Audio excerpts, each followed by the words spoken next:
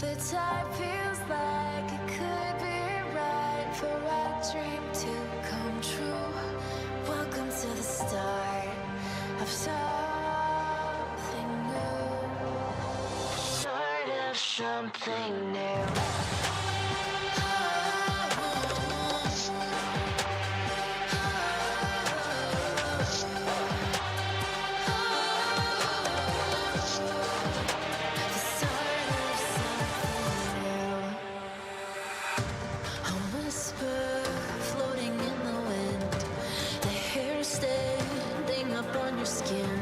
When the voice you tried to hide is waking up,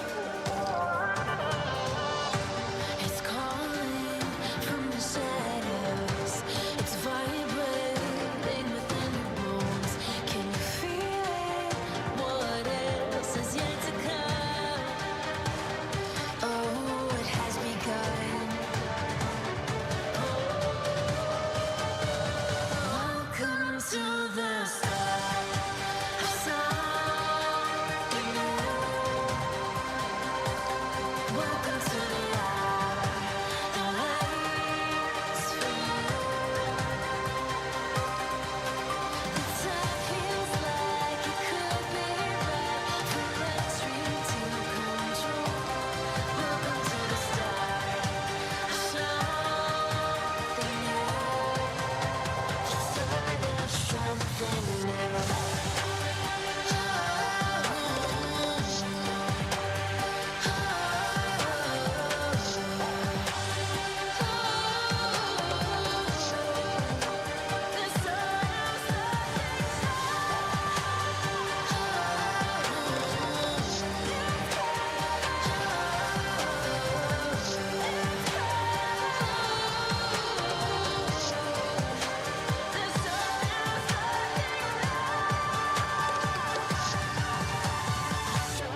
Something new.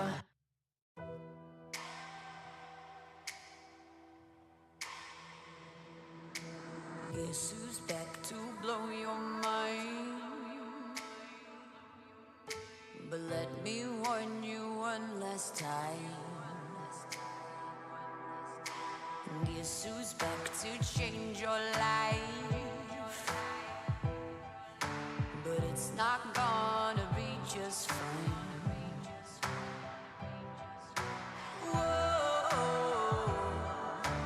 Got you under my spell tonight. Whoa,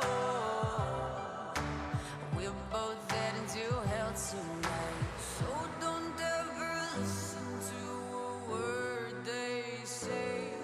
It's time that you found out that I'm gonna get my way. Won't light it up, then I'll burn it down. I'm gonna make you feel like you're invincible when the one's around. I'm gonna build you up, and then I'll strike you down. 'Cause you're about to know it's nothing personal. Sometimes good people do bad things.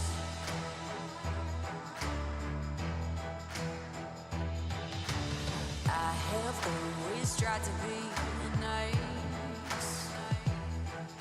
I've sat right back, I've tried to be quiet.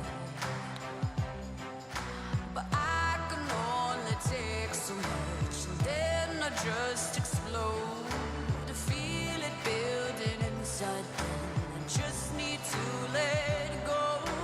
So don't ever listen to a word they say. It's time that you found out that I'm gonna get my way, okay? I'm gonna light it up, then I'll burn it down. I'm gonna make you feel like you're invincible when no one's around. I'm gonna build you up, and then I'll strike you down. 'Cause you're about to know it's nothing personal. Sometimes good people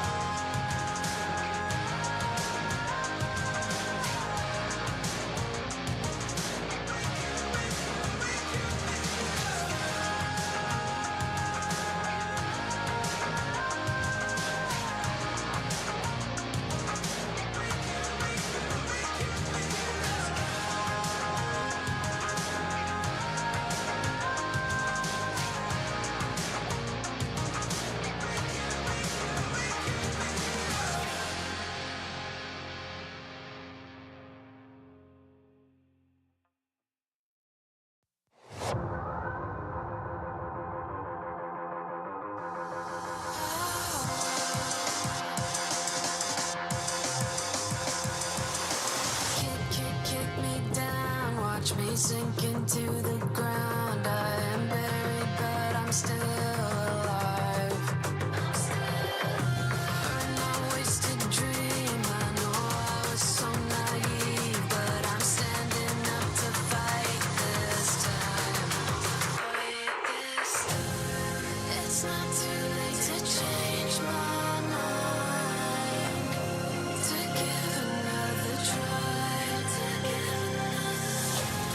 I'm learning how to drop my pride.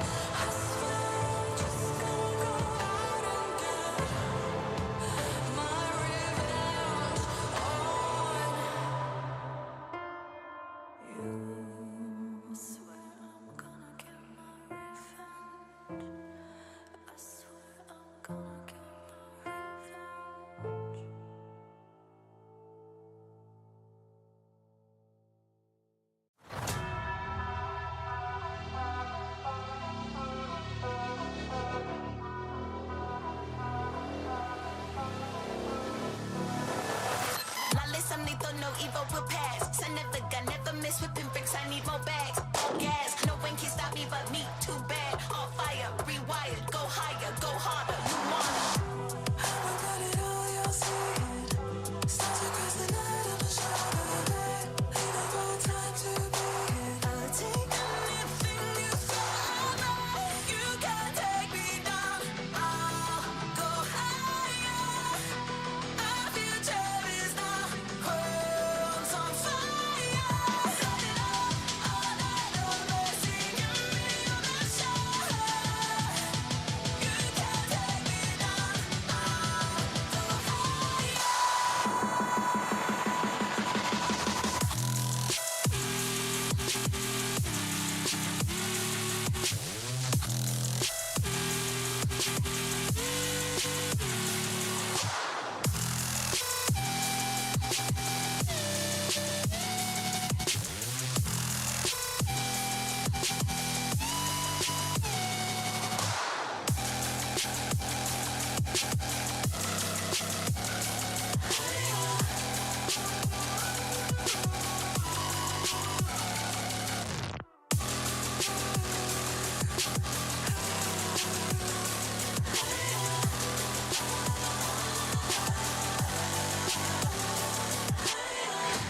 You can take me down. You can take me down. No one can even come close, nah. Counting up money, collecting bodies like Tada. Picture you trying to catch it to me like ha ha. Better stop playing with your one life you got, I've got it all, you'll see it. Stars across the night of a shadow bed. Leaving for time to begin. I'll take anything you throw. You can take me down. I'll go higher.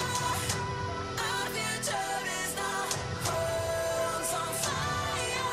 Set it up all night over. Singing me on the shore.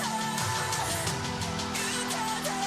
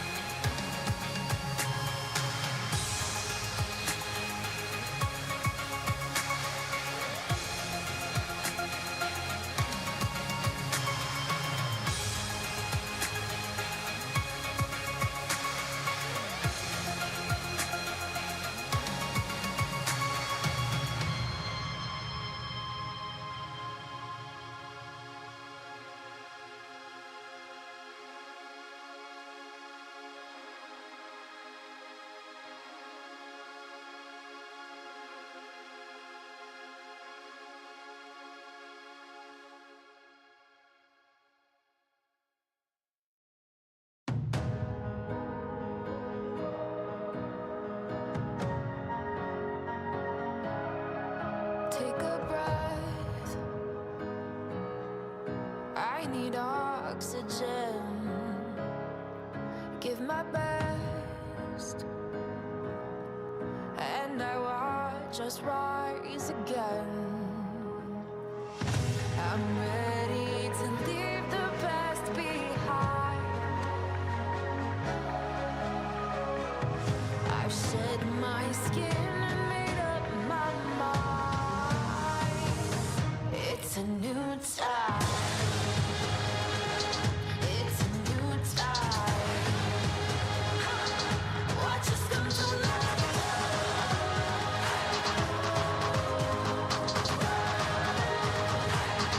It's a new time. I exhale, breathing out my sins, and I smile as a brand new day begins. I'm ready to leave the past behind. I've shed my skin and made up my mind. It's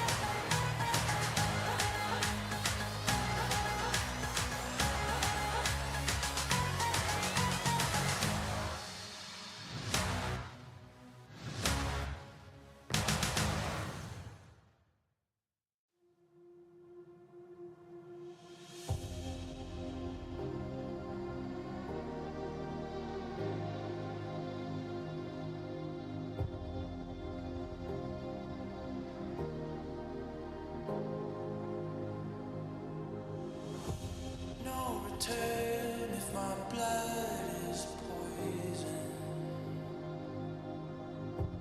Where it hurts, I don't feel the same. Painting pictures of a broken vibe.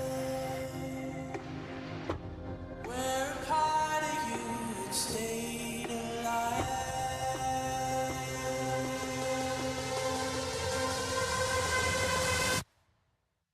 All I do is run, run, run, run. All I do is run, run, run, run.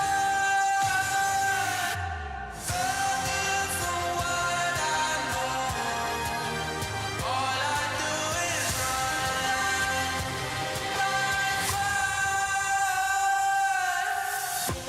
I can feel every cold sensation. Taking shape with your warm embrace. Lift me up and I keep falling down. Hide the truth as if it's not around. All I do is run, run, run. All I do is run, run, run.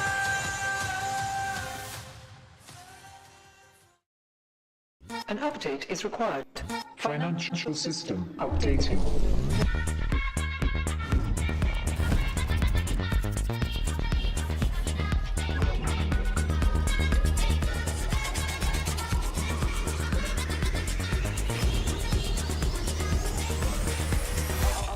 System updated. We will dance to get. The future of money is here. Feels good.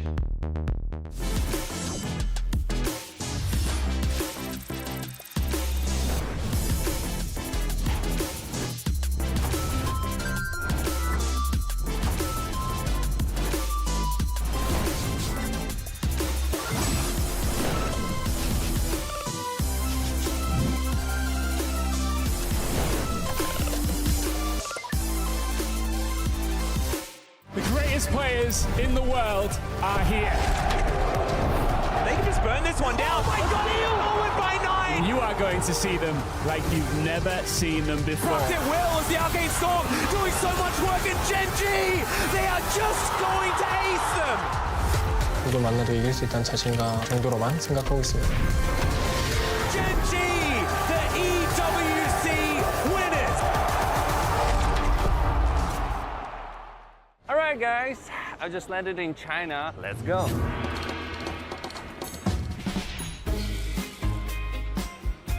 Play the local way, pay your way. Have you ever seen the Great Wall at night? Play the local way, pay your way.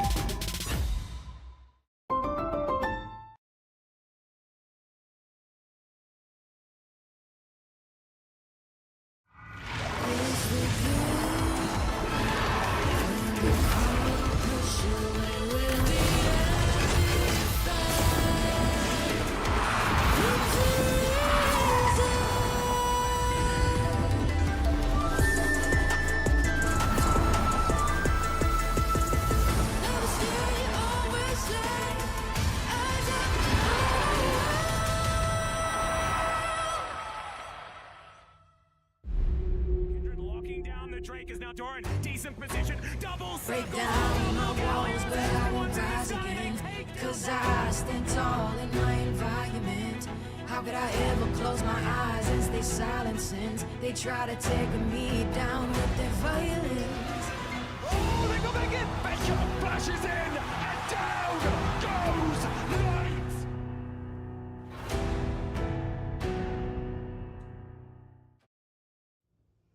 So slow.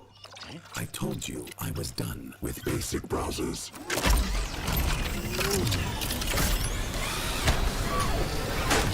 Your setup wants Opera GX, and you're holding it back.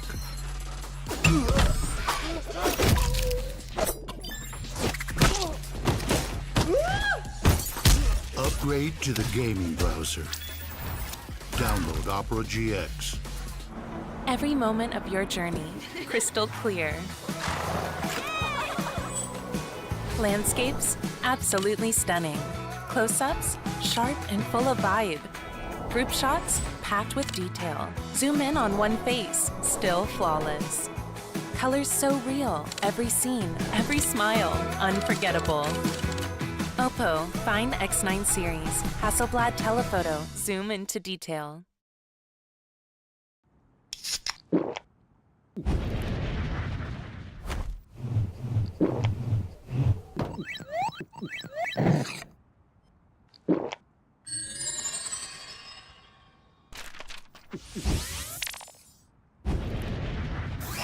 Red Bull gives you wings.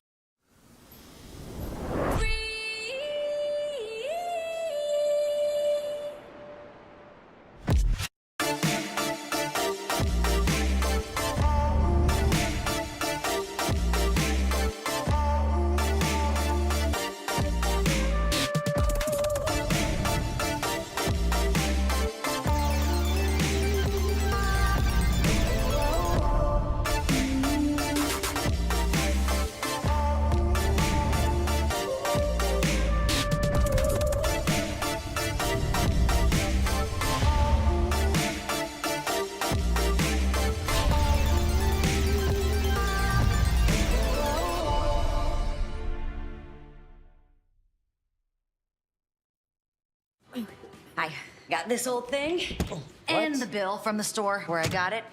Figured you could beat it with a better deal on one of these big boys. It doesn't work that way. Guess you're not as cool as Verizon. Bring in your AT&T or T-Mobile bill for a better deal. You don't know that? The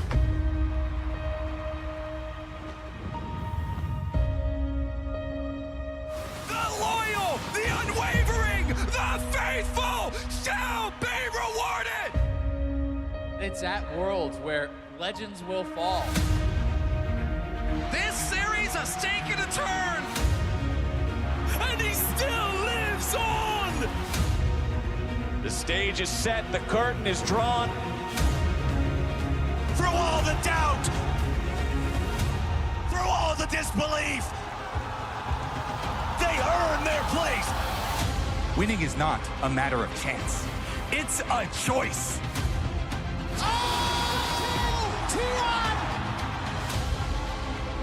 It's Jin! He's in the base! Jackie Love just found everybody! Body block from the court! Who's he called? Pick it up! Hail the new kings! Samsung Galaxy! Double circles, double galleons! Pain Gaming have done it! Look at the arrow! Teleport! Iona's got out! He stopped him! These guys came to fight! What's a god to 5 non-believers? Oh! Are you ready?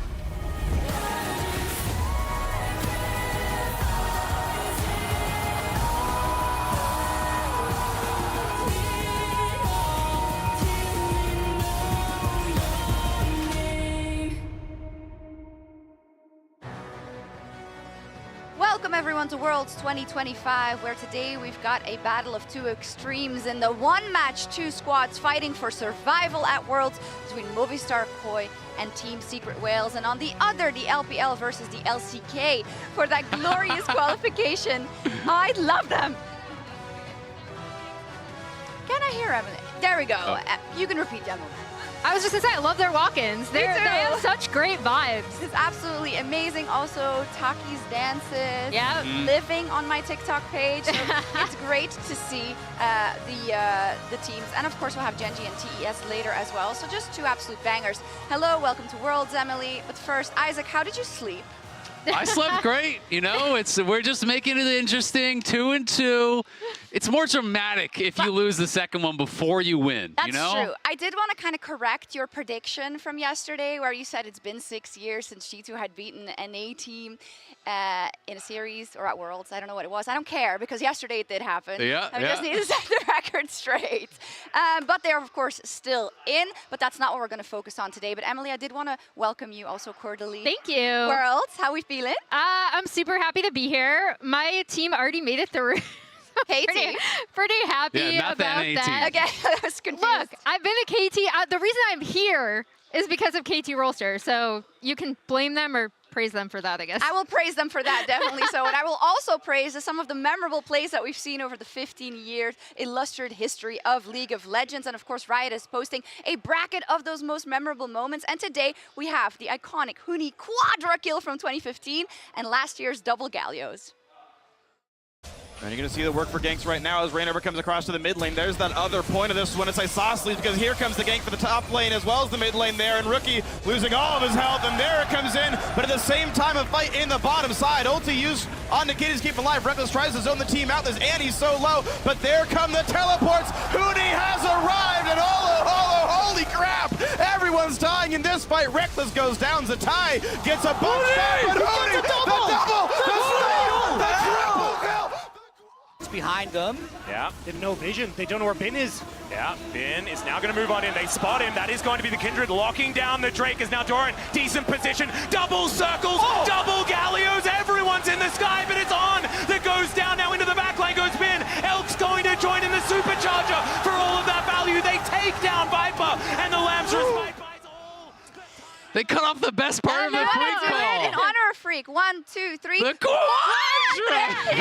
I hope he's watching. Yeah, that was an amazing play. Which one do you think should It's win? got to be the Quadra kill. It's not close. It's got to be that. Double Gallios just looks cool, but yeah. I think it did win, so that's great. Of course, it's keep your eye out for some more iconic plays. Oh, there we go. Yeah. Up versus Uzi's Vayne flank in the next round, rather. So our bracket is filling out, so let's see who takes it in the end. And before we jump into today's games, I do want to take a step back to see what kind of meta trends we've seen so far at the tournament. So Emily, you want to kick us off? Yeah, let's talk about the elephant in the room, Sion, right? Like, I feel like we've been talking about him. No, I love him. He's just big boned. Yeah, he can do anything, right? Like, you try to take a range top. No, he's still great in lane swaps. He's great. Frontliner, fits in so many different compositions, really difficult to deal with. That's why we've seen him increasingly banned and not let through. And I just feel like you can see what the meta trends are just by looking at the top 5. It is about team fighting, it's about scaling, it's all about 5v5. I feel like the tournament has been defined by that. Show up to the objectives, out-team fight your opponents. That is the key to winning games thus far at the tournament. Yeah, and if you look at, I also want to call out Corki, who I think has kind of become, again, this AD that you can fit into such a variety of compositions. So however you want to team fight, he can do it, right? He can poke, he can get in there. He has really good repositioning tools, just really great stuff. And that's why he's risen in such high priority as well. Such an all-star comp. And then on the other side of the spectrum, lowest win rate, Cassante. Yeah, Showmaker is smiling somewhere. Yeah, he's grinning, like cackling to himself. Sion is the tank that she's telling you not to worry about, you know? I mean, Cassante has not been looking so good. Just feels like a lot of the nerfs have kind of taken him down quite a bit in the meta.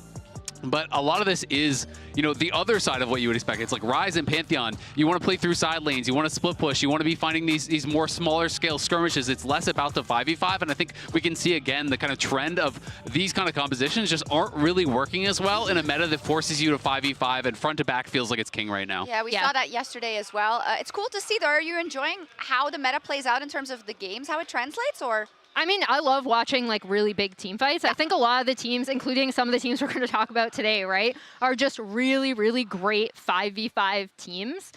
So it's been really fun to watch teams either succeed or fail.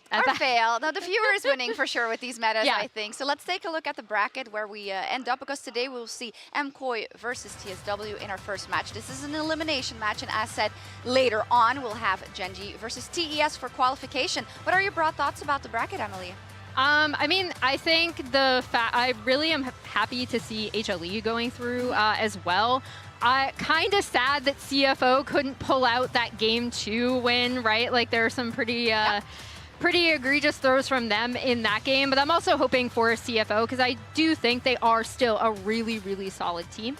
Yeah. So we'll see them in their next matchup. I was just going to say, super exciting for Europe. First time they've ever made it out of Swiss. Yeah. So I do think it's Thank the stars. a big moment for Europe to be making out in the 2-1. So maybe they'll even get a better draw in the quarters. You never know. For sure. MKOI is still in it for the side of NA. Hunter Thieves is still in it, as well as FlyQuest. We'll see how that 2-2 pool plays out, and we'll see if Team Secret Wales make it there. They have been awesome to watch on and off the Rift, I think, and they're also the youngest roster here.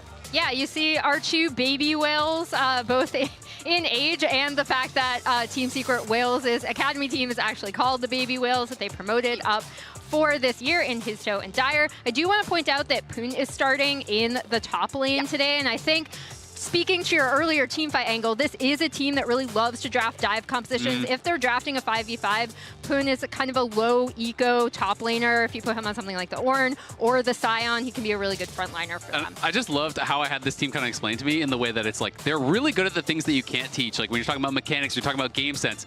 And they're really rough around the edges of some of the things that you can teach. Like, you know, the macro, the lane assignments, and the objective setups. So I think MKOI has got to be careful about not getting drawn into the chaos, where I think this team can really thrive. Yeah, and here we're seeing it, right? From their first match against Cade Stars, when they tried to go in, Vivo K tried to go in, Wales immediately punished them. I do think if you try to contest Wales in a disadvantageous position, those kind of team fights are the team fights that they win. So MKOI is going to have to be careful, maybe not to get pulled in or sucked into some of those objective fights that they might not want to take. Yeah, it feels a little bit like early GAM, doesn't it? Yeah. And, well, MKOI has also fallen to those in the past, so we'll see how that evolves. But talking about Movistar KOI, let's get the player perspective, because Dracos had a chance to catch up with Supa in the Verizon Game Day interview. It's his birthday. I'm here with none other than Supa ahead of this all-crucial match against Team Secret Wales. But as much as this match is important, there's something else happening today that I would argue is equally important and even more historic. Supa, it's your birthday. Feliz cumpleaños. Brother, how you feeling? Weird time to be playing a high-stakes League of Legends match, no? I mean, since 2022 that I saw Deft winning, I think, quarterfinal in his birthday, I always wanted to play my birthday. So I finally got to it. I just need to win one best of 3. Last year I couldn't do it. So I'm really happy. You've had a really kind of, I would say, an awkward tournament run in the sense that your KT game, you guys had that super dominant early game, but then you had to play G2 and you had to play Fnatic. We haven't really gotten to see what MKOI is about on the international stage outside of that first game. So I'm curious, like, what are the big strengths? What are the big areas where you feel like you guys have leveled up compared to last year as a team, not just you individually, that are going to allow you to kind of shine through today? I mean, I think in general in Worlds, you need to develop everything, because if not, if you don't step up, you can't compete into the best team in the world. But especially, I think early game, we improved the most. I think we are still struggling a bit closing the games, but this is something I would say in the MKOI. So probably it's because we have MKOI in the name. But I think in general, in fighting early game, we improved the most. And I will say that when we take the advantage, we know how to play the game way faster. So I think that's the strong point from KOI. Now, I know from talking to Melzet last year that you guys, there were some rough scrims coming into Worlds, and it might have boomed you a bit. How are scrims, for the EU fans out there, again, this is only one best of 3. If you win here, you still got another one ahead of you. How much hope can you give us from the world of scrims that this, if you're able to win today, it's just like the first step on this road to getting another team in the top 8? I mean, I feel like right now, the confidence and how to play into the Asian improved way more from the last year. So I would say it's more like a 50-50. We are fighting into them. They are stomping. Sometimes they even get a stomp. I think it's kind of scream culture, no? When a team stomps you, most of the Asian teams FF and Go Next. So I think we are going way better. Anyway, I believe that you need to make it in the stage. I think the stage is way different. Everyone plays, we'll say, some more scared, but I like to think that we are going to play without fear. And I think this is what worked into KT in the first match. The rest was just playing into Europe. So we need a T1 in the next round. As a last question, we're seeing some drafts in the current meta where you have like one hyper carry. We see some Galio mid, you see a supportive top laner. It feels like it's all about an 80 carry on like 6 items trying to carry versus the world. If MKOI do ever end up in those situations, how do you feel about that? Like, is that your dream to be the only source of damage on the team, or would you really prefer to have like another carry somewhere on the team?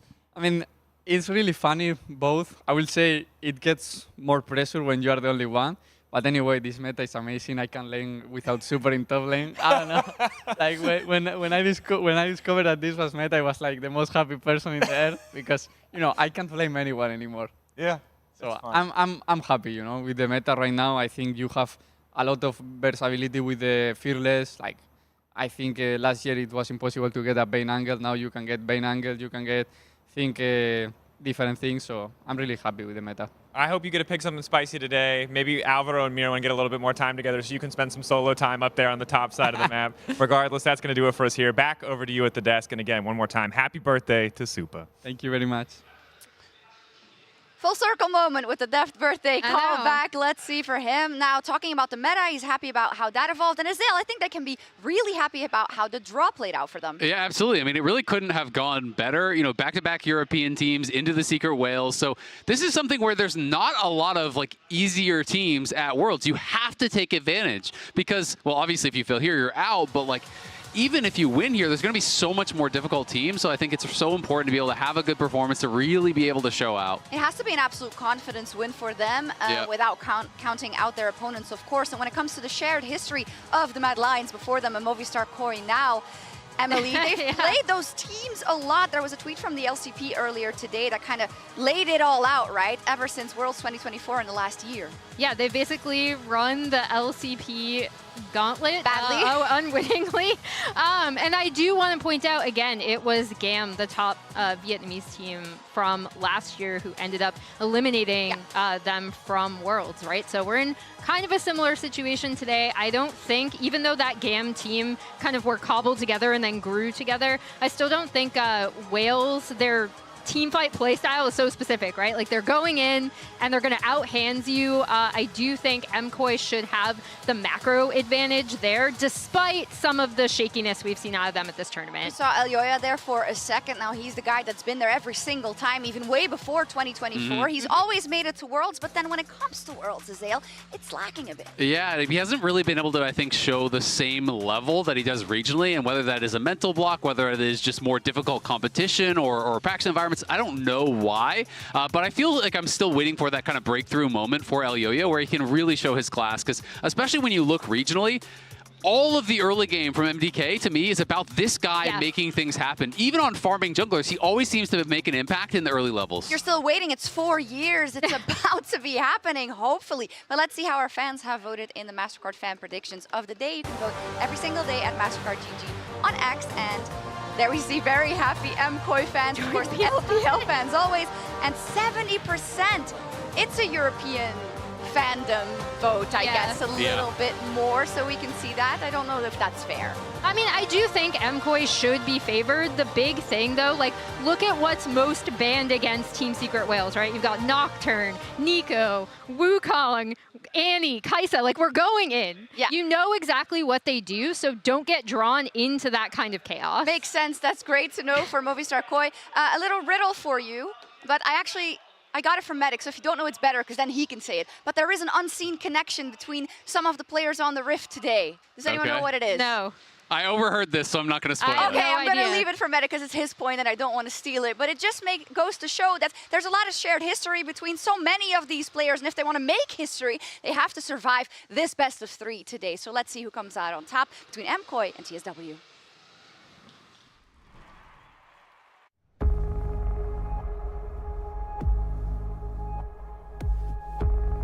저는 근 2년간 이뤄낸 성적을 생각해 봤을 때 Yeah, Baker in a lot of trouble here. Chovy on the chase.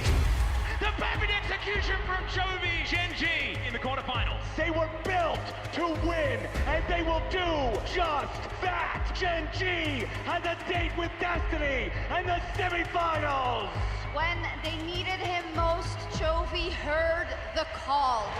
만족을 해도 이상하지 않은 성적이라고 생각을 하고 아쉬운 부분도 있겠지만 잘한 게 더 많다고 생각을 하고 타이틀에 갈망이 있는 건 맞지만 그리고 젠지가 세계 최고의 팀이라는 걸 증명하기보다는 저희가 먼저 세계 최고의 팀의 자리에 서고 그 다음에 증명하겠습니다.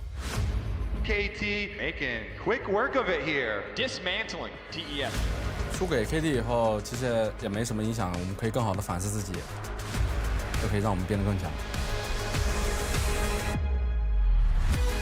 일단 잘하는 팀들과 만나게 되고 8강을 가는 관문인데 당연히 승리를 바라보고 경기를 보고 主场作战会给我们力量，我们会努力走到最后。我们会2比0的。 제가 할 말은 딱 한마디입니다. 운이 없네요.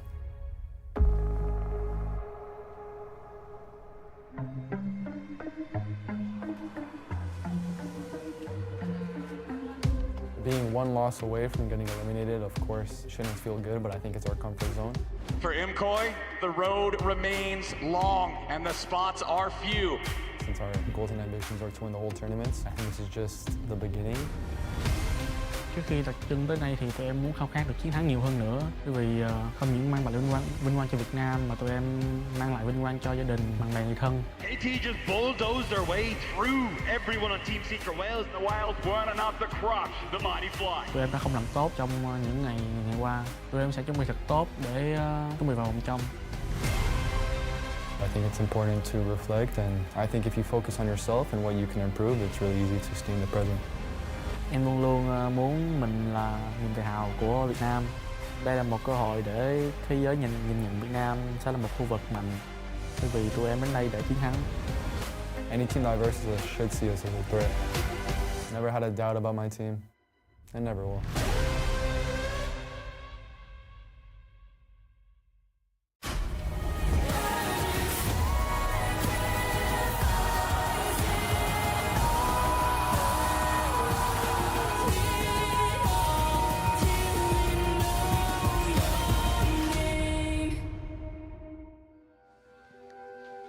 Welcome back to Worlds 2025, where ahead of us lies a day of elation or elimination for MKOI and Team Secret Wales.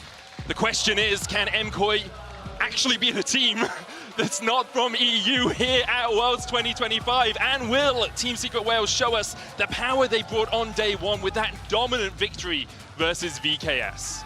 I mean, I'm very excited to see how these two teams are going to face off each other. A lot of early game power across these two squads, and it really does feel like it is going to be fisticuffs from minute one to try and find that lead that can take you to that winning position. I certainly hope so. I hope we get a lot of action here. You know, these teams very, very high as far as the combined kills per minute rankings. So we do expect some early action as well. We got to see, can the team that even gets the early lead actually finish out the game? Because, you know, that remains to be seen for both of them. Yeah, it's always a bit of a struggle for these two teams to actually close out with those leads. Combined about 1 kill a minute in the first 14 minutes of their game so far. We'll see how well they can do as we get ready for the first draft of the day. MKOI taking the stage on the blue side, Team Secret Wales over on the red. We're still seeing most of the same draft priority as we've seen at the start of the Worlds. Obviously, now we're moving into Fearless over the last couple of days. We have seen a few things get banned out early and then left up in later drafts. I do think we're starting to see things like the Trundle rise up a little bit in priority though, because especially as we start to see like Sion very, very strong in the top lane, all of like the things like Jarvan and stuff that want to try and dive in you, when you can steal away all those stats, it suddenly makes these dive compositions significantly less terrifying. And that may be one reason that Team Secret Wales have put in Pun, their tank top lane champion.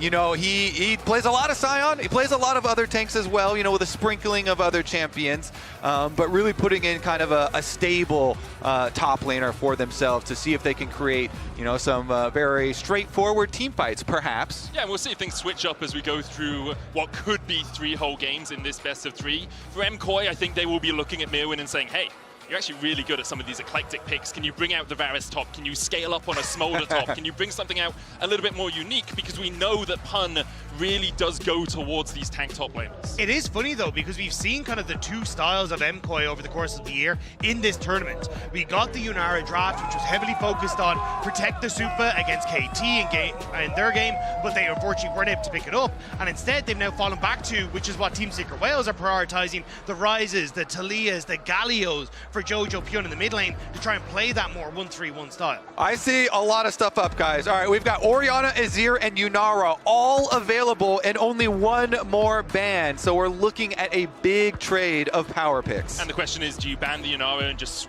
swap those mid laners between the two teams? Do you get rid of the Azir, take the Yunara for yourself if you're Team Secret Wales? I think that might be where they're looking. Yeah, I'm curious because Yunara is such a strong pick for MKOI, and they've shown they're very comfortable to give Orianna across and play the Galio into it with Jojo Pyun. We saw that against KT, and it may be a similar call here, but instead, they have learned their lesson. They were a little bit struck by the Orianna shockwave, and they're not going to give it across. MKOI deciding to take away that massive teamfight ultimate that hurt them so much with BDD on that KT roster. It does mean, though, Sion and Yunara, very easy here for Team Secret Wales if they just want to go down that tier list. Pick the top laner that has the most impact. I would be surprised if Pun went across towards that Rumble, but it is going to be the Sion for him. Yeah, I mean, it's his most played champion. It's the champion of the tournament so far. Now, the problem is, if you don't pick the Trundle with it, then obviously MKOI can just pick Trundle, and Trundle's very, very good in Assign, not only because of the ultimate, but also because of your pillar. And so you do have to think that might be in the works for MKOI. Yeah, I think you take the Trundle here, you're more than happy with the position that you've ended up in. And now you can also opt in towards something like a Corki here for Soup in the bottom side, just try and nullify the matchup into the Yunara and have this still very, very strong team fight off those picks. And then when you're looking at Merwin as far as his individual champion into sign up on the top side, then you're thinking like, oh, is it the Mbessa, Aatrox angle? Because we haven't seen a ton of success from the champions that have played into Sion, obviously because Sion's win rate is so high. But the Trundle that we were expecting indeed picked up here for Elyoya. And so I think it's all really going according to the current meta that we've seen already at the tournament. Team Secret Wales, when they played against KT, did look for the Jarvan Galio combination to try and punish Cuz on that Trundle early game. So there's a possibility here. They pick the Jarvan, they save the Galio for second rotation, and they try and get into MKOI's jungle early on. All right, no curveballs yet. Then we also get the Mbessa, you know, the most picked champion into it as well. So pretty much as far as game one of this series, everything's going straightforward. Yeah, I do think we're going to get that Jarvan lock in here. You can already see his toes kind of hovering it, but it does mean there's an opportunity here for MKOI to ban away the Galio and make things a little bit more difficult. But if you end up going for the Galio, I think your jungle ends up a bit too pinched for the situation that you're in. And they're not going to take either. Instead, looking towards that Alistar in the support role. Looking for someone that can be another part of that beefy front line for Team Secret Wales here. The question is, will they be able to find enough damage outside of just the Yunara? Like, if you start to ban away some of those mid lane mages, MKOI can try and pinch that pool a little bit. There are still a lot of options, though, for Dire. I think the other thing here now is that because you've got the Alistar, you can start to ban away things like the Rel if you want to, the Leona, the Nautilus, and just say, hey, look, we're going to make Alvaro a little bit uncomfortable in that bottom side of the map. And also by removing that engage tools, it means that this Mbessa is kind of just by herself, diving in onto the backline with the public execution, which does make things significantly easier for Team Secret Wales to just deal with that singular threat. I like the Nico ban, because yeah, you're banning one of the engaged champs that's also could be problematic in lane and provide a strong duo lane for them. Of course, when you've got the Alistar as well, don't want to have to worry about Poppy W's. Same thing for Yunara. So Poppy, we've seen a lot of value from Poppy picks so far this tournament. Definitely finding this one here as well. I actually think Poppy on either side would have been quite nice here. Like, if I'm Team Secret Wales, I'm looking at Poppy as Mbessa can't get onto the back line. If MKOI look for a follow-up engage like the Rakan, he can't get onto the back line. And you can always flex him into that jungle role with you already having your support and your top lane locked in. It's Wukong as the final ban from MKOI. First time we've seen that fall this far down in the draft for a while. But Team Secret Wales obviously not prioritizing it early here. So I was going to say, are we going to get the Jarvan curse with the Sion blessing? and see which one is stronger. Jarvan It looks like is 3-0 in his last 3 games. Yeah, he is but swapped away from the curse. 2 of those teams that won with it are eliminated already. Fnatic and PSG both got eliminated after winning with Jarvan.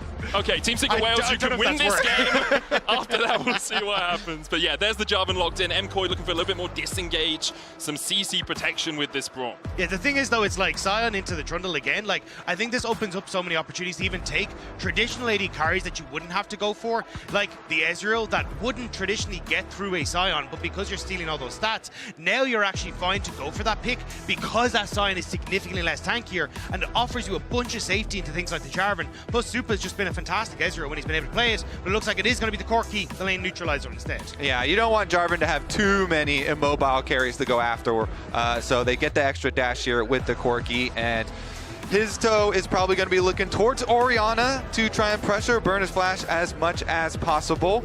Meanwhile, Dire, here we go. The final counter pick into the mid lane, into the Orianna that they gave over. We were suspecting the Galio.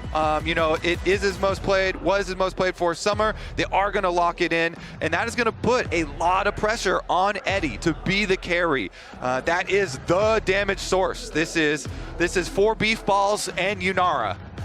And the question for MKOI is, can they get through those beef balls quickly enough? Or can they perhaps find a way onto the backline? If that Mbessa finds a good ult onto the Yunara, it's very tricky for her to survive through the burst. But you do have enough disengage with the Alistar, with the Galio, with the Jarvan who can jump onto MKOI.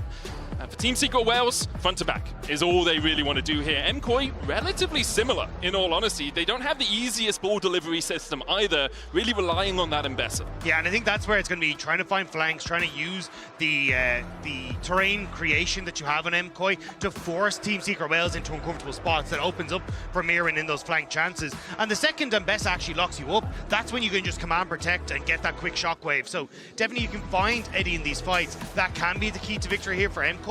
But again, I am kind of nervous for them on just that early skirmish power that is coming out from Team Secret Wales. This Jarvan Galio combo on Invade post level 6 is so devastating for this Trundle if you don't have flash. It really is. Team Secret Wales here trying to prove that the LCP is not just a one-team region. It is not only about the Flying Oysters, but the Whales alongside them, trying to carry themselves through to that 2-2 spot. For MKOI, looking for redemption against the LCP and at Worlds. Like, Mad Lions at Worlds was a meme for a very long time in the European region, and over the last 3 series, MKOI or Mad Lions KOI have played up against the LCP.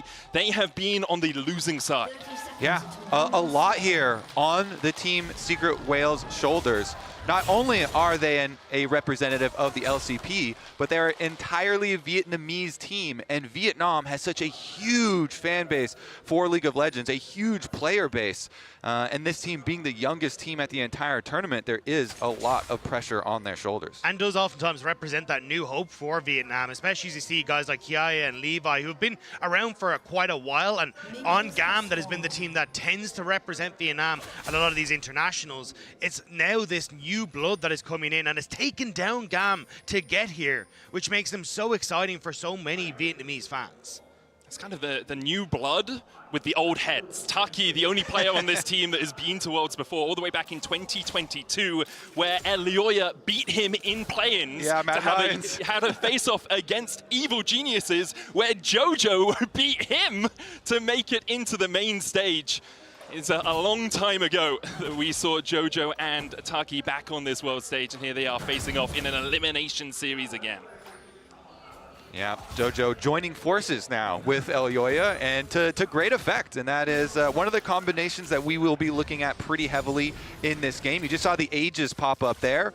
If you're looking at the jungle and mid lane matchup, as we actually see bottom lane with a decent trade there. But the jungle mid lane matchup, you know, those are the 2 youngest players at the tournament on the side of Team Secret Wales going against Elioya and Jojo. So we'll see if the Jarvan can put the expected pressure on Orianna. You know, we're expecting from draft Jarvan and Galio very, very CC heavy combinations. And JoJo has always been one of our strongest laners in the West. Even when he was in the LCS, he plays very aggressively. He tries to trade on you whenever you go for CS. And in Orianna versus Galio matchup, you're always trying to put a lot of pressure, go for health trades, and try and push him out. Yeah, trying to use that clockwork wind-up passive as well, getting the consecutive auto attacks on a single target, doing more damage for each auto attack. So he's stepping past the wave, using Command Protect to eat the winds of war and not actually have his health bar be lowered. Both the junglers passing down towards the bottom side.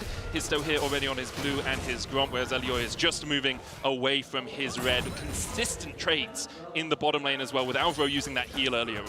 I do think Histo has to be a little bit careful pre-level 6 though, because if you end up jumping in onto with the Flaggy Drag to the Trundle, it then opens up very quickly for Elioya to turn a bunch of damage back around, have that Trundle pillar to just make your life really uncomfortable in trying to escape. Post 6 becomes a little bit easier because you tend to have the Cataclysm and the Galio to follow, which is why MKOI now trying to go for these kind of cheeky invades and get the control down for Elioya so he can enable the favorable matchup in the early stages. Histo skipping a Scuttlecraft for a gank in the mid lane. JoJo's going to have to flash away from the Justice Punch.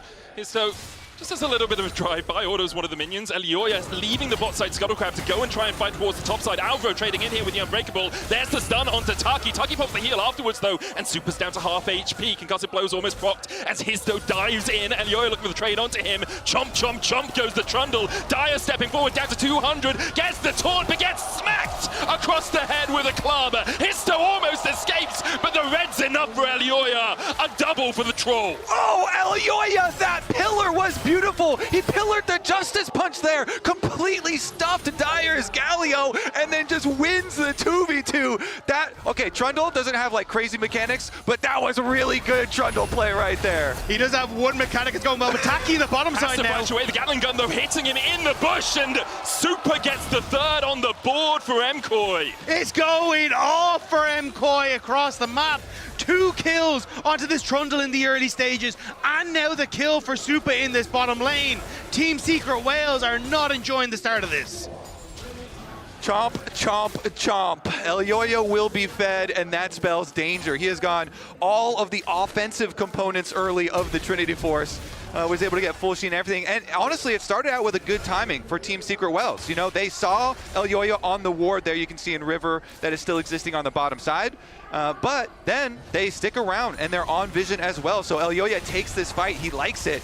Starts out with the chomp fight with Jarvan. He knows Galio is going to come over and try and, combine with the fight. And so he times his pillar perfectly, expecting the play, and then just completely brutalizes them, even gets off the last bit of damage. I think for Team Secret Wales, you're looking at JoJo in that situation saying he's got no mana, he's got one command attack, it's basically a 2v1 for us, but not realizing that Trundle often wins those. Yeah, Trundle likes those odds. Yeah.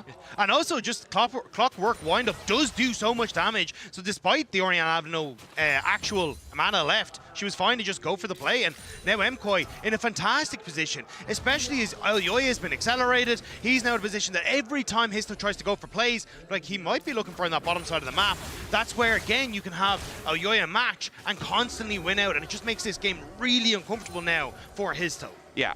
When Trundle gets ahead and the opponent team is 4 melees, then you are in trouble. Trundle can really, really thrive against a lot of these beef balls. So. At least he doesn't have something like a Scion in the top lane to steal all those really tanky stats to make him really survivable. Or something like a Braum to help him get concussive blows on multiple people in a short-range fight. Elioya here shadowing his bot side as they push in the wave. That means they'll go for the dragon. Team Secret Wales on that back foot. Don't expect them to contest this. They know they're not able to get into the driver's seat right now, as MKOI will start up the Drake. It's a little bit of a move from Dyer. Histo is on his way across as well. Taki looking for the engage here as the Arc of Judgment comes out from Eddie for a little bit of a slurkle. Hero's entrance onto the back line. Elioya doesn't have flash and he's alone in the back of the pit. The exhaust on Dyer is enough though. Shockwave coming out is going to catch on to Taki. Elioya already down as they look for a bit more of a trade, but Alvaro is now stuck by himself in the pit. Another slurkle, a flash from Eddie. It's going to be 2 for the Wales. The best part about Team Secret Wales, they do not sit on losses. They will fight their way out, and they're still fighting. Super in the shop instead of watching his screen as Histo collapses on him, stops his reset, but Super underneath the tower here should be able to go away. Histo looking for the flag and drag. He gets him, he gets the shield, and he gets out. Beautiful from Team Secret Whale. That was so well played by Histo, knowing he had the damage, Super not respecting it, and Histo hits level 6 off of it as well, so even if Jojo tried to help him, he'd only be giving him a way out with the Cataclysm. And he got a quick recall off there. He didn't go into the vision of the ward that was behind red buff. So he even gets out in a pretty timely manner. See, never give up on the plays. Really good contest there from TSW, even though they're going to lose the Dragon, still contesting afterwards to chase down the kills. In the Vietnamese community, in the LCP community, there is a saying about Team Secret Whales. I'll tell you after this fight. Yeah, I mean, it was just the overextension coming through from MKOI. They get the Dragon, and they think, okay, we can try and take the fight, but because you get the Galio sent into the backline, Aoyaya is completely separated from the rest of the team. Taki and Histo were able to shove Super away, who actually ends up CC for quite a while in the middle of this fight, and it's Eddie who's just fine on that backline to deal with Aoyaya, flashes over for Alvaro, and sets him perfectly now where he's got some of the kills that were necessary for this composition to work. And this from Histo as well, just chasing afterwards. As soon as you see Super go around this corner, you're kind of like, okay, he's Valkyrie'd out, he's out. Histo so willing to go for more of the fight, even without his Cataclysm. Yeah, ward's over, gets a confirmation of the vision, EQs in, nobody punishes, and looks like he gets out of grubs as well with 2 of them in tow, so they get the objective credit. In addition, they were the first ones to the, MKOI was actually the first ones to the first 3 kills, so they have that feat's credit. That they do. We'll be fighting over the next couple of objectives for these teams, or the first tower for MKOI if they're able to secure that. I was saying the saying in the Vietnamese community about Team Secret Whales is Alvaro looks for Taki here. As Taki flashes in immediately to the engage, Histo is coming around the corner looking for the follow-up. Super locked up, there's the Cataclysm. Lock him in the cage, it's 1, they're looking for 2. Alvaro has no escape, and Eddie is shredding MKOI. Taki and Histo finding the combo they need to lock down Super and Alvaro, and what started off so well for MKOI has already started to slip completely out of their grasp. If you are playing a 1-threat comp, you want the kills on that 1 threat. Eddie here does have the Kraken Slayer completed now on the Yunar after that 2nd kill. Histo also is going to be a threat though. The Jarvan's getting a lot of these kills and did get one of the earlier shutdowns as well. This was just great from Taki. Spots Super, immediately flashes forward, gets the pulverize into the headbutt, and they're trying to help out here by getting the stun on towards Eddie, but it's just too late. Histo's like, I'm in, I'm Superman, I'm taking down the plane. And we promised action between these 2 teams, and we are definitely getting it. Almost a kill a minute so far in this early game. Taki level 6, Alvaro not yet across towards that ultimate mark. And Super and Alvaro have to be a little bit cautious because Histo's in the area. Jojo, he's been a little bit involved, but mostly all's been quiet in this mid lane, and because of that, he's built up a 30 CS lead, but the lead is not as great as Eddie's over Super. That's a 1,000 gold lead in the bot lane. And you've got more to come as well. That cull that you so often pick up on the Yunara because of the synergies is going to end up popping, which is only going to snowball him as well. It becomes very difficult now for Super and Alvaro to contest the wave states, as you can see. And this means you're going to start to put pressure on towards turret plates, and these observers feel like they're toying with us. I think Histo's here. Histo going in with a flag and drag once again. Glacial Fisher out from Alvaro, stands beside his teammate while the public execution goes down to the top side. Alvaro's going to fall. Mirwin look for the damage onto Pun because Aoyaya's in the area. Does have that subjugate. They're waiting for the wave to crash in here. Super has to back away from the bot side. Meanwhile, on the top side, MKOI decide they're not going to go for the dive. So for Team Secret Whales, a great exchange. Huge stuff from Histo this game. You know, after the failure in the 2v2 mid, thought it was going to be very difficult for him to get back into this game, but constant fighting and chasing down these kills, this Jarvan is truly getting fed. Actually has overtaken the early lead that Aoyaya built up. But that's the thing, it feels like when it comes to Team Secret Whales, they never give up. They will always keep chasing, they'll always find their fights. And that's the saying that they know, that they use in the Vietnamese community is how we win. I'm not going to say it in Vietnamese because my pronunciation would be awful, but the idea is Team Secret Whales can be 10,000 gold behind and somehow still find a win, and they can be 10,000 gold ahead and somehow still find a loss, as Pun is caught out here with the shockwave, should be able to walk away from Jojo Pun. No real follow-up from the rest of the team. A command attack won't be enough even with that clockwork wind-up auto attack, and Pun just walks it out. Also, even though Jarvan has been the target of a lot of scrutiny at this World Championship, Histo was one of the successful ones. Yep. Even though they lost to KT, he still had some very good Jarvan plays in that game, and certainly has had some in this game. So Dragon will be collected for their side with their margin of gold lead, but we'll see about the payment on the other side because MKOI want to dive. Yeah, they're going to go underneath the tower here. Dragon exchanged for Team Secret Wales. Pun flashing away there. Elioya, yeah, you know, you pop the subjugate, you get a couple of plates. MKOI will be happy enough with that. They were trying to find something on the other side of the map, knowing that Team Secret Wales had their jungler down towards the bottom side. Mirwin here trying to steal away these Krugs, but really more of a nuisance to Histo than anything else. I mean, you're going to be delighted with that as Team Secret Wales. You managed to steal away a little bit of the camps. You don't end up with your top laner getting dove, and you're getting to zone Mirwin off of this bot lane turret. And coming back to what Kobe was saying yesterday on the desk, like, these are the kind of styles where Jarvan can succeed because you've got an immobile Orianna on the other side that you can look to focus down, because you've got that added pressure from the Galio that can come over the top. This is where this game, sure, you've got great scaling, but Eddie's just going in, pops the ultimate, and Super's just dead! Eddie on a killing spree, 3-0-3. When will people learn you can't approach Yunara? As soon as she gets the Kraken Slayer, she is so strong, and they are not scared of popping that ultimate to chase you down. Yeah, respect to the Q charge up there. I mean, he just absolutely destroys him. Supa as well, blowing the flash on top of it. Going down is one thing, but going down and losing the summoner spell, you mentioned it, they could target Orianna. Now there's no flash on the Corki, so all you really have is the Valk, and Jarvan plus Galio plus Alistar, they will be coming for your head. Plus Sion, he's looking for the chase as well, as it's going to be really tricky for Super to survive a next team fight. The good thing for him is there's still a minute before the Rift Herald, and MKOI could decide to give that up if they wanted. After that, the next neutral objective is that Cloud Drake coming up in 3 minutes' time. So I also have noticed in some moments, Eddie does have pretty strong hubris. Like, he is one of the AD carries that when he's feeling it, he is really feeling it. And we did have the one play, you know, where he hits Kai'Sa W and he's like, well, I don't have vision of everybody else, but I'll still go in.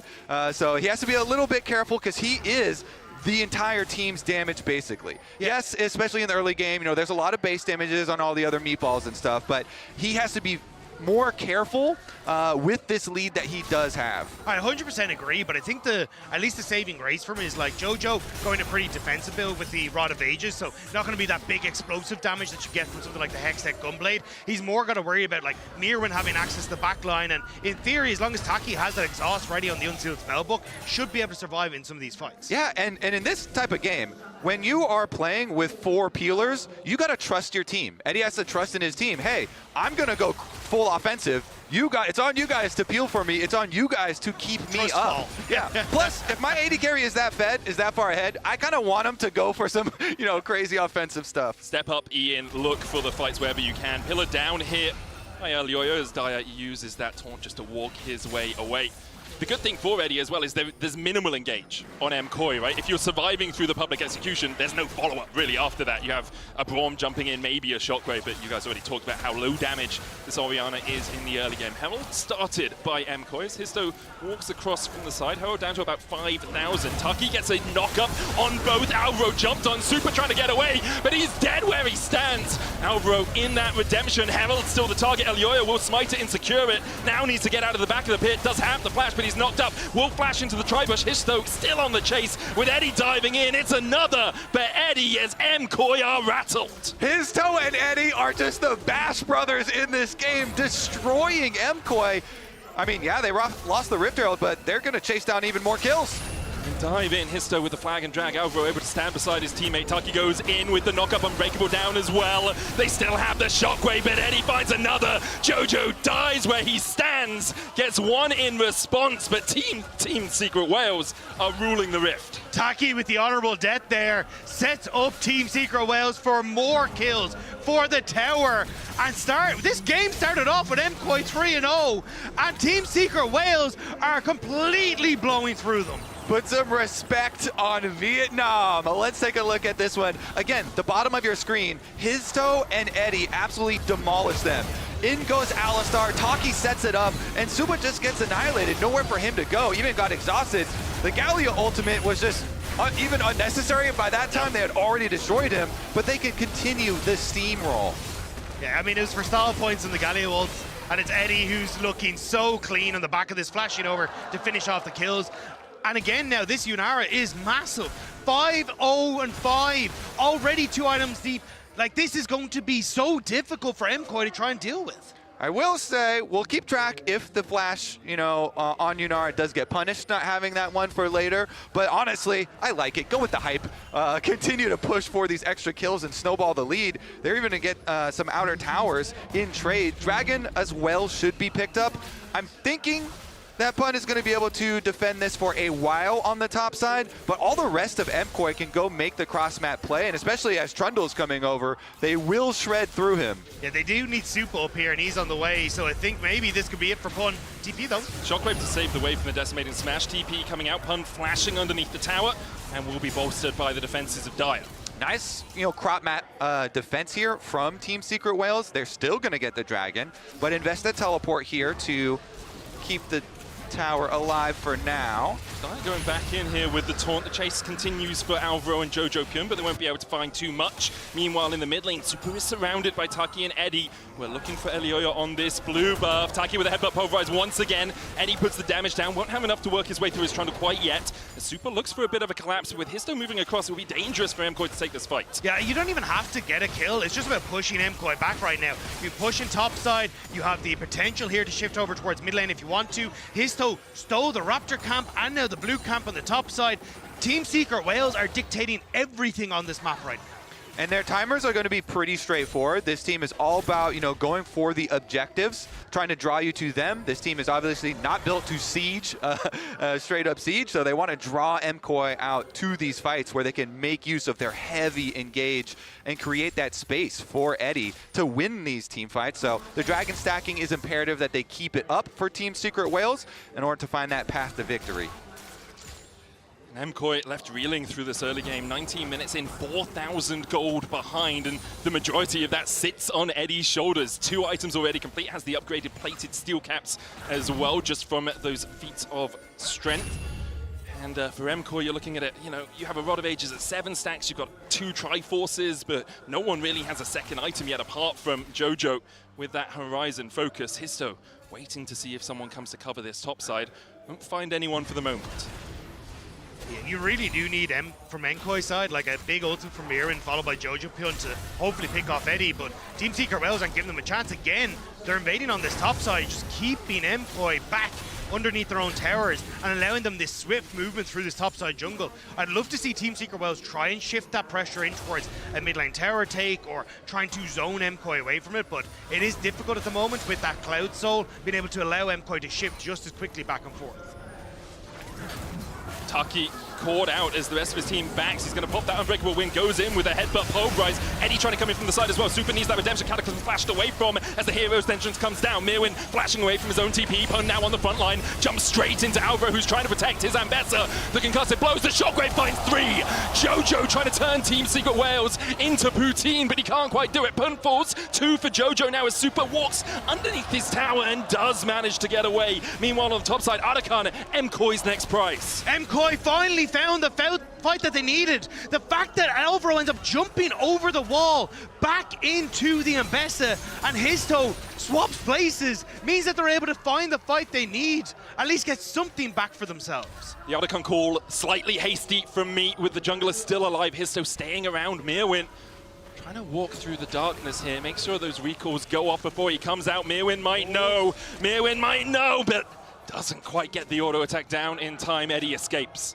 Is going to be interesting too because they got some money off this fight, of course, for MKOI, but critically they also got both summoner spells off the Yunara. So look at the re-engage here. Braum on the front lines gets the Unbreakable up and gets the heal off. Here goes Ambessa ultimate over the top after they had already taken down the front line. And crucially, as you say, Eddie getting that flash means that he's able to escape away, but MKOI more than happy to find that fight. And again, it was just that overextension being punished from Team Secret Whales. And we're going to start to see Jojo really carry some weight here. That Orianna Shockwave already doing some heavy lifting. He has the Horizon focus done plus the Blighting Jewel, so creating some of the magic penetration, and the Rod of Ages has fully stacked. stack, so the full value is here with the extra level, and he's really into that Orianna power curve that everyone knows and respects at the current World Championship. Like, this champion is early picked for a reason. And alongside Mirwin, who hasn't really been a part of much, but has been able to get a nice little gold lead for himself when it comes to the CES, is in a good spot. Like, 2 items now complete on the Mbessa. If you can find that combo to lock down Eddie and work in conjunction with Jojo, I think you still have a chance here as MKOI. But as you can see, like, that was Team Secret Wales on an overextension.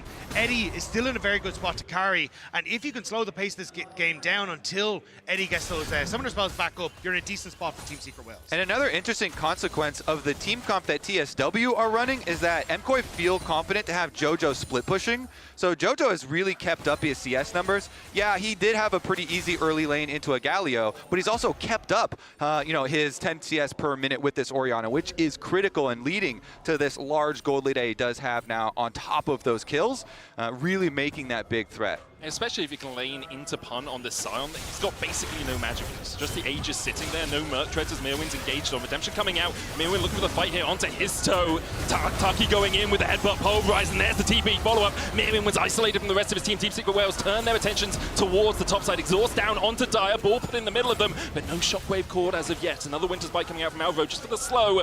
MKOI want to fight this, but Taki's in prime position for this flank. Jojo will be able to spot him out with Elyoya. Taki goes in, but the rest of his team not on the same page. And Alistair ticking down the missile just short of catching his backside. Pun now the target, stunned up with those concussive blows. Shockwave finds Eddie. Hero's entrance coming down for the magic damage shield as the chase continues. Jojo's going to kill off Pun, but he's going to use the zombie form to keep everyone else away from Elyoya. Elyoya falls. It's a great fight for Team Secret Wales. Team Secret Wales are using the terrain so well in this fight, kiting back into that tri-brush so they can set up their front line. And Histo, maybe once more, he knows Supa's low, won't quite be able to find it though. Yeah, zombie form value there as well. You know, this is one of the huge benefits of this champion. Pun creating so much space.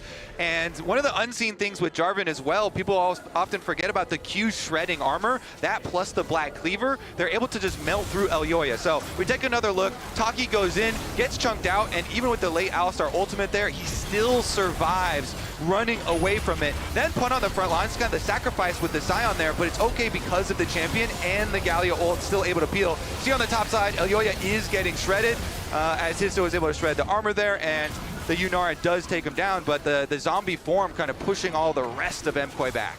And but you can see in the start of these engagements how dangerous that Team Secret Wales bounce house is. As soon as you get caught by one, it's knock up after knock up after knock up. So you have to be so careful on MKOI's side as to who is actually going to face check a lot of these brushes, because you don't actually have someone that's particularly tanky. Like your Braum has a redemption. Sure, he can throw up the shield, but he will get taken down. I think that's what Team Secret Wales are playing very well around, is looking for members of MKOI as they enter into the dark zones.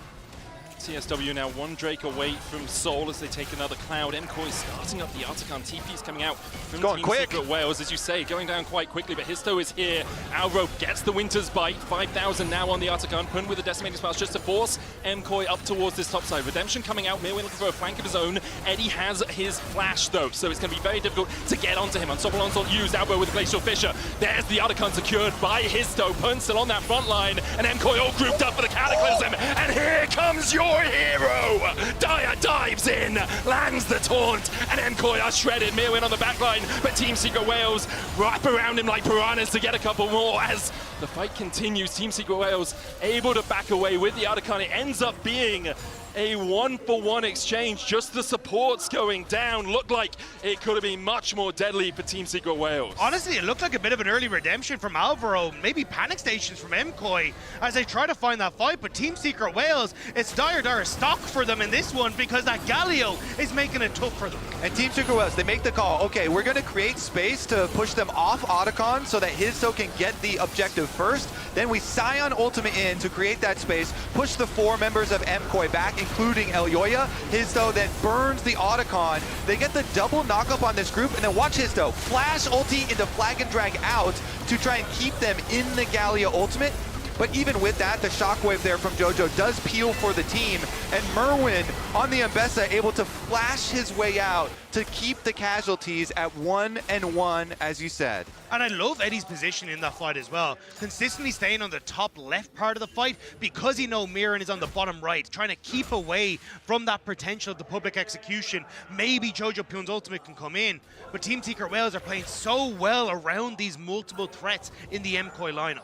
And guess what? You know, even though they survived, now JoJo, no flash on the Orianna, so Histo can go for another play onto this Orianna. Galio plus Jarvan, incredibly threatening. And this Yunara, if the Yunara goes untouched, this is full crit Yunara looking at the big DPS scaling here for this champion through the clumped team fights. Yeah, that Infinity Edge now complete. He's in such a strong position. Super struggling. Only has the Mana Moon, a Trinity Force, and a couple of swords to his name. Pun here stepping in, keeping Elyoya interested. Next Drake up in 2 minutes time, so still a while before that soul is available for TSW. Still this mid lane turret stands though, and MKOI going to kind of using that as that bastion to pivot off of for a lot of these plays. Like, it lets them play very far up to keep tabs on Baron, to keep tabs on the Dragon that you were just talking about, Medic, in 2 minutes time. And I think that's kind of where we see what has been some of the fall points of Team Secret Wales, the ability to close out a game, to push that game forward. And yes, they have a lead, and yes, that Dragon is going to be a big focal point for them, but I'm curious, can they find a way to close this game out clean? Yeah, I think the mid game is really, really critical, especially for this team comp, because they have some big power spikes coming up. With Guardian Angel, if you can get Guardian Angel on Jarvan, it allows you to force so heavily on the fights that have big rewards. Cloud Soul, as well as Baron being available on the map. These are the points that Team Secret Wales really need to nail right now coming up to hammer this game home. And on the flip side, if you give the chance for Jojo Pyun to finish off things like the Zhonya's Hourglass that I imagine he's working towards, suddenly that dive potential becomes a little bit less threatening. Not having a flash gives you a second lease of life. So I think that's where Team Secret Wales kind of need to keep the ball rolling in their favor. Not saying that they don't scale incredibly well, just MKOI have that burst potential, as you can see. The damage onto Eddie, he turns it back onto Super. Valkyrie's in. Elyoya trading with Histo towards the top side, but it's a Randuin's Trinity Force Trundle, and that's not going to do too much work. Just tries to keep Histo at bay. 40 seconds before that Cloud Drake. Team Secret Wales just using their pressure to push in this mid wave. Obviously, they want the tower, and they should be able to get it. With super low, TSW push in and will crack through that mid tier 1. All right, the moment of truth approaches. 25 seconds, and they're going for the resets. This means that Team Secret Wales will be a little bit slow to get to the actual Dragon fight. Allows MKOI some early movements. Maybe this is MKOI's chance if they get an early setup here and can try and take advantage of the staggered resets here from TSW.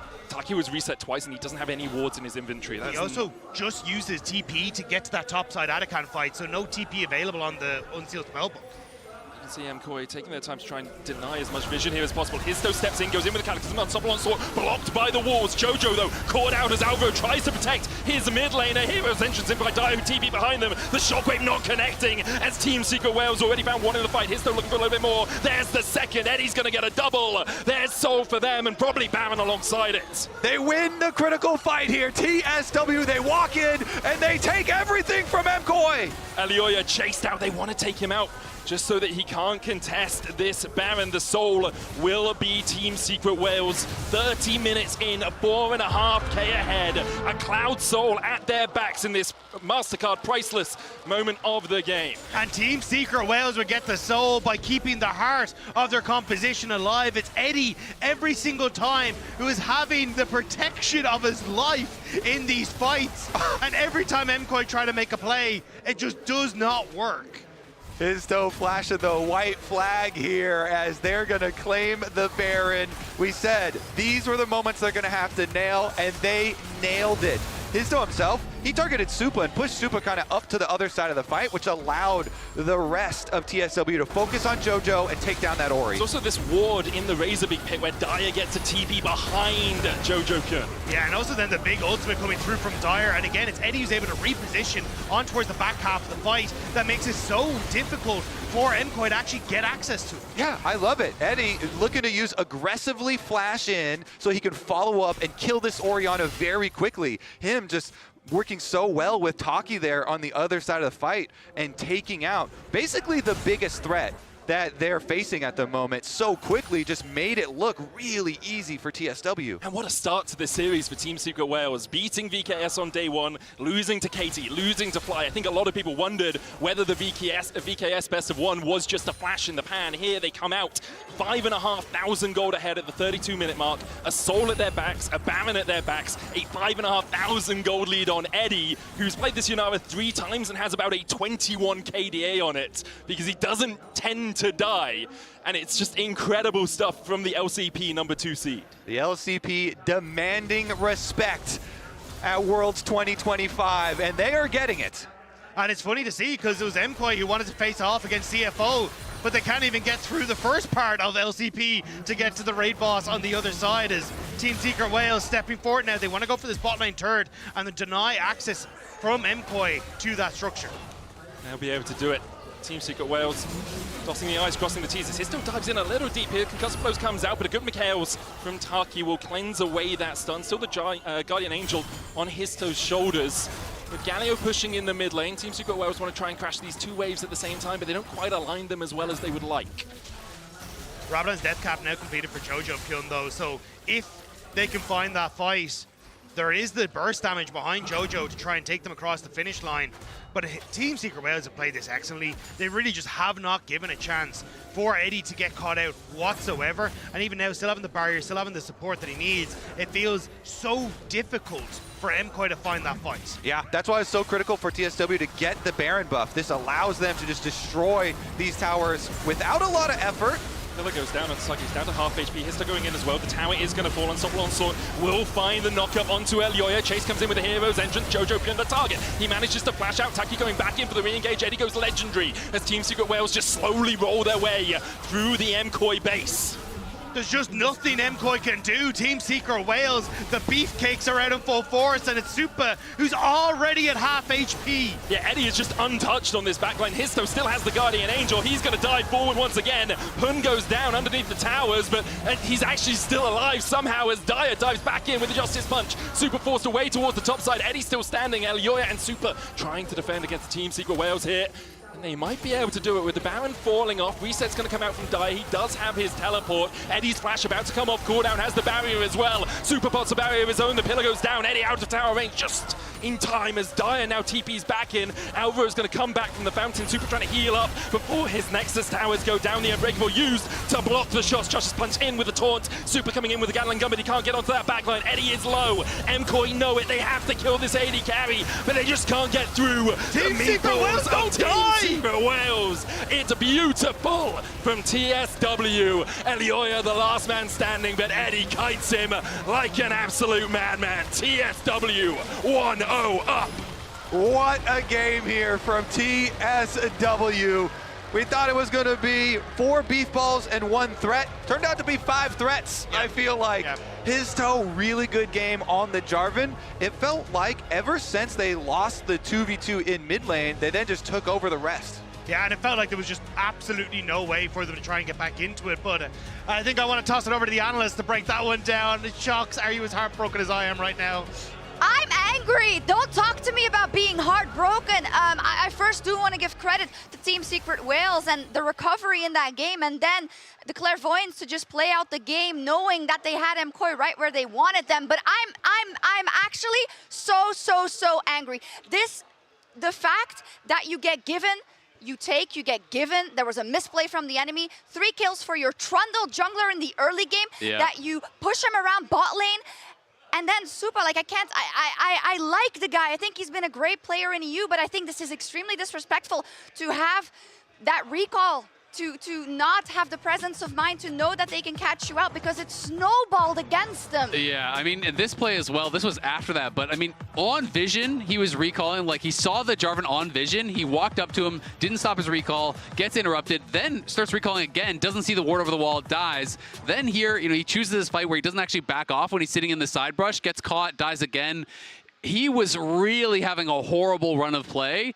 I felt like MDK had a big draft advantage. I felt like they put themselves in an incredible position in the early game. I thought this was a done deal after the first 3 kills. But that Eddie run said of no. play from Supa was rough. Eddie put himself in a great position. And then with that massive advantage they had, JoJo was kind of the lone hope because he was the only one with gold for MKOI. Wow. Yeah, I mean, with a composition like this, it's so single damage, right? Which is why the two of us didn't like it. You have one carry, it's the Yunara. Everything is in service of the Yunara. We called out with Poon starting in the top lane with that Scion. It ended up coming through. We actually had all 5 of our highest win rate champs.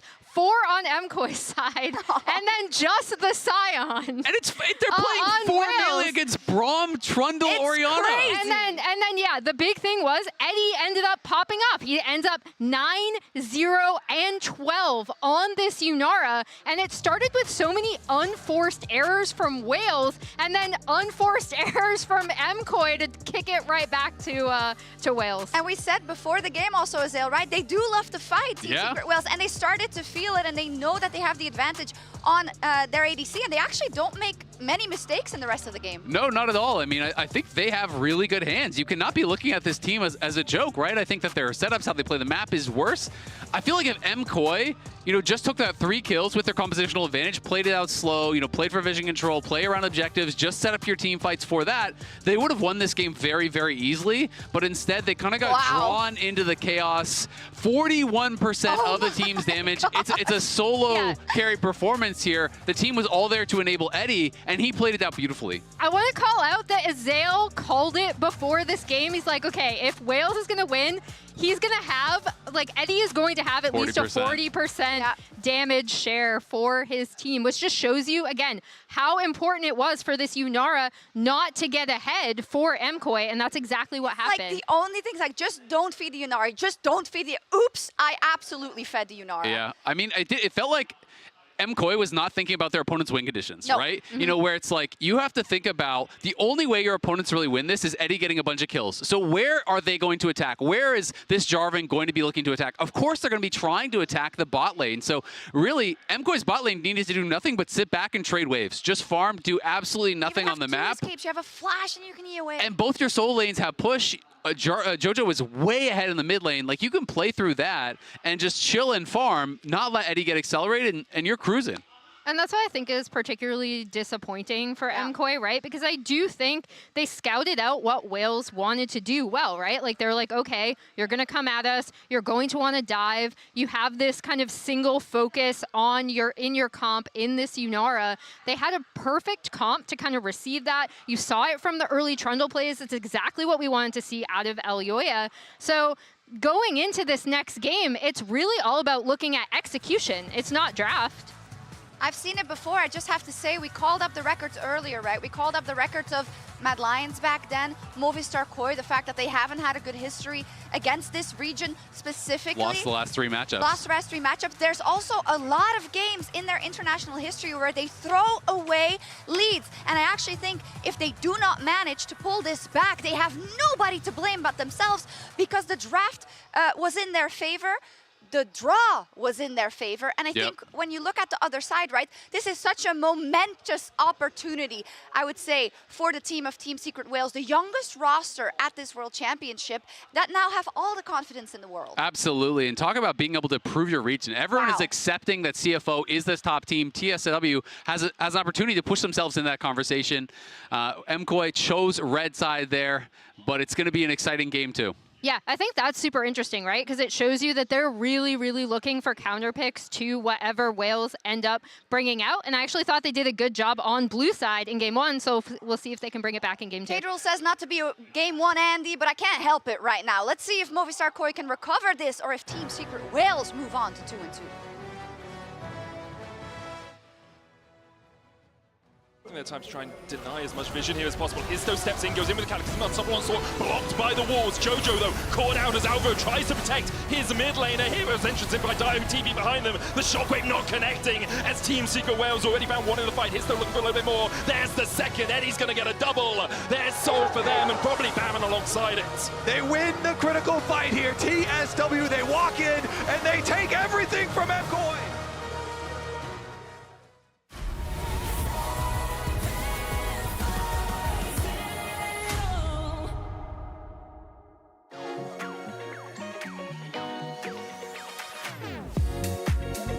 Hi guys, I'm Kevs. I believe the World Final with G2 against T1. Hello， 大家好，我是小明。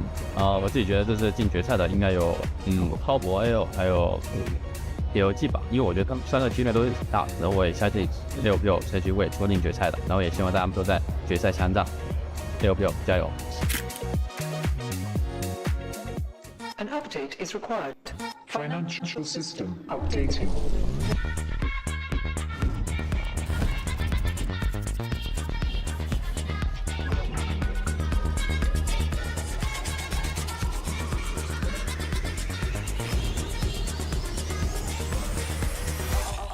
System updated.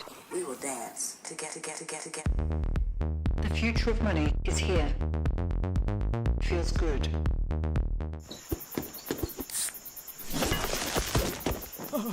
Red Bull gives you wings.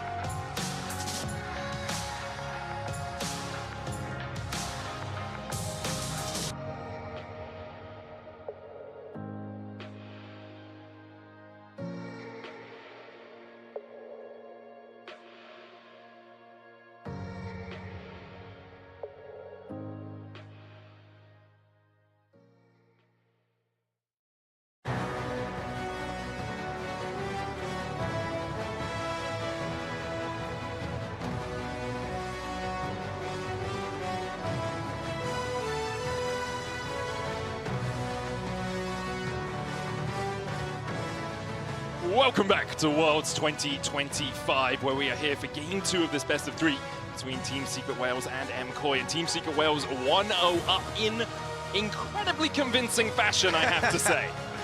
I was certainly convinced. Vietnam showing up huge here, game number 1. They absolutely destroy MKOI, but MKOI actually got really good starts. They drafted well, and they won the first 2v2 skirmish in mid lane and still got destroyed. Super especially has to lock in, has to really pay more respect. That's the thing, if you watch the first few minutes of that game and you went off to make a cup of tea, as a European fan, you're delighted. You think, well, things are going great. This is all going to be fantastic. And you come back and you're like, the house is on fire. What the hell happened? And a lot of that was, again, Team Secret Wales incredibly good at finding these moments, finding these picks, and shout out to Histo, who was fantastic at the Jarvan in finding those moments to claw it back. But MKOI, they really need to step it up here if they hope to remain at World 2025. As we jump into our Champion Select powered by Omen HyperX, let's have a look at where the bans fall. We are in Fearless. Wukong going to get removed by MKOI. Annie, they are on the red side this time. They got to elect their side because they lost game 1. Talia and Rumble taken away by Team Secret Wales. Okay, so I assume we're going to get a Zir ban still since, okay, yeah, no trades for it. Question then being, what are they going to pressure for Jojo? Jojo loves Ryze as well, and has been pretty popular, at least at the beginning of the tournament, although did lose a lot of games. Looking at the jungle, trying to whittle that one down as well. We did get the Kiana ban from MKOI in the last game, respecting Histo's pressure on that, so I'm curious if they continue with that, or whether you want to just allow some of these bigger power picks through, but the Aurora are going to be banned away. Yeah, Aurora is something that Dyer really likes to bring out. Played it in 2 of his first 4 games here at Worlds. So taking that away once again from MKOI, getting rid of the Annie. Dyer now it's already used the Galio. The Oriana's off the board. Ari really is his last option of his most played, but Ryze, as you said, Kobe still reigns eternal. Cassio, the pick into it. Well known as a counter pick, although I think there's debate as to how good it is. Kiana for Elioya. It's expected if you think about the player, but I won't say MKOI have been a huge Kiana team recently. I mean, he did end up getting the win on it against Fnatic in the first game of their series, and I mean, we have seen him played in the LEC as well. Got a big lead, wasn't able to close out that game in a win, but still a pick that enables Elioya to play hyper-aggressive, and I expect Alvaro to try and bring in something that's very aggressive in his own right that can roam and support Elioya on these pick plays in the early stages. And I want to see what side lanes TSW want to go with this Ryze comp that they are building here really early on. They're going to grab this into the Kiana, see if they can try and push that one out. But is it actually going to be, you know, early AD carry pick here? Or are they going to try and grab one of these primo engaged supports? And Nico's still available, one of the most picked or banned here at Worlds so far. Locked in for Team Secret Wales. Not something we see Tucky on too often. It's about his 4th, tied 3rd most picks, so has about 4 games on it so far in summer 2015. Into that, MKOI looking to see if they want to pick their support here. You could go AD carry and then ban out a couple of AD carries to get yourself a slightly better matchup down towards that bottom side.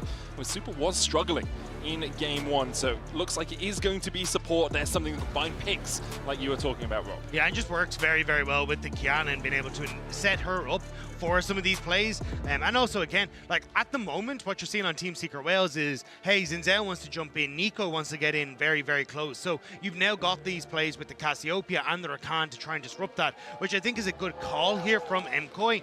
But they weren't able to disrupt that engage from Team Secret Wales in the last one. So I have to see how they want to round out their composition on comfort to try and fight back here. And bottom lane was a huge story. I mean, it was basically the story of the whole game in the previous one. So you have to respect Eddie here. You know, Kaise, his most played, really big one for him. And MKOI trying to whittle down since he was the carry for the team. I still think like things like the Ezreal and that are going to be fine here, unless that is going to be the last ban here for MKOI, or even honestly something like the Caitlyn. I think you've got on MKOI something that really likes to play on short range engages, so either of those picks are going to work fairly well in just being able to poke from afar, keep themselves safe, and keep them them at a harm's length from things like the Cassiopeia and this Kiana ult. You could even look for something like a Jhin. It's something Eddie is relatively comfortable on, and you do have that ability to play from long range. Pop Blossom or even Curse and Call for the initiation, get a couple of slows, Pop Blossom follow-up. You also have the option of Realm Warping that Nico onto the backline, that Rise Blossom combination we've seen a couple of times. Kasante and Xayah bound away by Team Secret Wales. Ezreal locked in for MKOI. They want that safety for their AD carry. Yeah, I think the mobility for your carries is at a premium right now, looking at the engage that you're playing against. So taking away the Ezreal from Team Secret Wales pretty early on, but see if we do get that pushing lane on bottom side. Again, you know, a Caitlyn lane for a heavy pushing early on with a Nico is huge priority.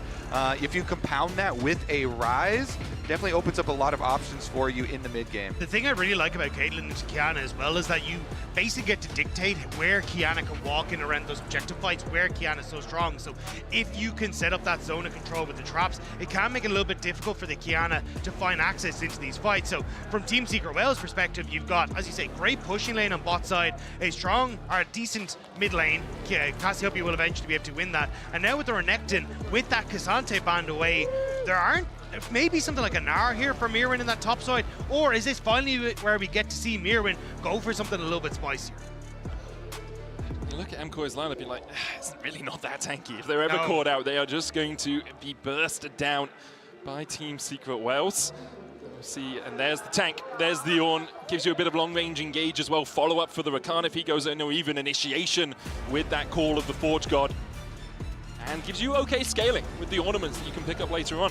I mean, certainly, yeah. He's picking for comp for sure right here, being the last piece to the puzzle for those team fights. The long-range engage, Ornn plus Kiana is kind of terrifying in itself, and if you have good Rakan flanks, the engage looks intense from MKOI. So Mirwin kind of being a real team player here, locking in the Ornn for them.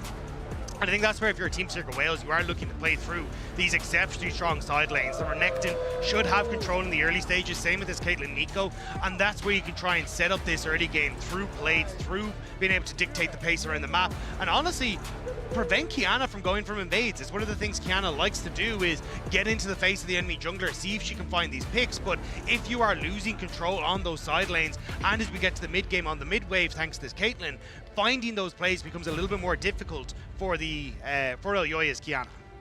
He is very experienced on it, even if it's not something we've seen him play too much recently. 10-2 all-time on this Kiana. When he came into the league, he was this explosive jungler. Alongside Razork, they were the new kids on the block who really liked to play through that early game. For MKOI, they need some of that magic from Elyoya, this guy that has been with the team for so many years, has made 5 worlds in a row, has gone through trials and tribulations, rebuilt the team in 2024 around him, added JoJo in this year. For MKOI, you're looking at a long road back into Worlds. For Team Secret Wales, you're looking at 2-2. You're looking at knocking out MKOI once again from that LCP region as we get into Game 2. I see a support up in top lane. Taki here gonna sweep out the lane swap ward. See if they do any sort of resets here. You see the recall channeling start here from Supa. Now they're kind of guessing. I think it's a great fake though. They send the support topside, and look at the resets coming through from MKOI. They want to try and match now the Ezreal into that top side, but Caitlyn is stuck around the bottom lane.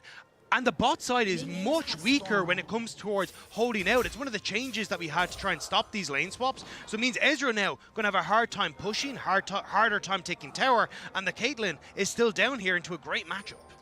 Caitlyn will be picking up a lot of drops from those plates in the early game. And a reminder that drops are active all worlds long. So be sure to log into your accounts at lolesports.com for a chance at earning some digital loot. Can't promise you extra gold in your games, but there are, emotes and such that you can pick up. So we see Daya and JoJo Pyun matching up in this mid lane. The Cassio into Rise, a counter we've seen for quite a while. Idea that you can chase him down, the Twin Fangs healing as well, working out quite well for you. But hasn't always worked as effectively as people tell me it does on paper. Yeah, and Miasma pretty good for later into this comp as well. Sometimes you can be a champion that punishes Xin quite well on top of that. JoJo, of course, plays this matchup super aggressively, always looking for the early, combat power there. Ezreal versus Renekton, though, Supa should be able to get some early harassment down and push Pun back. He's doing a good job landing the Mystic shots here, applying that aggression. versus the range versus melee matchup on the top side. Same thing down here. Trying to soak, though, Alvaro and Merwin. See if they can scrape together any sort of CS for him. Yeah, at the moment, though, as you say, it's going to be Eddie just able to hit her alongside Taki onto the turrets, and this is going to work out fairly well for themselves as they can just continue to whittle this down. And in this position, this is kind of what you want for your Caitlyn, where she can just snowball off of the goal. She's going to pick up early and also open up potential invades on these like next camp spawning if you want to for the Zinzao. Yeah, going to see how much the payment is going to be for the bot side turret plates. And as you say, since Zin is finishing on the bottom side, you also have to worry about how low you're getting as far as the dive. So even though you are Ornn, are a tank, don't want to get too low here, and every little bit of extra harassment. We are going to see the Rakan move from Alvaro, of course, towards mid lane. Jumps onto Dyer, who flashes away immediately. Gleaming Quill for a little bit of healing there onto Jojo. Nico did end up taking the cannon minion here, so I wonder if Team Secret Wales are setting up for a dive onto Mirwin in this bottom side. He's gone incredibly low, and again, you have that opportunity to turn into that cannon minion and tank that turret for days. It looks like that's exactly what Team Secret Wales want to try and do now. He's going to build himself a cloth armor with that passive. Plate almost down. Taki stepping forward, looking for the blooming burst damage. Doesn't quite connect. Histo coming in. Mirwin beginning to back off. Has popped a potion. As that Doran shield as well, while in the mid lane, the catch. It's Kiana with Burst Blood. Elyoya will get it. The dive on the bot side, it's enough. Great tanking from Taki with the cannon. Good spot there, Dagda. Yeah, really nice job on the bottom side, but MKOI able to fight back in the mid lane, playing around the lockdown from Jojo Pyun and an early kill for Elyoya. At least it's something back for MKOI. Yep, getting some gold back there is going to be a very, very slight lead over to TSW, almost negligible. It's going to be about where the gold did go, and you know, Zin getting kill credit and Kiana getting kill credit. If you see a Kiana get early lethality items here, that can be devastating. We'll see what he can do. Yeah, it looks like, though, actually, it's another little bit of a lead to Elyoya, thanks to being able to get both Scuttle Crabs as well. Now moving back in towards jungle, he clears his bottom side, will reset and be able to move back into his top side as it starts to respawn. So for Elyoya, nice little lead, and should have, as you say, Kobe, that nice back for himself so he can spend some of that gold. Does mean, of course, Ryze no flash for a long time as well. And if Jojo can continue to pressure in mid lane, well, looks like we might have junglers meeting up at the Raptor attempt. Histo not going to go for the Razor, Not seen. Instead going towards that mid lane. Jojo doesn't have the flash. Dyer doesn't have one either. Histo looking for the Q3 knock up here. We'll be able to get the chase continues with that Rune Prison, an overload, an auto needed. Histo takes it. Red buff, the buff that secures it there for Team Secret Wales. Nice counter there. Histo gets back in towards mid lane to even up a bit. I mean, the offensively blown flashes can be punished just as much as the defensively blown ones. And this is the problem with Elyoya sticking out on the map so long. He hasn't actually got to reset to match the early back, so didn't have the damage when it came towards matching that gank in the mid lane. Really nice timing window from Histo. Yeah, Histo a little bit behind on the camps because of it, and Elyoya keeping up the farm, but doing that work and actually getting the kill credit does mean the gold will be close. Pun hits 6 here, chasing Mirwin out of that top side, has about a 15 CS lead as he's holding that wave. He's actually just tanking the tower. With Mirwin not being level 6, there's no threat of a Call of the Forge God. You still have Flash as well for Pun, and by holding that wave where it is, it's going to push slowly towards Pun. Yeah, and since Pun has his level 6, the Renekton all-in is really threatening. Even though you get low, Renekton is below 50%, then you get a lot of this extra Fury generation, and you're even more threatening. So, pulled the wave a little bit. Mirwin does have the Bramble Vest, though. Flash away from Mirwin. As you say, Mirwin did build that Bramble Vest, but it's a flash for Flash and the ultimate out of Pun. Good play there from Pun, getting the flash, denying more CS. Really like the use of this extra level advantage. And for Mirwin, using the Bellows Breath there, which is your ability to avoid the Ruthless Predator stun right in the face of the guy that wants to jump in as Jojo is the target. Petrifying Gaze will get the stun onto Diamond. Taki doesn't really have the damage to follow up. So in the end, Jojo just uses his ultimate and is able to slither his way away. I mean, that's a huge Petrifying ult to keep himself safe, but also a nice ultimate to burn at these early stages, especially looking at things like Dragon up. You've got that Void Grubs that are about to spawn as well. I think Jojo Pyun should have his ultimate back up in time, but still, I like this proactivity from Team Secret Wales in the early stages. Pun arriving in time for the minion wave as well, collects it, even with the slow traveling teleport, gets there with open arms. And so this is working out so well for TSW. I mean, sending Taki in the level 1 up top side with the sweeper to sweep out the lane swap detection ward, making MKOI guess, resulting in the early game lead for themselves. The other thing that has been a big contributing factor to that lead, of course, have been the movements from Taki on the Nico and applying the extra pressure towards mid lane to put the balance back the other way. Leads across the board for Team Secret Wales. 700 gold between that Renekton and Ornn.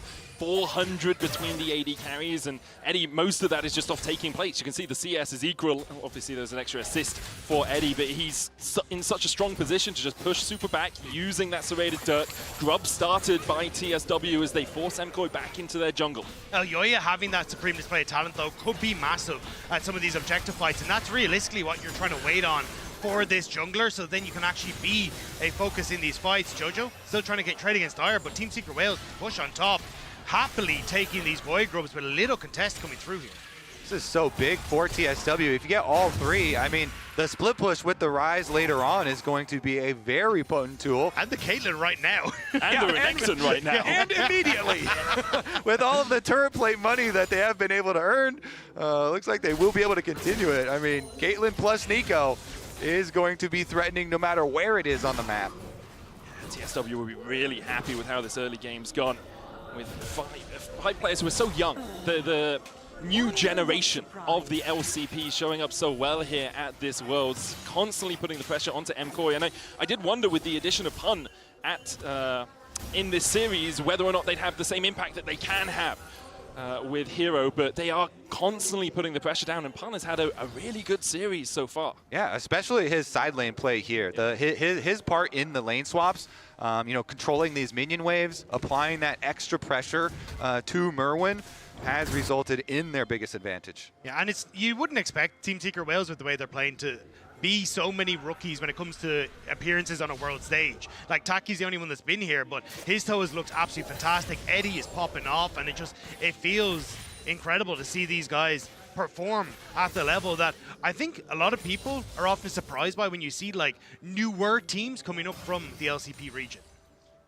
I think it's one of those things where you just you have to reframe your expectations around the LCP. CFO have proven it to us at First Stand, they've proven it to us at MSI, and now Team Secret Wales are proving it's not just a one-team region either. The entirety of the LCP continues to level up. Look at this flank. Pun is behind Supa at the moment. Does get the cleanse out. Just going to end at that, though. Taki looking for a flank here. No vision for MKOI in their red side jungle. There's a ward in that tri-bush, but Elyoya, he's flanked. Histo stepping forward. They don't know. Taki's here. Pop Blossom. The Blast Cone available. Supreme Display of Talent will get the double stun, and the Blast Cone out by Elyoya gets him to safety. But it keeps everyone topside for Team Secret Wales, and Mirwin, he's all on his lonesome. No wave will be his saving grace here. Team Secret Wales won't be able to look for the dive, but that wave is coming, and Mirwin, I think you got to try and get out of here. Yeah, I mean, TSW hard winning both side lanes at the moment because you just had Pun on the bottom side also pushing out the Ezreal, and so they just continue their onslaught on the towers. Even if you don't go for dives, go for kills, you get guaranteed money here. Value from the grubs, value from these turret plates. And I think the only thing that Team Secret Wales aren't getting that I would like to see them get is the Dragon. Like, it is still sitting there. We're 11 minutes into the game. That could be a way for you to force fights a little bit earlier in the game, because Cassiopeia scaling is insane. This Ornn going to add a lot of help in that later portion of the game as well, but still, they're getting so much gold. Call of the Forge got used by Mirwin just to clear out the wave here. Doesn't kill off all the minions, though. There's a couple of casters still there. Histo diving in onto Mirwin, who does have the flash. Ace in the hole is going to connect onto him, and Histo looks for the chase. Meanwhile, on the bot side, Pun surviving. There's no dive materializes for MKOI. A kill, and what will be a tower for Team Secret Wales on the top side. Patience from Histo on the knock-up was crucial there. Waited for the Bellows Breath to come in with Mirwin trying to time it, and ends up catching him the second that Flame Breath is gone. And now Eddie, we talked about it, this pushing Caitlyn with those 3 void grubs, getting work done in the side lanes. Meanwhile, Pun on the bottom side, nice job from him as well. He ults, he dodges the Rakan knock-up, just clears out the wave, is able to hold on the bottom side. So the payment is the Dragon. MKOI, though, very far down in gold, and they return to this bottom side. Something I love about Team Secret Wales as well is like now they're 2,500 gold ahead, 12 minutes in. They lost to a KT comp that did a very similar thing to what they're doing right now. They lost to Docdam's Caitlyn. They just got pushed out of every lane in the early game. Here, we haven't seen Caitlyn for Eddie at all this summer. And now they've adapted, they picked it up, and they said, okay, we can do that too. We can learn, we can grow here at Worlds. And when you try and put a stop to this Caitlyn, it's a Ghost Flash Caitlyn. So a lot of mobility here to try and avoid this engage that we really highlighted in Champ Select for MKOI. And we'll see if Eddie can be a big player in this game as well. And it's this very similar story to what we saw in the last game, where you have a lot of beefy boys, or maybe not so much, but that can sit in front of you and just deny access to this Caitlyn. Like Taki, you got Histo with the ultimate, same when you look at Pun. I love that when their wave is a cannon wave and my wave isn't. Odd. Very suspicious. Look, I'm not going to say you should definitely always know what's happening there, because I've seen enough pro players not understand what's happening. Free cannon, nice. Extra gold. My lucky day. Free cannon. Bottom side, though, yeah, still going to be able to defend, still going to be able to hold it here. And we're going to see the continued push from TSW. Now we're going to have a possible rotation over towards mid lane, but the long extended lane on top side, too, should be Pun favored. He's got his Black Cleaver done, so Renekton can continue to get the early push. Pun with a 2-level lead over Mirwin, pops the Dominus and looks for the chase. Slice and dice forward, Mirwin having to use the flash to get away. Do it, Pun! Curl the weak! Pun finds it, now he's going to get collapsed on by the rest of MKOI with a TP coming in, but they have to invest so much to kill off this Croc. It's about sending that message, you know. He has domination in the side lane, gets the kill on Merwin, invests his flash to do it as well. But it's completely worth, because look at the bot side. You've got the Ryzes pushing in there, you've the Caitlyn that's shoved in mid, and because MKOI, everyone went to go and deal with the Croc, the rest of Team Secret Wales are succeeding. 100%. It's about keeping up the pressure on all sides of the map at once. So if they teleport up there, if they try and trap you after you go for your kill, there will be further payment across the map. And this is solo tower gold to a Ryze. And now if you're MKOI, you're looking at this 14.5 minutes in, 3,000 gold in the hole, a 2-level disadvantage in the top side. The enemy AD carry, although slightly behind in XP, is 1,000 gold ahead as well. You're preying on mistakes. That's what you have to do here as MKOI. You're praying you can somehow get to 3 items, maybe to 4 on this Cassio, on this Ezreal, and then get those ornaments starting to come out. Because right now, Team Secret Wales are running the map. But it's MKOI who will be kicking themselves for their own mistakes. This was a team that over the course of the whole year wanted to grow. We're talking about how at each international they made it to, they were learning, they were trying to find new ways to approach their style of gameplay, but it was supposed to culminate in Worlds. And that's just not what we're getting to see right now for MKOI. Sitting here, already a game down in a valley when it comes to this game, and now they've got to find a miracle at this Rift Herald. They're kind of trapping themselves inside the river. That's a very dangerous predicament to put yourselves in at the moment. Ryze has teleport, and so TSW can apply pressure just by waiting. Have Ryze continue to push out on bottom side. They chase MKOI out of the river, out of the dangerous spot, and they will be able to take it. Yep, they just force MKOI out. They have total vision control around here to Team Secret Wales, and they'll take the Herald 16 minutes in. Next Drake a minute away. Let's see if Team Secret Wales want to go for that. I expect this Herald to be used around the mid-tier 1 just to crack open that entirety of the tier 1 towers from MKOI. Yeah, especially when the Dragon is about to spawn, and if MKOI even try and contest, it's your mid-tower gone, potentially a tier 2 gone, and suddenly this map becomes a little bit less likely for MKOI to be able to enter it.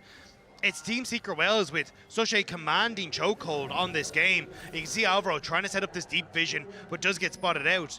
Looking for a pick, looking for a moment, but it looks like he might actually find himself caught a little bit. Doesn't look like Team Secret Wales are interested in the bird, though. Eddie chunked out a little bit with that True Shot Barrage coming out from Super, but he is in a fine position with the Collector completed. Pun trading onto Mirwin once again. Black Cleaver complete helps a huge amount getting through the Chain Vest and the Bramble Vest on Mirwin. Rift Herald being put down as the Dragon does come up, so we'll try and see if TSW decides to go for the all-out push through mid, or if this is just about prio, making sure you get a charge in and then gain control of the bot side river. Yep, guarantee the charge here. And again, if they can move Eddie into the river early to set down the trap line, that's hugely beneficial for the approach to Dragon, but he's currently pushing out that mid wave, kind of catching it from the 3 members of MKOI. So it's going to be a bit of a retake situation. MKOI grabbing the Scuttle Crab first. Yeah, ideally you would have liked to have trapped MKOI before they can get out of their own jungle in this choke point right here, but MKOI retreating super. That's why I can shift across the wall there. Was holding on to it for a long time. Team Secret Wales will regain control of the bot side river. MKOI trying to step back up, trying to get a little bit of vision control for themselves. That Nico clone doing a lot of work as it disappears out of the bush. And this is a little more tentative than I would like from TSW. I think they're in a stronger position than perhaps they are playing right now.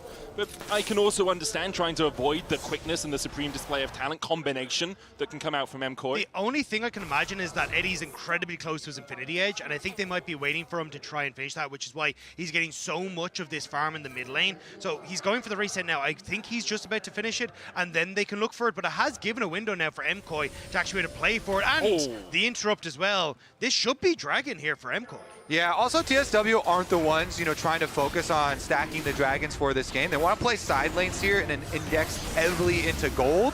MKOI, as you say, are going to be able to pick up number 2. And we'll see about the pressure applied in the side lanes by Pun as well as Dire on the top side.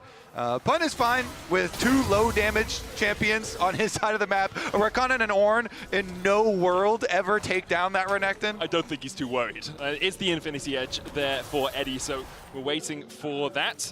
Taki looking for the flank onto Super, who has the cleanse and doesn't use it even though he's rooted. And the ace in the hole will take him down to about half HP, or 2/3. But Team Secret Wales are setting up their highway through that topside jungle, which is trying to focus on this mid lane tower. And you can see everyone in MKOI, they're trying to look for the cross map, knowing that their mid lane tower is about to go down, but this only opens up the potential shift onto mid turret into top turret. I think that is indicative of the most impressive thing I've noticed with Team Secret Wales over the last couple of days. Their willingness to step back on a side lane. Dire now beginning to step back up as he tries to clear out the way. Velioya waited, miasma down, Petrifying Gaze coming out as well. This is Supreme Display talent, and that's a caster curse if I've ever heard one. TP comes out from Pun, but his mid lane is already dead. Alvaro trying to get away, cleanses out, and the wind becomes lightning slow. Yeah, good attack on the side lane there from MKOI, trying to take down one of the pushing prongs of this team. Ryze had backed off. Dire was like, all right, I'm weak side. I know, I got to back off for a little bit. But Elyoya kept up with the play, stayed down there. So once Dire returns to the tower, they do get their dive off. Their mid lane, of course, the outer tower went down pretty early, and the secondary one sustained a little bit of damage. But MKOI kind of riding the line at the moment. I do think there is a window now where MKOI can just say, right, we're hands off on the dragons and we are just going to collect waves and side lanes. Like 2 items now for Jojo. Pyun, he will be very strong as he starts to approach his third. And you've still got this Ornn. You're starting to hit points for Supa. Like, this is a game that is very much in control of Team Secret Wales, but the late game is incredibly strong if MKOI can find their fights. The team fighting from this team has the potential to be explosive. Again, the engage that we highlighted in Champion Select is there. The burst damage from Kiana. Well, the burst damage from Caitlyn. Actually. Infinity Edge, get the ace in the hole down as well. Elyoya forced all the way back. About 30% HP. I will note MKOI about 21 petals to 9 here. With the outgun being started by Dire, but I don't really think he's looking for it. We saw this similarly in game 1 as Taki's caught out a little bit. Well, I do kind of walk away. True Shot Rush comes out. Taki's almost down. Ooh, the Mystic Shot blocked. He goes just wide. Call of the Forge God. Taki flashes. Crescent Guard used by Histo as well. He has a blast going to get out, and he will utilize that escape tool. Ooh, what can MKOI do with this timer? They know they've forced out the Nico, but it looks like not going to get hasty with it. But that's bizarre. Like, honestly, at this point, you should be looking for something. Like, Pun should not be able to clear out that top wave. You could be putting pressure onto Atakan, but instead MKOI kind of sitting on their laurels and saying, hey, we're just happy to farm up. I think this was a moment where MKOI could have got something back for themselves. I wonder if the risk of how quickly Team Secret Wales can get back to the Atakan is always there. You've got the Realm Warp, the Rise. Like, Histo had stayed around so he can always steal. Pun still has his Dominus. I agree with you. Like, you want to see MKOI if you're a European fan, looking at that moment saying, what can we get out of this? But in the end, just a couple of waves were their prize. And they're looking for their scaling to continue. One more stack for the Rod of Ages for JoJo. Ornn going to start upgrading some items fairly soon as well. So they're definitely invested in the long term. Jumping forward here with MKoi trying to control the vision around a soon-to-be spawning Scuttle Crab. I'll try and take that for Elyoya, who's been able to keep up with farm on this Kiana. Good interrupt, honestly, because TSW, again, they need to leverage the split push. Keep your Ryze applying pressure on the opposite side of the map from the Otacon. So keep the split push up. He's got his teleport. They can threaten trap plays. So jumps onto Alvaro. Elyoya on that front line. TP coming behind from the Ryze here. Crescent Guard, super interplay talent coming out as well. As Histo dives onto Alvaro. Pop Blossom not finding anyone. A 3-man petrifying gaze as JoJo begins to turn on the Twin Fangs. Dire on the flank. MKoi 5v4 in their favor as Dire begins to walk away with that phase rush. Super having to flash out. Call of the Forge Rod coming out as well. Ace in the hole. Not blocked. Super down. The sniper finds his man as Eddie gets one. But Team Secret Wales have lost 2 in the fight. 3 so far, in fact, as we see Pun falling. Elyoya, Alvaro, and JoJo on the chase. Dire all on his lonesome, caught out by MKoi. They'll find a 4-for-1 somehow. And now they will get the Otacon. MKoi fight their way out of it. TSW, they called their play. They teleport the Ryze in, but MKoi fight it out through the river, and they're going to get the rewards. And this is where it's now terrifying, because MKoi are winning fights, and they've got the dragons, but it's this play as Taki tries to go for the setup here, but Elyoya ends up getting the play. Now watch JoJo, as Team Secret Wales goes for the turn, gets this huge flash, petrifying gaze, which prevents Team Secret Wales from doing anything. Eddie's now too low to really follow up, and even though it's Dire and Pun on the flanks, sure, they end up picking off Supa thanks to long-range Halo ultimate, but JoJo is running amok in this fight, and he's the damage dealer that MKoi have. And Alvaro with some big setup work there as well on the Rakan, locking them up. Charm, knock-up combo. MKoi, see what they can do afterwards, because that basically deleted the gold lead there in addition to all those petals they already had, Medic. Now those are empowered petals. The one thing, though, is that at least Team Secret Wales, as we were watching the replay, did get the dragon. So at least preventing that from going across to MKoi and a third dragon going across. So it will be a little bit of time before MKoi can stack that. But again, this is what we're talking about. MKOI's late game is nothing to sniff at. And now they're starting to find fights. They're getting gold onto JoJo, who is a very, very scary carry. And I think for Team Secret Wales, not quite yet, but they are certainly starting to go onto the back foot. JoJo at 3 items, 2,500 gold ahead, has the upgraded Rylai Scepter via those Ornn upgrades. And for Team Secret Wales, you're looking at like 2,500 gold that just evaporated in a single team fight. You do still have the tools. You still have a big Caitlyn, 3 items on him. You still have Ryze trying to scale up, but it becomes trickier and trickier as this game goes on. And that's the key. It is hard to operate in the side lanes. It is hard to operate, pushing and overextending because of the range of MKOI's engage that can come at you from so many angles. With Rakan as well as Ornn, it is very dangerous on the map for them. So MKoi, I feel like they just have way more useful tools in the game now looking forward. Since we're past 25 minutes, their team fight is insane. Their ability to pick you off. Elyoya jumping in with the audacity. Dire's going to try and get out with the Realm Whip here, but the quickness and the miasma for the grounded effect. MKoi find their man in the side lane with TP coming in. The wave not quite in the position for MKoi to go for an immediate dive. Team Secret Wales looking to bolster the defenses down towards this bottom side, but MKoi don't have to go for anything more. Oracle's out of Pun, slices away from the grand entrance. More about pushing Pun away from that bot side tower so they can pick up that gold, but MKoi end up getting the kill and a summoner spell from Pun as well. That is perfect now. Taki and Eddie. Force Guard onto Eddie. Super, look at the Essence block. The knock-up coming in as well as Super and Mirwin team up to take down the Kate. It was looking dire for MKoi, but by some miracle, they are finding the fights that they need. And maybe, just maybe, they can push us to that game number 3. Rakan engaged on the bottom side, Ornn engaged in the mid lane, and MKoi are stacked now. Multiple Ornn upgrades coming through. Elyoya got his as well. Their team fight is insane. So if they just camp out here, they can continue to force TSW into these scary situations. And you're gonna have to get some like miracle engage from Taki, you know, on Nico, dream proto belt flash play from him or something. It is a 3-item, you know, Caitlyn, with the crit multipliers here, so maybe some rapid fire poke does come through, but just past the 25 minutes, you know, it doesn't seem like they're really able to keep up with this side lane pressure or anything for them. Pun gonna step forward here. Mirwin waiting for him. Gets the knock at Miasma down as well. No slice, no dice. Ooh. And there's the petrifying gaze. Pun stares into the eyes of Jojo, who takes down his name in his book. Pick after pick after pick. MKOI feels like the game is theirs for the taking now. And you have the Baron sitting there waiting. They're going to try and start it up. Dyer will need to TP in to try and stop this, but Jojo, he shreds this thing.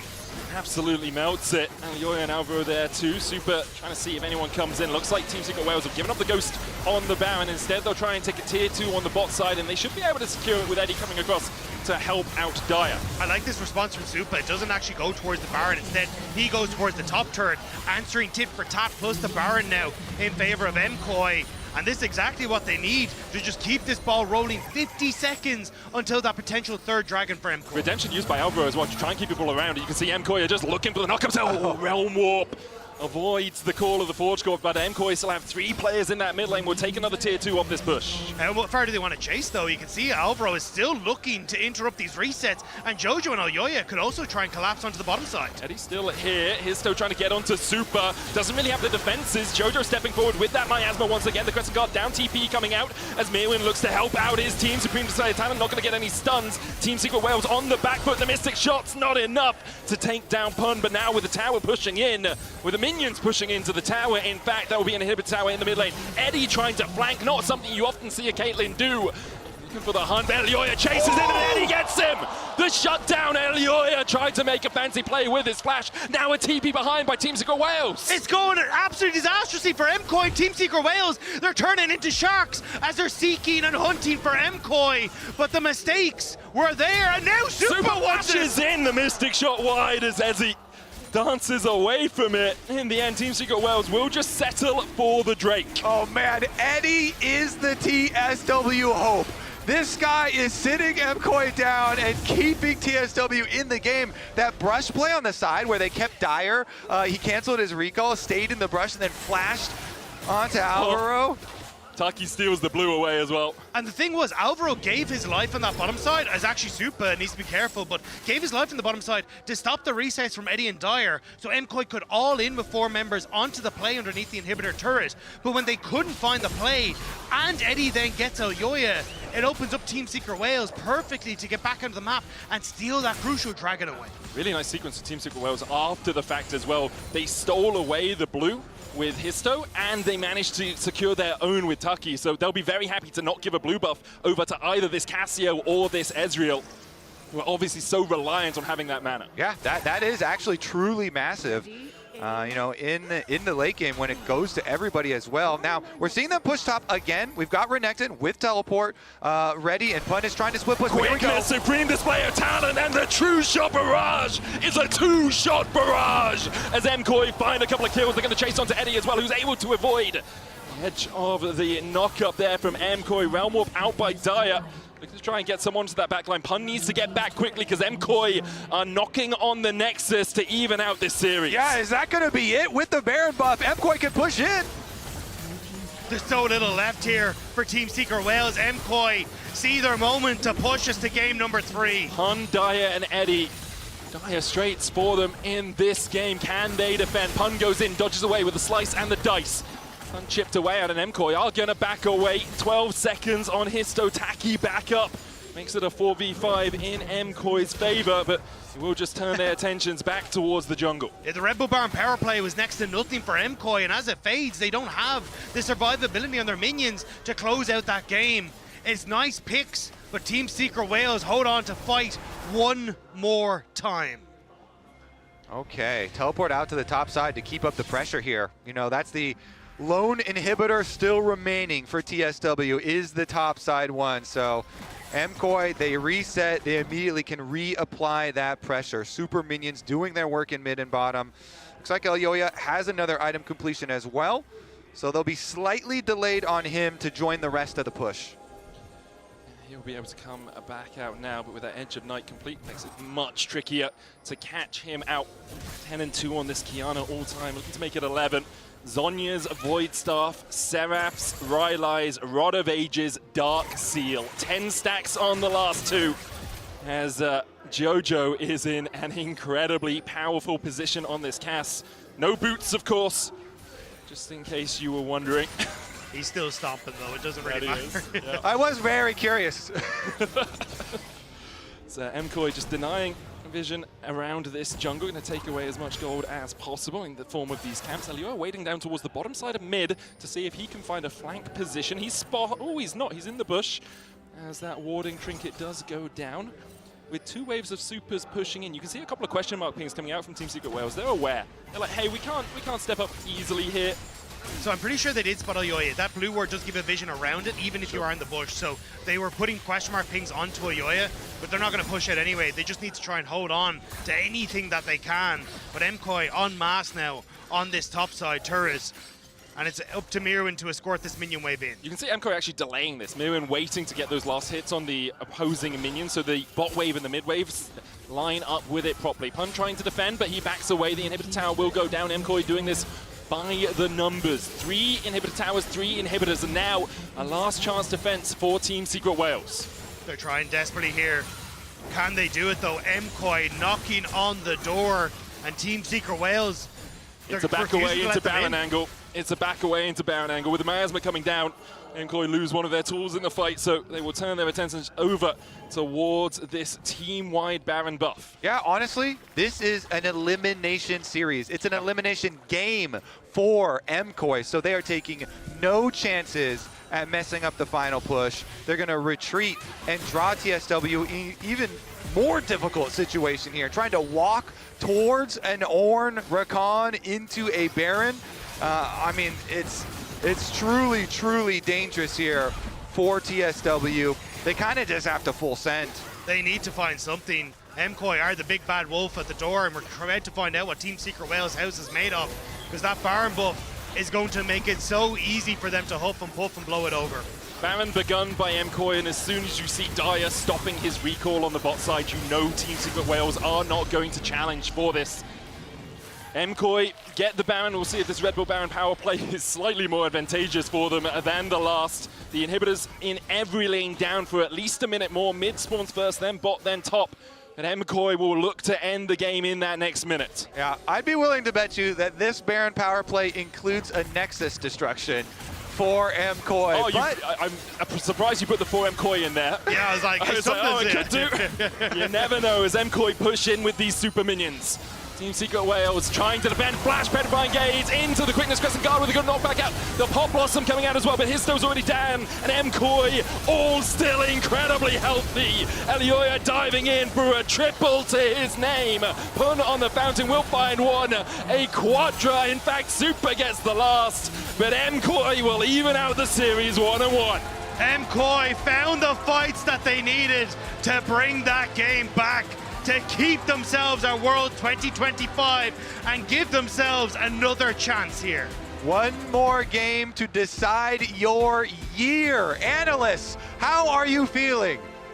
A little bit better, Kobe, about the chances of Movistar KOI at least, and about the fact that they recovered the game, which actually did not start off in a dream way for them at all, but I'm just happy they're still in it at this point. I will say I'm on to you because you're like a disappointed parent yelling angrily. You did it with G2 yesterday. Now MKOI, they do come back a little shaky in the early game. We did see Wales getting some advantages from that initial swap, being able to dive the Ornn, really getting advantages for their Nectin, but did not work out as well for them. Tough love. Everybody needs it. And Azael, do you want to summarize, as Emily already teed up, like what MKOI had to recover because of the early game? Yeah, I mean, I honestly think it was good that they got the Ezreal out of that 2v2. I think laning with Ezreal, Rakan into Nico Caitlyn is just a death sentence. It's impossible. So I think that the early lane swap was actually great for them. They did get this dive onto the Ornn, but Mirwin actually misplayed the lane swap so badly. After he TP'd back up to top in the 1v1, he had 2 cloth armors plus the Doran shield against just the Doran shield from Renekton, hadn't even based, kept spending all his spells fireballs on the minions while the Renekton is hitting him, just completely ignoring him, and built himself a massive deficit as a result. Was down 30-40 CS relatively early in that 1v1, and he really put themselves into a hole. Plus, I have to say, Eddie was using the Caitlyn well, moving around the map, collecting plates, building up that gold lead, but it kind of all came down to one big fight. It did. They were in a 4K deficit, but they were able to claw it back from Movistar Koi thanks to the reliable Cisco network. The timing was just right, and they needed it because if you lose this fight, you probably lose the game and you're out of world. Yeah.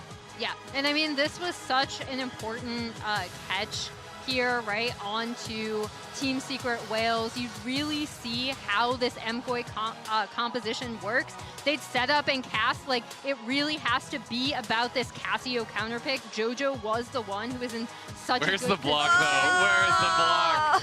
Should have blocked, but it's okay, like, right? That's what you get for being in shop last game. Like, I mean, JoJo, I gotta call it out. JoJo has been smurfing these last two games. I think he was their only hope in the last game. He was the only one with a significant lead in this game.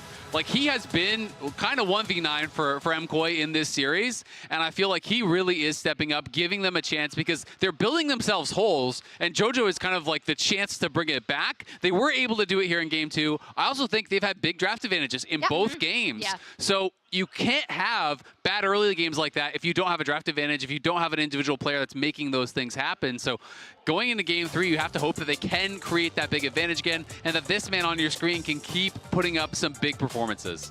Yeah, and I also think it's what happens after some of these fights, right? Because I do think that is where we see kind of the better macro that we were expecting coming out of MKOI, right? Like, they did a lot of small things. They cleaned up massively after that fight we just saw. They got Otacon, they got tier 1, they equalized the gold completely. When they did Baron, I thought it was really smart to then send Supa down to get the tier 2 top Look at Rise damage, turret. by the way. That's yeah. That's crazy. That's a caster minion. It is. He hasn't been doing well, and he's still not doing Talking well. about JoJo, though, first time back at Worlds since 2022. And you know that riddle I talked to you earlier about? Taki was on Saigon Buffalo, who lost to Movistar Koi, well, not Mad Lions back then, with Elyoya, but then Elyoya lost to JoJo on EG. And so everything is connected. The question is who will come out on top today? Like, I think this was a very convincing game from Movistar Koi once they got it back. I think their drafts have been good, but these unforced errors, and I don't want to blame it all on unforced errors, my doubt about this game 3. But you want to blame a lot of it on unforced errors, because let's be honest. But that's also unfair because I feel like Team Secret Wales, right, you know, with moving the Caitlyn around, the top lane advantage, the way they turned the game around in game 1, you got to give them their credit, and I think that's what it comes down to, is you have to give them their respect. Yeah, absolutely. I mean, like I said, these guys have good hands. They're playing out their matchups well. They're playing up their 2v2s well. They are a team to be respected. And the question is, can MKOI, you know, get it together in this third game, have a clean early game? Because I think if they can do that, they're going to take the series. Emily? Yeah, I agree. I agree. That's nice. I love when analysts agree with each other. I like it more when they get in a spat. But alas, let's see what they do on the Rift in this third game. If Movistar Koi can complete the comeback, or if Team Secret Wales take a huge scalp and live to fight another day. TP coming behind from the Rise here. Crescent Guard super into display. Tanner coming out as well as Histo dives onto Alvaro. Pop Blossom not finding anyone. A 3-man petrifying gaze as JoJo begins to turn on the Twin Fangs. Dire on the flank. MKOI 5v4 in their favor as Dire begins to walk away with that phase rush. Super having to flash out. Call to the 4-shot coming out as well. Ace in the hole. Not blocked. Super down. The sniper finds his man as Eddie gets 1. But Team Secret Wales have lost 2 in the fight. 3 so far, in fact, as we see Pun falling. Elyoya, Alvaro, and JoJo on the chase. Dire all on his lonesome, caught out by MKOI. They'll find a 4-for-1 somehow.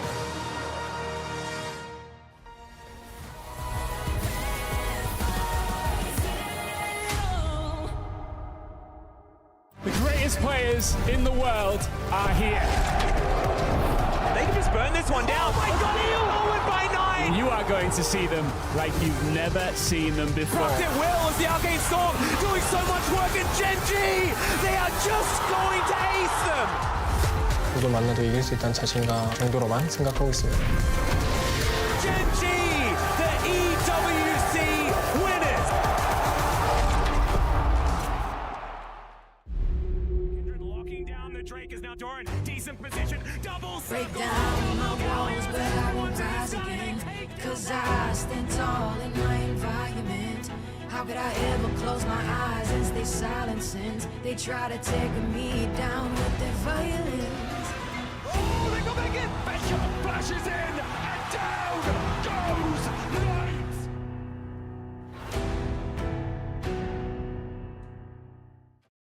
All right, guys, I just landed in China. Let's go.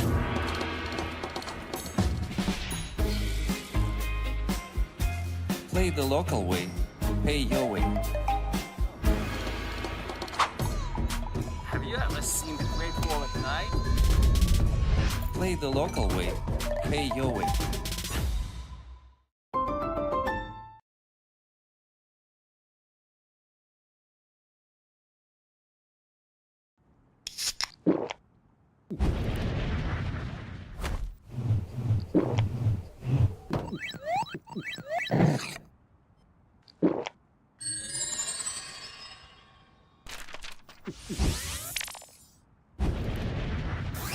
Red Bull gives you wings.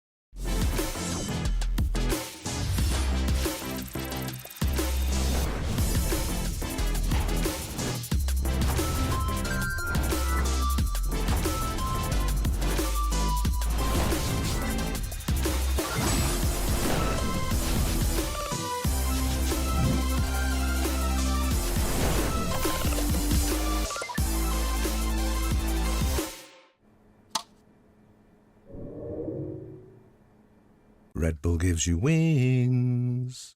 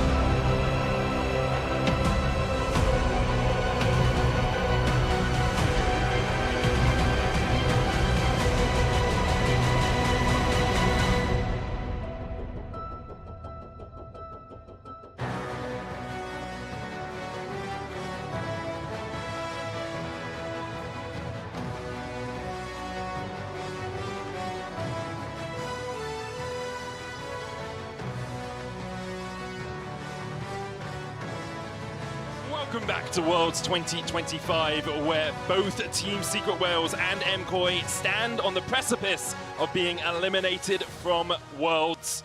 Game 1, MKOI got ahead and Team Secret Wales won. Game 2, Team Secret Wales got ahead and MKOI won. So I think what we know is be behind at 14 minutes and you're likely to win the game. Follow the pattern, huh, Medic? Follow the numbers. It's a bold strategy, Cotton. We'll have to see if it works out. Data doesn't lie. Honestly, though, so much on this game. Of course, your entire year culminating here in a single game. So much pressure from both of these teams right now. Elimination either way. One of these teams is going home. One will get to continue their story here at Worlds 2025. And I mean, for Team Secret Wales, they are the young upstarts coming through from Vietnam, and they would love to be able to be that upset once more here against MKOI. But for MKOI, this is kind of where they were hoping to show their stuff, show what they were capable of. But it hasn't been their tournament thus far at Worlds 2025. And now, coming into the picks and bans, already we're seeing target bans towards Jojo after a great performance in game number 2. Importantly, Hero is in for Team Secret Wales, replacing Pun, much more of a carry player from the top lane as Hero. Expect to see things like the Rumble, the Jace. Rumble already banned away by MKOI. And we'll see with the Talia and Azir, the focus on Jojo alongside a Poppy taken away by Team Secret Wales, who elected to be on the blue side for this deciding game. And we're getting really down there as far as the jungle champs as well. We know we've got Pantheon, Vi, Nocturne, all still available. With the Annie banned, you're even going down to the tier of like Ahri in mid lane, Akali, Aurora. These types of champions here that, you know, really do benefit from one of those bursty AD junglers to go along with it. Personally, I would love to see a TSW Nocturne. You know, the Vietnam Nocturne. The Nocturne is one of the most banned champs versus this team, and always does have that extra little bit of power at Worlds. Especially if you start to see MKOI going towards this more dive-orientated composition, like things like the Vi coming through for Elyoya in that jungle, having that disruption. If you've got a Kai'Sa that's trying to follow up, or activities for Jojo Pyun that he wants to get involved in, it can make things a little bit more difficult there. So already though, Rel taken here, trying to secure one of the last few remaining engaged champions, Leona and Nautilus, the two that remain. Yeah, I mean, since Rakan, Alistar, and Braum are all out from Fearless, I do actually like it, investing in that really early to get that big AoE engage. And so pick up those AD junglers to pair with Aurora, any of the ones that we did mention. We didn't mention an Ivern, though. Yeah, I don't think he counts as the traditional AD jungler. No. Looks like Team Secret Wales are going to move more towards that engage with the Vi. I love the Rel first pick or early pick here by MKOI, just because when Alvaro is on something he is comfortable with, where he can initiate, MKOI thrive, and that is exactly what they're giving him. There is also the opportunity to swap this Aurora to the top lane. Hero has played one game of it in the past and does do relatively well into the Cassante, can look to bully it out in the early stages and still open up for Dire to have a good counter matchup if you decide to go for it. But there's that Vi Kai'Sa that we were talking about. Yeah, exactly. The dive comp here, and Kai'Sa, one of Eddie's specialties. With the Vi Aurora, it's straightforward. You're looking at dive. So MKOI, what kind of counter to dive can you draft? Lissandra certainly is one piece. Has she been found? No. But I that's love the whole story, Lissandra. Medic. Yeah. my mistake. I do like the Lissandra for Jojo. We have seen him bring it out already in the LEC, but instead the Xayah to avoid some of that engage. Makes sense. Don't want to leave it to get banned in the next round of bans. Yeah. The counter engage that we're looking for, the safety there, the most classic matchup, I feel like, that we have historically in competitive League of Legends, the Kai'Sa versus the Xayah.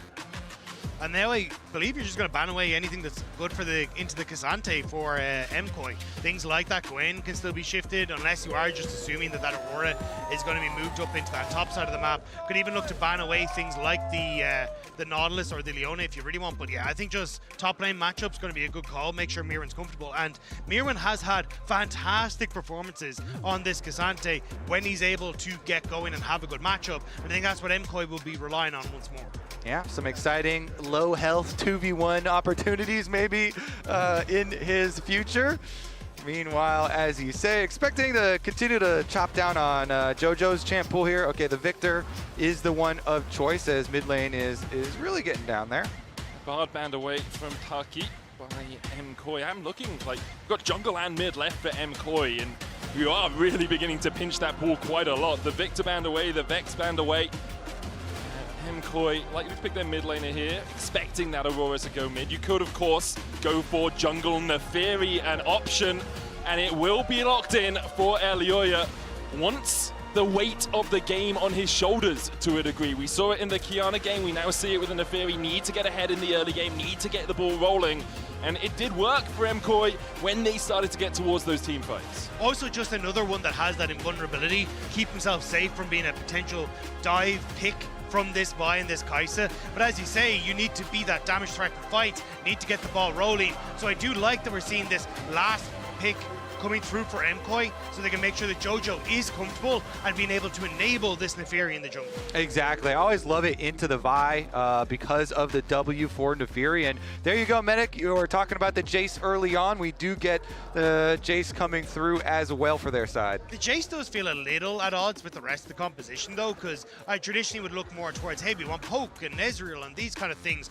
Whereas when I'm looking at Team Secret Wells, it is much more dive. So I'm curious if it is just a case of, hey, get some early goal in towards Hero, leave him as a split pusher that we don't really want to get involved in fights, and play through a strong 4v4 where it's Cassante struggling to answer for the Jace on the side.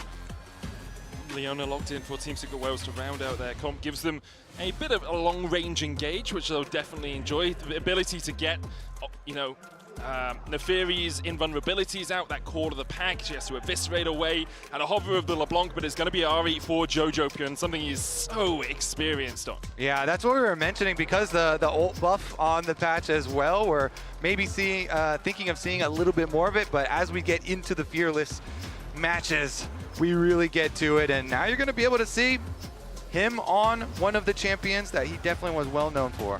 And also just so incredibly strong in enabling these ganks towards the mid lane, trying to shut down the Aurora in the early stages and get Elyoya rolling. And this has kind of been the story of, hey, Alvaro working with Elyoya, playing towards that mid lane for so long in the LEC. Now they have to see if they can do it against Team Secret Wales, but Histo has been fantastic in working with Taki in their own right, in being able to play towards Dire, shut down any aggression in that game. We've even saw it in the start of game number 1, or sorry, over the course of the series in game 2, and now we just have to see if they can find that success here again. Here we are, do or die for Team Secret Wales and for MKoi. Elimination or elation as the coaches bump fists and take themselves off the stage. It's all down to those 10 players loading into Summoner's Rift to see who goes through to 2-2 and plays in a couple of days' time, and who takes the flight home. For MKoi, it's all about vengeance. 3 times in a row, they have lost to an LCP team at internationals. PSG, GAM, CFO have all defeated them.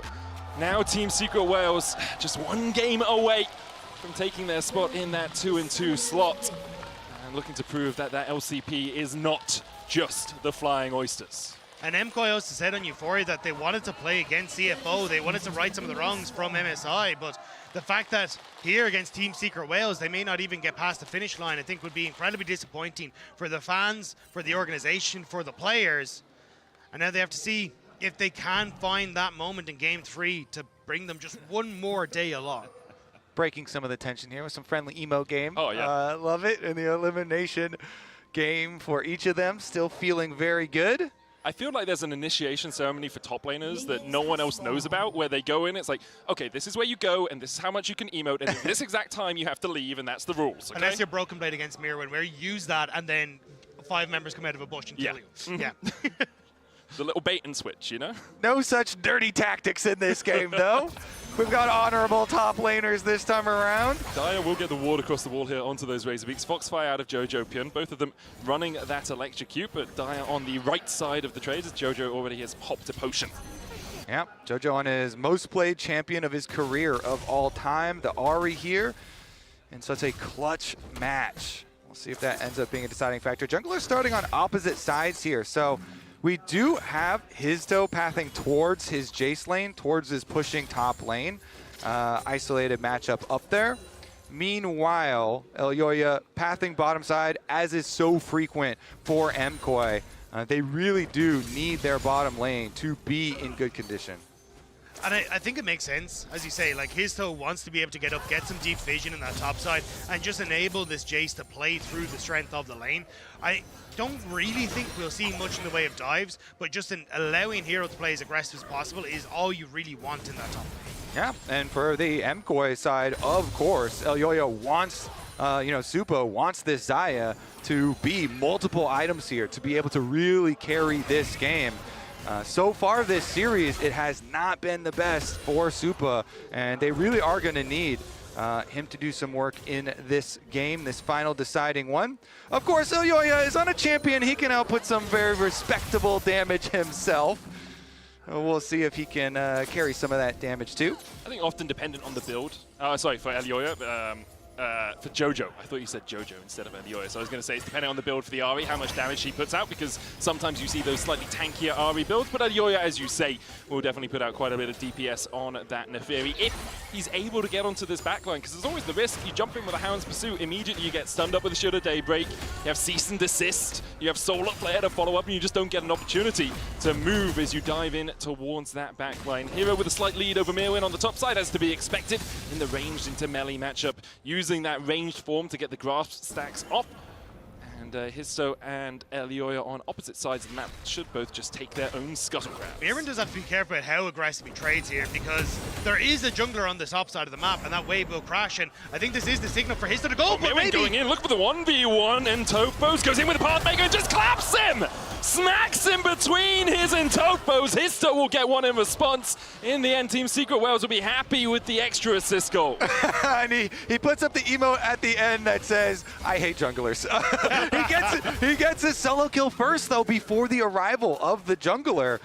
In the end, of course, the extra assist on the kill does mean the extra 50% gold for the team. But Mirwin here on his Cassante, you were talking about it already. And the fact that you managed to get the early chain vest is so nice, because it's a tier purchase and some boots on the opposite side. Not really something that will try and push the lane forward, but it's a really nice job. I'm assuming jump, to the minion that had gone forward, and then uses that W to make sure they can get the auto attack.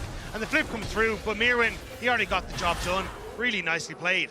I actually really like using the Pathmaker instead of the Q3 there. It feels like the anticipation from Hero is I will look for the Q3 animation and then flash. But as soon as Pathmaker comes out, it's much more tricky to dodge away. As Dyer hits the weirding onto Jojo, but the way he pushed in, Jojo should just be able to get a recall off. Has gone for an early Ruby Crystal. We'll see where that build ends up going on the Ahri, and Hero still winning out the trades on top side. Yeah, I wasn't sure if he'd try and go for the early Bramble Vest, to be honest, just because it is nice into some of these matchups where at least you're able to trade back effectively when you are getting auto attack down, some damage is going back. But the early chain vest is still incredibly nice. Again, you scale so well with resistances on Cassante, plus the fact you're just not going to get hit for as much is going to be nice, although Mirwin is struggling a little bit as he gets back to lane. Yeah, we'll see once again, because both junglers, again, re-clearing to opposite sides of the map, so the pressure is always going to remain. Jace just teleports right back up there, and after the deaths, kind of shrugs it off, gets back to pushing, back to harassing you. Meanwhile, is going to be traded for the pressure on the other side. Ooh, had to use the smite at the end. Stings a little bit, but not the biggest issue here, and we're still going to get the return. Mirwin is level 6, has his flash, as does Hero, both of them holding on to it from that first fight.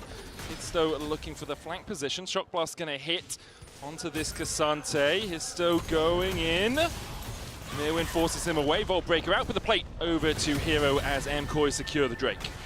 It's a nice play from Histo, even if he doesn't get the kill, as you say, just putting that pressure down, keeping Hero safe and trying to abuse the matchup in its entirety, even getting this Scuttlecraft on that top side, but bot lane. The dive in with the Zenith Blade. Blade Caller coming out from Super to get the root onto Eddie. Heal was used by Taki in exchange for the cleanse from Super. Taki still looking for a little bit more here as he goes forward with the Oracle, just forcing Super and Alvaro away. Meanwhile, on the top side, Dyer looking for the dive. Another Zenith Blade onto Alvaro, but Elyoya's on his way. Doesn't have the 6 yet. Alvaro flashing away. Cleanse flash out by Taki, but the dive in with the Eviscerate. Meanwhile, on the top side, Histo and Dyer look for more. Taki low, gets away. No! Elyoya gets him in the end. Super just surviving. Mirwin down to 300 HP as the dive materializes for Team Secret Wales. Mirwin looking for that all out. Pops the Pathmaker into the Vault Breaker. Hero flashes in. Will tank 2 tower shots though. And he's slain by the tower. Mirwin unable to proc. An auto on him means that Team Secret Wales get out with a kill and not giving up any gold to Mirwin. Yeah, no one else was taking right there. And in the end, it is answered on the other side. This is the kind of fun that you get when you have opposite side jungle paths. We did have JoJo stay mid though. So the Ahri passively wins out by staying mid and pushing. His tempo is a little bit messed up there with the interrupt on the recall, but he did get the guaranteed push of the extra minion wave of the tower plate in mid too. But that's why I was kind of surprised to see Eddie and Taki go for the fight on bot side. They were going for the dive on top, knew they were on the weak side, but still wanted to take the trade. And then as a result, they end up giving that kill across. So it could have been a bigger win for Team Secret Wales if the bot lane had just kind of played it passively. Yeah, Supa barely living too there on the edge. Mirwin going all out. Hero doesn't have flash, and Mirwin's just going to chase him down with the Intopos. Gets it after the Q3. Zenithblade from Taki missing towards that top side. Mirwin very happy in this 1v1. Yeah, Merwin says, welcome to the series, Hero. Puts him down again on the Cassante. And that is going to be pretty big repercussions because there's no teleport for TSW to answer that. So Merwin gets to push the full wave into the tower on bottom side. And this is why this man is so terrifying on this pick. He consistently seems to be able to find these moments where he can find the solo kill, get massive tempo leads for himself, and open up windows crucially for MKoi to find success in side lanes, even after he's just gone down. And now Histo, happy that he's able to pick up at least two of those Koi Grubs. Takes 2 of the grubs, could have taken 3, but decides to leave the 3rd one as Elioyat looking to try and steal away as much of this jungle as possible. There is a red buff if he can get any deeper, but Histo comes across, and with that last scrub being left up, I wonder if that's maybe just a strategic play. I think it was just to try and protect his bot side jungle and make sure that it wasn't going to be completely stolen away by Elioya. Yeah, 100%, because Dyer saw Elioya, and so they had vision on him, and Dyer was trying to keep him there, but Nefiri is pretty slippery, so Elioya is able to get out. Now Histo pathing up towards the top side, looking for the fight against Supa and Alvaro. Taki has been chucking out those Zenith Blades on repeat. Shattering Strike, Solar Flare. Featherstorm still available for Supa, doesn't use it yet. Histo still looking for that dive. Alvaro down to about 2/3 HP, and as soon as the ward comes across the wall, Histo backs away. Supa not really budging there at all. Doesn't use the Featherstorm, the flash either to get away. Knows that it's only going to be the slow that hits, and that was the reason they didn't go for now bot lane. Hero stepping forward, doesn't have the flash. Elioya's on the chase. Darking Daggers don't connect, and it doesn't want to go in with that Hound's pursuit. Yeah, wave is still in a terrible spot for Hero. Looks like Cassante is just going to delete the wave anyways, though, as Histo will now return to finish the work that he started earlier. Nice interrupt there from Alvaro on to the reset from the Kaisa. Actually interrupts it again, so Eddie going to be very late on the reset. Dragon in 55 seconds, and I think that should give that push now on the bot lane to Supa, so then you can actually transition over first towards that Dragon. For the moment, Alvaro just getting a little bit of vision around this blue buff. Red buff still available for Histo, who has been stealing away as much of Elioya's jungle as possible. You can actually see Histo has 4 camps up, and Elioya only has 1. There's only his wolves for him right now, as Histo will be able to garner a little bit of a lead. Next Drake up in 30 seconds time. And we'll see if MKoi want to force they're ganking bottom. There's a gank happening bot side. Featherstorm still available for Supa here. But the flank from Taki, cleanse immediately. There's the exhaust going down now. Alioya and Alvaro on their way across. Supa uses the Featherstorm. Does have to burn his cleanse and that ultimate to get out. That Featherstorm was perfect though. The Xenoblade and the immediate ult was coming from Taki, and the fact that you managed to just barely dodge both is the only reason Supa was able to escape away from this. Yeah, no Kaisa ult and no Leona ult now on the side of TSW, and the Dragon just spawned. Looks like we're still getting resets anyways, as Elioya does have the full Sojin done, so nice power spike there for the Nefiri. This really does boost the champion's damage here. The second Q, especially with the execution damage on it, so he's going to head right back out towards the Dragon side of the map. You kind of feel the tension between these two teams. Like, game 1 was a kill a minute, game 2 a little bit slower. Now we're at 5 kills in 11 minutes, basically halved from the speed that we were playing in game 1. They both know their tournament lives on the line as Elioya will start up this Cloud Drake. Their push in bot. and the wave in mid has already been cleared out. So it should be an easy enough dragon here for MKOI. Will be their second of the game. It's Mirwin who needs to be careful though. This entire series, Team Secret Wales has been so good with the cross maps, but Mirwin backing right the way off, making sure he's not going to be under any threat on that top side. And it will be MKOI able to pick up the objective with no real answer from Team Secret Wales. Okay, a lot of pings going down on this Xayah that has no ult, no cleanse at the moment, but I think Supa should be safe either way. And he gets a little nervous, has no vision around him, so backs off and pays respects, goes for his reset, no problem. Has to do it now. Without the Featherstorm, without the cleanse, you need to just be that little bit more cautious. As Alvaro putting a bit of vision towards the top side. We'll spot Histo jumping across the wall here. Alvaro could look for an engage into Shadowing Strike, and he'll use it. Flash Shadowing Strike into the charm. Cease and desist used perfectly to buffer out of that charm. Ball Breaker out as well. Perfectly played by Histo, but there still might be too many MKOI members surrounding him and getting the kill. TP in by Taki, no mana at the moment on Jojo. Accelerating shot blast coming out from Hero as they go in with a Hound's Pursuit. And now this Jace is in the middle of MKOI. Alvaro using that Magnustorm into a great crash down, but Dire's here to bolster the defenses. Super coming across from the side. Alvaro falling low, will be taken out by a Weirding. Hero able to escape. Taki going back in with the Zenith Blade. Super flashing forward with the Blade Caller, but now the rest of his team are nowhere to be found. Team Secret Wales find two. Eddie arrives and he collects the extra money. The Kraken Slayer was just done on the Kai'Sa. That Kai'Sa as well, after driving by, grabbing the kill, as Jojo lands another charm, by the way, hitting all three charms, although the first one was a really nice buffer from his toe. Regardless, though, the Kai'Sa coming in at the end and collecting a lot of money is very good prospects for TSW, with them being a very dive-oriented composition with at least 4 of the members. And it looked like maybe MKOI would be able to play this one out. They managed to get Histo, but as Kobe said, the buffer was perfect. They chased down Histo, and then at this stage they realized, hang on, no, we need to try and back away. We don't have the members in the position that we want to, especially with Hero coming down. But watch the charm. Interrupts the crash down from Hero, and Alvaro and MKOI are still trying to play this one out. But this Kai'Sa has ran the entire way from bot lane, whereas you've got the Cassante still in base. So more members of Team Secret Wales can jump in the mid lane. Jojo caught out, doesn't have the flash, no Spirit Rush for him either, and Eddie gets his second. Alvaro a little bit off to the side here, we'll be able to crash down away from it, but now Eddie 900 gold ahead of his opposite man. Eddie, I swear, this guy is the hope for TSW every single game. And it's going to be no different this time around on the Kai'Sa. Now 2 kills to his name. Team Secret Wales now 1.3k ahead, 30 seconds on the Herald. You see the reset coming out from Taki. He's already completed his redemption, whereas Alvaro does not have that tool in his arsenal. So MKOI much more likely to play down towards this bottom side, give up the top side pressure, and you can see Elioyo coming across. There's the TP in, redemption already onto Hero. Hound's Pursuit coming down as well as Mirwin looks for the Q3, but Hero's topped up by that redemption, still taken out by Jojo, who came in with that teleport. Dire here to try and defend the tower and will manage to do so. Dire jumping forward and will just back away. There's so many members of MKOI here though, they're still trying to fish. Dire needs to be a little bit careful. Jojo starting to step forward, but it looks like they will just back away. Is Histo able to get the Rift Herald? Yeah, once again, TSW still with the gold lead, but stacking dragons for MKOI, and they are making a couple of pick plays for themselves. You see in the aftermath as well, important to lay behind the super deep warding. Right now, Alvaro is lighting up this red quadrant of the jungle as the second red buff is going to spawn, and we're only 1 minute and 30 seconds away from the dragon, so already preemptively laying the groundwork to continue the dragon stacking for MKOI.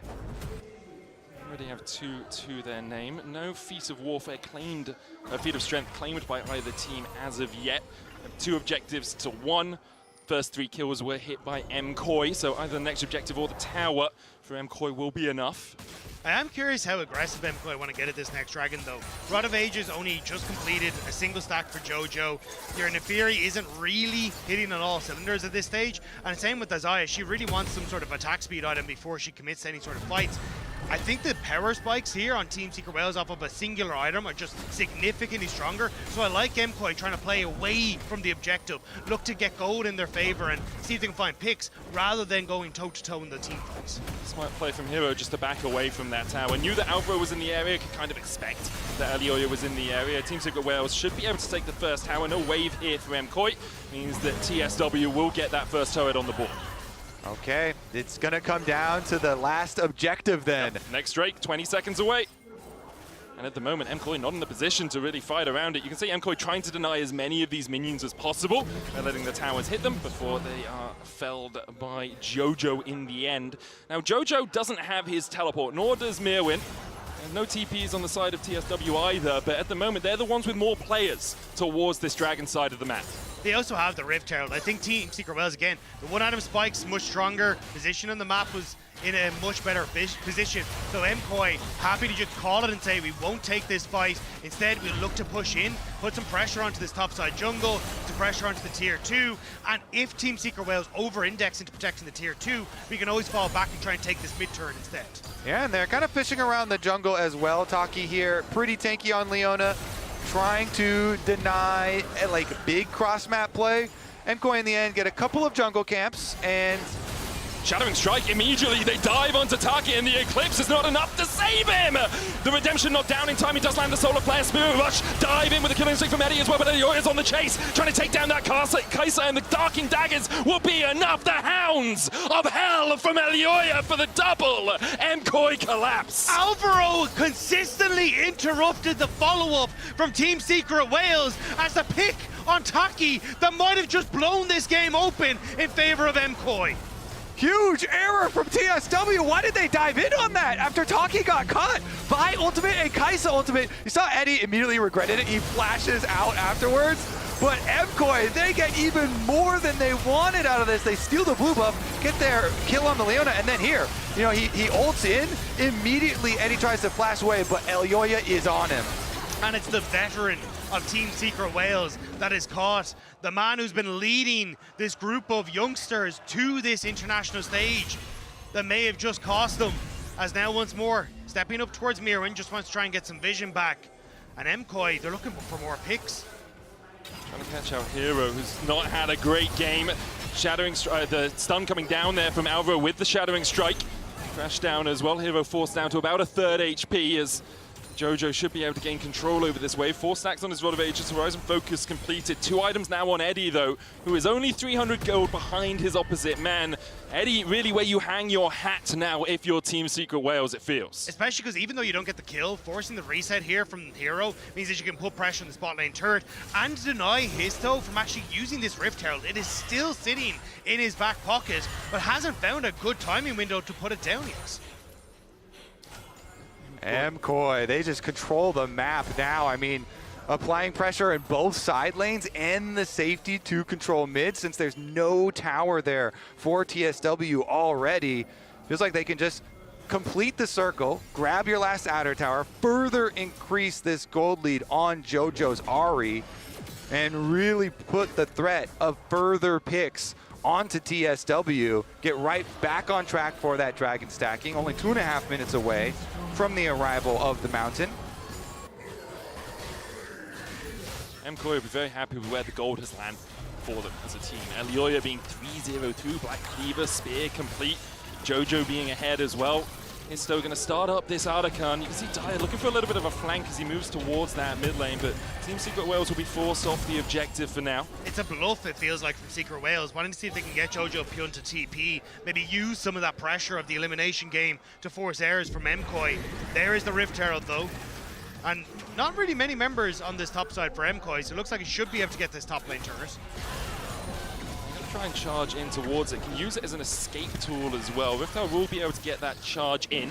Mirwin here to defend, but he can't do anything about Riftherald actually managing to take down that tower. Team Secret Wales, they use it, they get gold out of it. Obviously would have liked the mid lane tower a little bit more, but you got to take what you can get when you are 3k gold behind. They were also pinging the wards that they knew were in their own jungle, having seen Jojo Pyun just reset, so I think a little bit wary of a potential TP flank from the Ahri, and happy enough to just get some of that gold and not, as you say, overextend and maybe throw that game away. And Jojo, with this tanky build, you know, the early rod stacking up, yeah, but also the mid game, just Verdant Barrier by itself as a little component provides so much value versus a team that has Vi and Leona on it. Very, very high value spells to block with that thing. So Jojo, not only is he rich on his most played champion of his career, but he's also in a very, very good spot itemized here to make some aggressive picks and position pretty deep into the jungle. You see MKOI right now trying to move up a little bit into the defensive vision that TSW have set. You're sneaking forward here with that Oracles will deny any knowledge of where he is. Histo's going to go on towards the Wolves. Team Secret Wales as a 3-man squad defending their own jungle. Alvaro looking for something here as Alio backs away. His dogs will take that shot blast. Jojo looking for a flank as well onto Eddie. Could get that cleanse out of him before a fight begins. Be very happy, but with no pressure, Bot Hero moves across and covers his AD carry. We're starting to see the work that MKOI put in over the course of summer coming to fruition, playing through that 1-3-1 with moving Jojo back and forth between these lanes, fishing for picks, and it's a slow, patient game from MKOI at the moment. We'll have to see if Team Secret Wales can find a way to break this. Dire hovering just out of vision, hoping to find that pick. Yeah, man, it is crazy hard because you're like, all right, we're a dive comp. Should we go for Neferi? No, W is up. All right, let's not go for Neferi. That one's hard. Should we go for Ahri? Well, she has a spell shield and ultimate ready. Okay, should we go for Xayah? Well, Xayah has cleanse flash and ult. So you're saying Cassante? Yeah. This like, what target do you dive with this dive comp? I think MKOI just have. They have just set themselves up with all of the answers here to TSW, and so good job getting their Dragon Soul point there. TSW are forced into this kind of like desperate, I feel like, Otacon pull. Yeah, that's what they're going to go for, and MKOI actually pushing Dire out of his blue side jungle. The Otacon already down to 8,000 HP as MKOI look to see if the fight is viable. Mirwin on the flank, Redemption coming down. Alvaro with a 3-man Magnet Storm, and it's Super that takes the Otacon. Pop goes the Devi, and the rest of his team follows suit. MKOI looking for vengeance against the LCP as they take down 4. Dire unallowed to escape. It's an ace for MKOI. Movistar Koi will keep their world's dreams alive as they march down the mid towards the base of Team Secret Wales. They got a bunch of Otacon flowers, and they will put those flowers at the graves of TSW. Triple stun on the crash down from Alvaro, and they just wiped them off the map. Alvaro has been so crucial to MKOI when it comes to these team fights, when it comes to the engages all year long, and once again, he is stepping up for MKOI on the international stage, pushing Team Secret Wales back. Don't care about Otacon, play for fights. Well, it worked. Yeah, get him both. Didn't care about Otacon. As actually we see a catch coming out, all out coming out from Mirwin as he looks to escape from Taki and hits though. Hero coming in as well. Mirwin, very tanky. You can see the damage from Super in that last fight. I will say, it's easy enough to pull the feathers back through everyone when they're CC'd for a year and a half. Credit to Alvaro, he's the one that set it up. Yeah, Q flash crash down. I mean, when he's doing 2.5k damage in the fight in his own right, I think it's pretty good. Redemption bolstering up those numbers. the aggro Redemption. Jojo with the charm onto Dire. Should be able to jump out of this. We'll go across the veil, try to get back towards his tower, but the tower isn't even safe as Jojo just dives in and Dire dies. Yeah, that's about all you need to say for that one. Right in his face, just destroys him under tower. And TSW, they were already up against the wall. They were already desperate with the last play. Now even more so, trying to just go out fighting. As 2.5 minutes until that's all they need is. Flash forward into the cease and desist, and they find Super! A perfect play by Team Secret Wales in the mid lane. Go down fighting, you say. They're not sure about the go down part yet, Kobe. Well, they need Baron to go down if they hope to hold on to this, and they need to start it up immediately. You can see everyone in MKOI is running as quick as they can to try and answer for the play. Baron begun by Team Secret Wales. MKOI looking to collapse. Dire still in base, doesn't have TP. He's running as fast as his legs can carry him to join his team. Currently a 4v4 as Alvaro looks for the flank position. Elioya going in with the Darking Daggers. Dire trying to flank from the bottom side of the fight. Alvaro's here though. Crash down, Magnuson finds 2-hand pursuit in. Elioya's already killed off the enemy jungler, and Eddie is next on the menu. These hounds are hungry, and the pursuit goes on to Taki. A triple for Elioya. The captain of MKOI picks up the triple kill on the back of it, and MKOI, despite losing Super, will hold on to the fight and take the Baron for themselves. All right, MKOI looking like they are going to survive here at Worlds and wrap up this series. Dyer and JoJo once again as Dyer is forced to flee. MKOI now 8,000 gold ahead. They will secure the Baron. They have 2 waves pushing in. But Team Secret Wales, the shot is another catch. It's another pick onto Super. It's another great engage from Hitsto. And that's what people love about this team. They never just sit back and lose. They're always going to look to still make the aggressive play. And the flash from Hitsto to reduce the amount of time that Super had to react to that was great. Then, of course, you're still in a tough situation. As JoJo maybe called out a little bit. TP is coming in from Team Secret Wales. Hitsto still looking for that cease and desist. Volt Breaker forward. The charm will stop in. TP behind as well by Mirwin. JoJo Pyun's going to be the first target. Solar Player's going to follow up. Mirwin looking for that flank TP. JoJo will fall first. The shutdown goes over to Taki, but Elyoya's on that backline once again. It's Hitsto and Taki trying to survive through Elyoya. Meanwhile, on the bottom side, Dyer just gets assassinated by Super and Mirwin. Taki trying to get away from Elyoya, but he continues to chase forward with that call of the pack, and Taki's done for. Hero, full HP, wasn't really in this battle at all. MKOI will take 3, only losing their mid laner. Team Secret Wales will find the Ari, but Jose Pyun has already done his job for MKOI. He has been fantastic all series long, and he bought enough time for MKOI to jump down to that bottom side, get the kills, and now it's Mountain Soul for an already beefy MKOI. Another fight, another bunch of gold for MKOI, and they're going to lay destruction to the towers afterwards. Mirwin diving in with the all-out onto Hero, who's just deleted by the feathers. Super at that 3-item point on this Xayah. Hitsto trying to steal away everything he can, trying to get any gold in his back pockets, but currently 12,000 gold advantage for MKOI as they push through the bot side. They're going to continue to keep up this pressure. The split push is incredibly strong right now with this Baron buff, and Team Secret Wales are spread thin. I honestly don't know how they get through Mirwin at this stage. They're still going to jump onto Elyoya, who does tank a couple of tower shots. He dives back in with that Eviscerate, but with the minions pushing in, Mirwin pushing through the bot side, JoJo about to join the rest of his team, and with Baron buff remaining for the next 50 seconds, this Red Bull Baron power play may include a 50 gold Nexus. MKOI about to lay final siege to the Nexus turrets, and here comes the team. Hitsto looking for that engage, the Magnus Storm from Alvaro diving in, Spirit Rush from JoJo just to escape. Hitsto down first. Taki the next target for MKOI. Super trading with Dyer, who just gets back to the fountain in time. Meanwhile, Eddie doing everything he can, but he just can't survive through the wallet dip. It's vengeance for MKOI. They take down the LCP, and they go to 2-2. MKOI find themselves now 1 series away from being able to make it to playoffs. The smiles on their faces, well earned, because that was a tough series. Elyoya 10-0-8 on the Nefiri, ending the game deathless. On a pick that has been up and down for him in the LEC, 4-3 on it all time, now 5-3 for MKOI. Melzet talked a lot about it this week. He said, look, I'm not going to give up.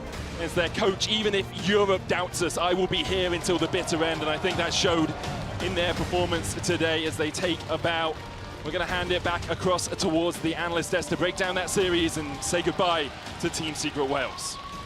Thank you very much. It is Movistar KOI who take their bow in front of the audience and live to fight another day, but a hard-fought battle it was. We will, of course, also give our commiserations to Team Secret Wales. It's been a joy to watch them here at Worlds. I think they probably, of course, weren't very happy with their last game in particular, but they've definitely made us remember their names, and I'm looking forward to what they can show us in the future. Yeah, absolutely. I mean, I think they came into this series pretty much universally considered pretty big underdogs, made it a lot more competitive than people were expecting. Definitely had their opportunities, gonna wish they had some of those fights back, maybe change a little bit of decisions, but you can see the future is very bright for the youngest team at Worlds. I also feel like we saw what we expected from them, right? Where when they are able to punch up, it is through team fighting. When that team fighting doesn't necessarily go their way, sometimes because of their decision to contest an objective or take a fight that's not very advantageous for them. So they definitely played and showed up kind of as expected for me. So I kind of hope this team sticks together, because whenever you see a team that is this young, that has that much mechanical talent, it's always really cool to see them develop as a unit over time. And again, it's like they already have mastered a lot of the unteachables. that is kind of like a dream team for a coach to work with. No, I mean, that's like a serious thing. You it's do like, have to, like, macro is the easier thing. Exactly. It's the way easier thing to teach. You know, you can't teach necessarily the game sense and the mechanics. That's really, really difficult. I feel like they have that. I think this is a team that could be looking CFO-esque in a couple of years. Like, I think that they have that potential to be able to build. Yeah, I feel exactly the same way about Movistar Koi. I've seen that. Hey, it was rough. Listen, it was rough, but when they mattered, or when it mattered most, rather, when they had to bring it home in that game the 2. Canadian and in that game 3. Let's take a look at a couple of replays as we're waiting for Jojo, who had a monster series, I gotta say. Even in the game they lost, Isaac, they kept them in. Yeah. I think all 3 games, it was absolute mid-gap. He really was making big plays. He was winning out in the 1v1s. He was rarely ever dying. I feel like this is, you know, one of the best international performances we have seen from Jojo. When I think back to this team at MSI, to me it was kind of like Alvaro versus the world. Like, he was the one that was shining. The rest of the team was really struggling to keep up. Here, I do feel like Jojo is the savior of the day. This is the guy that really stepped up, and I think he's showing his class. I also didn't necessarily believe in the Ari pick as much, but he definitely showed me. And also, it's a super comfortable pick for him, right? Like, when I think of, like, okay, his back is against the wall, it's going to be Azir or it's going to be Ari, because he just feels like he can cover the map and teamfight so much better on those picks. As we wait for Jojo as well, a shout out to, I think Mirwin had a great game on his Cassante that he loves. Elio, fantastic. Elio was great. Alvaro is also very dependable. He was even a bright light for them when it wasn't going well, even at Worlds last year, is the guy that a lot of people look up to, especially on that rel, especially on that Nico specifically. I don't think Supa had the best series, but sometimes that happens and then your team just has to jump in for you, because that's why you were in a team together. I think I saw some good things, but I'm pretty worried for them going forward, I gotta say, but we can ask that question to Jojo as well. What's your gut? I mean, my gut is if you play like this, you lose to every other team that's left in the tournament. That's kind of my honest feeling. I do think that Team Secret Wales is way weaker than every other team that's going to be alive in the 2-2 bracket. So I think we saw some real bright spots, but if they can bring it all together, if they can play at that high level that we know they all can, they can definitely make it happen. But that's always kind of the question with MKOI, because great, you did beat Secret Wales. That is a big win. You're still in it. You're 1 series away, but you've got teams like CFO. You've got teams like potentially T1, like BLG, like, you know, so many of these really powerful teams that I think are going to be a much tougher challenge. You can't make those early game mistakes and expect to be able to come back like they did in this one. You can't indeed, and hopefully Jojo has as good of a series as he had here today. He is also our Oppo player of the series, as you know, we were singing his praises already, and you need that. You need a stable mid laner. I think this is the same fight we've seen. Even on the Ari, we didn't love the charms landed. Yeah, and I mean, this was kind of, even in, again, some of their losses, he kept landing really, really good shockwave, or in their loss, he was still landing really good shockwaves. His Cassio was a huge difference maker in that game-changing fight where they essentially eradicated the gold lead, got Otacon, got tier 1. And so I think, like, you did in this series at least see a lot of the positives that he does bring to this team.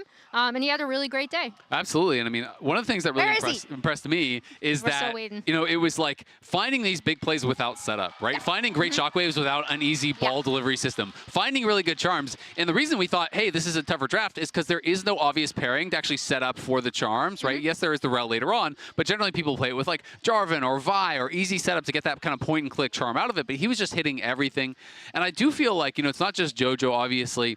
Every player had moments that were really strong, you know, throughout the series, but it's just going to be a question of, like, can you all bring it together and all hit those high highs in the same game? Like, Mirwin, I thought, had a really weak first 2 games, great final game. You know, we saw those moments, and we just have to see, you know, if they can make it happen in the next series. Yeah, and then the other thing for me is just, again, their early game, right? Like, I think that's a big thing that they're going to have to end up working on going forward. Like you said, Isaac, if they are going to be able to punch up against more formidable looking teams thus far. Vi was outdamaged by Leona.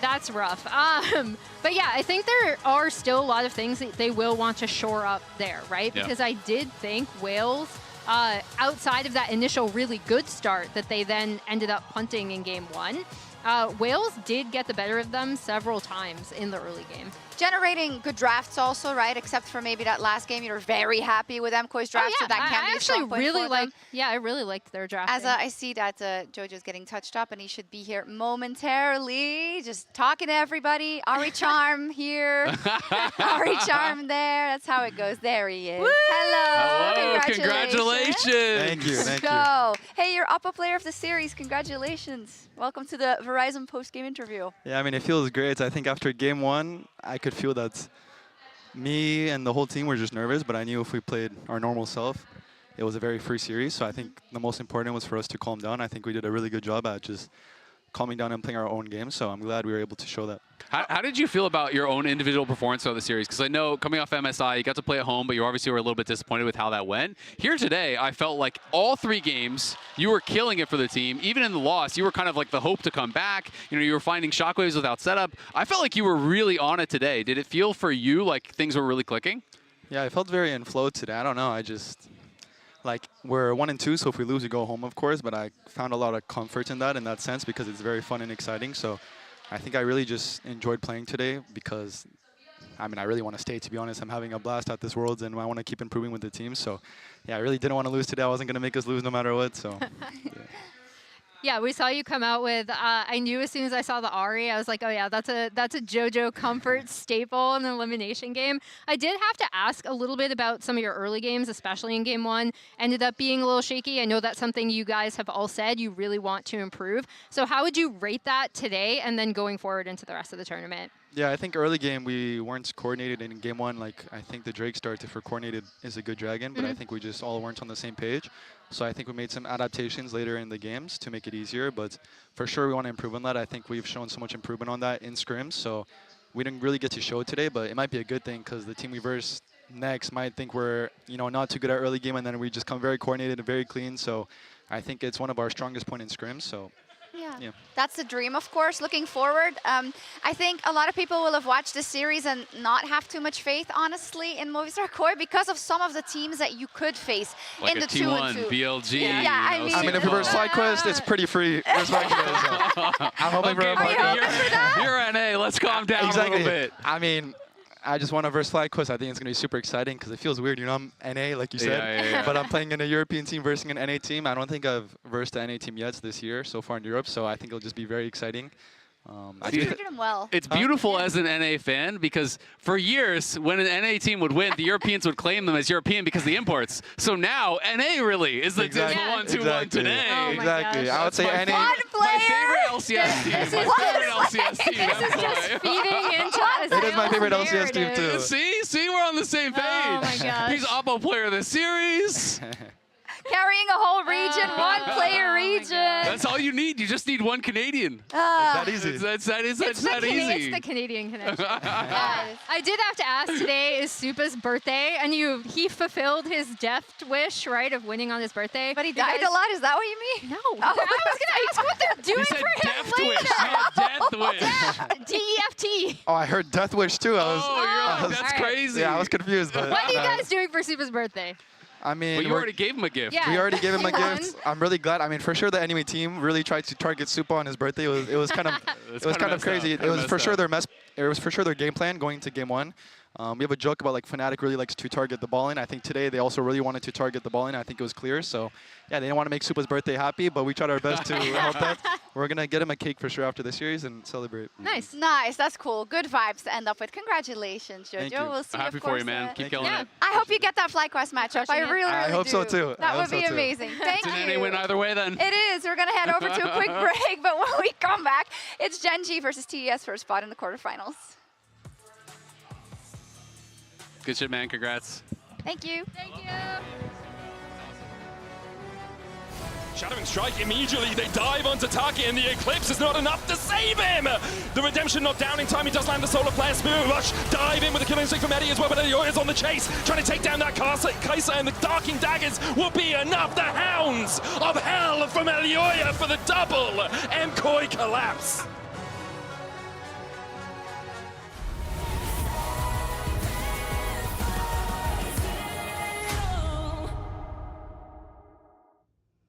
So slow. I told you I was done with basic browsers.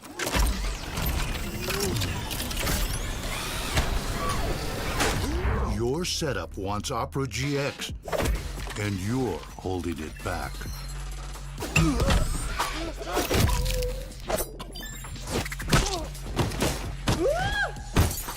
Upgrade to the gaming browser.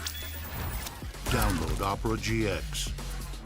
Every moment of your journey, crystal clear. Landscapes, absolutely stunning. Close-ups, sharp and full of vibe. Group shots, packed with detail. Zoom in on one face, still flawless. Colors so real, every scene, every smile, unforgettable. Oppo Find X9 series, Hasselblad telephoto, zoom into detail. I got this old thing and the bill from the store where I got it. Figured you could beat it with a better deal on one of these big boys. It doesn't work that way. Guess you're not as cool as Verizon. Bring in your AT&T or T-Mobile bill for a better deal. You don't know that?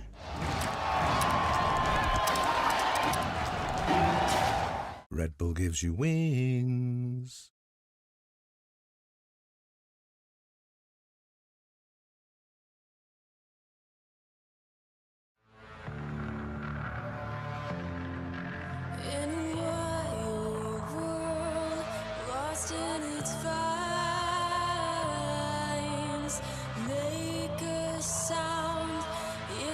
To life, scream and shout, tell it to the skies, make it loud, reach for the satellites.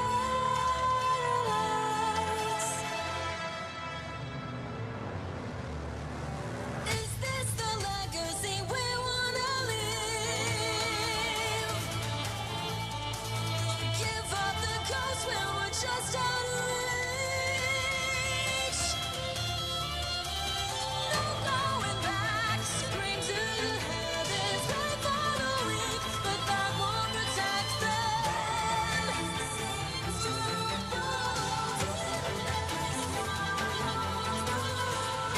Innocent, hope is awakened by each and every step that is taken.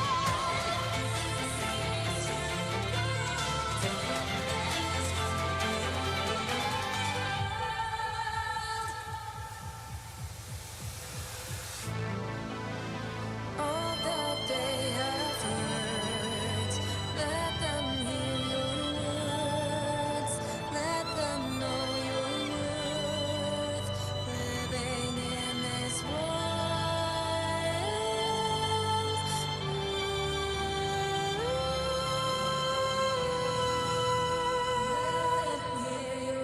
And if they ask you for more, then that's what they're gonna get. Then drop their knees to the floor when you can speak from your chest.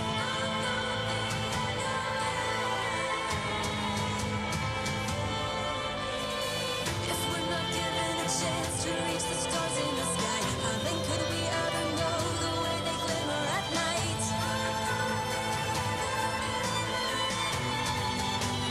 Hear me, it's been too long, lying and waiting, rise through the ranks, no one wants to leave them.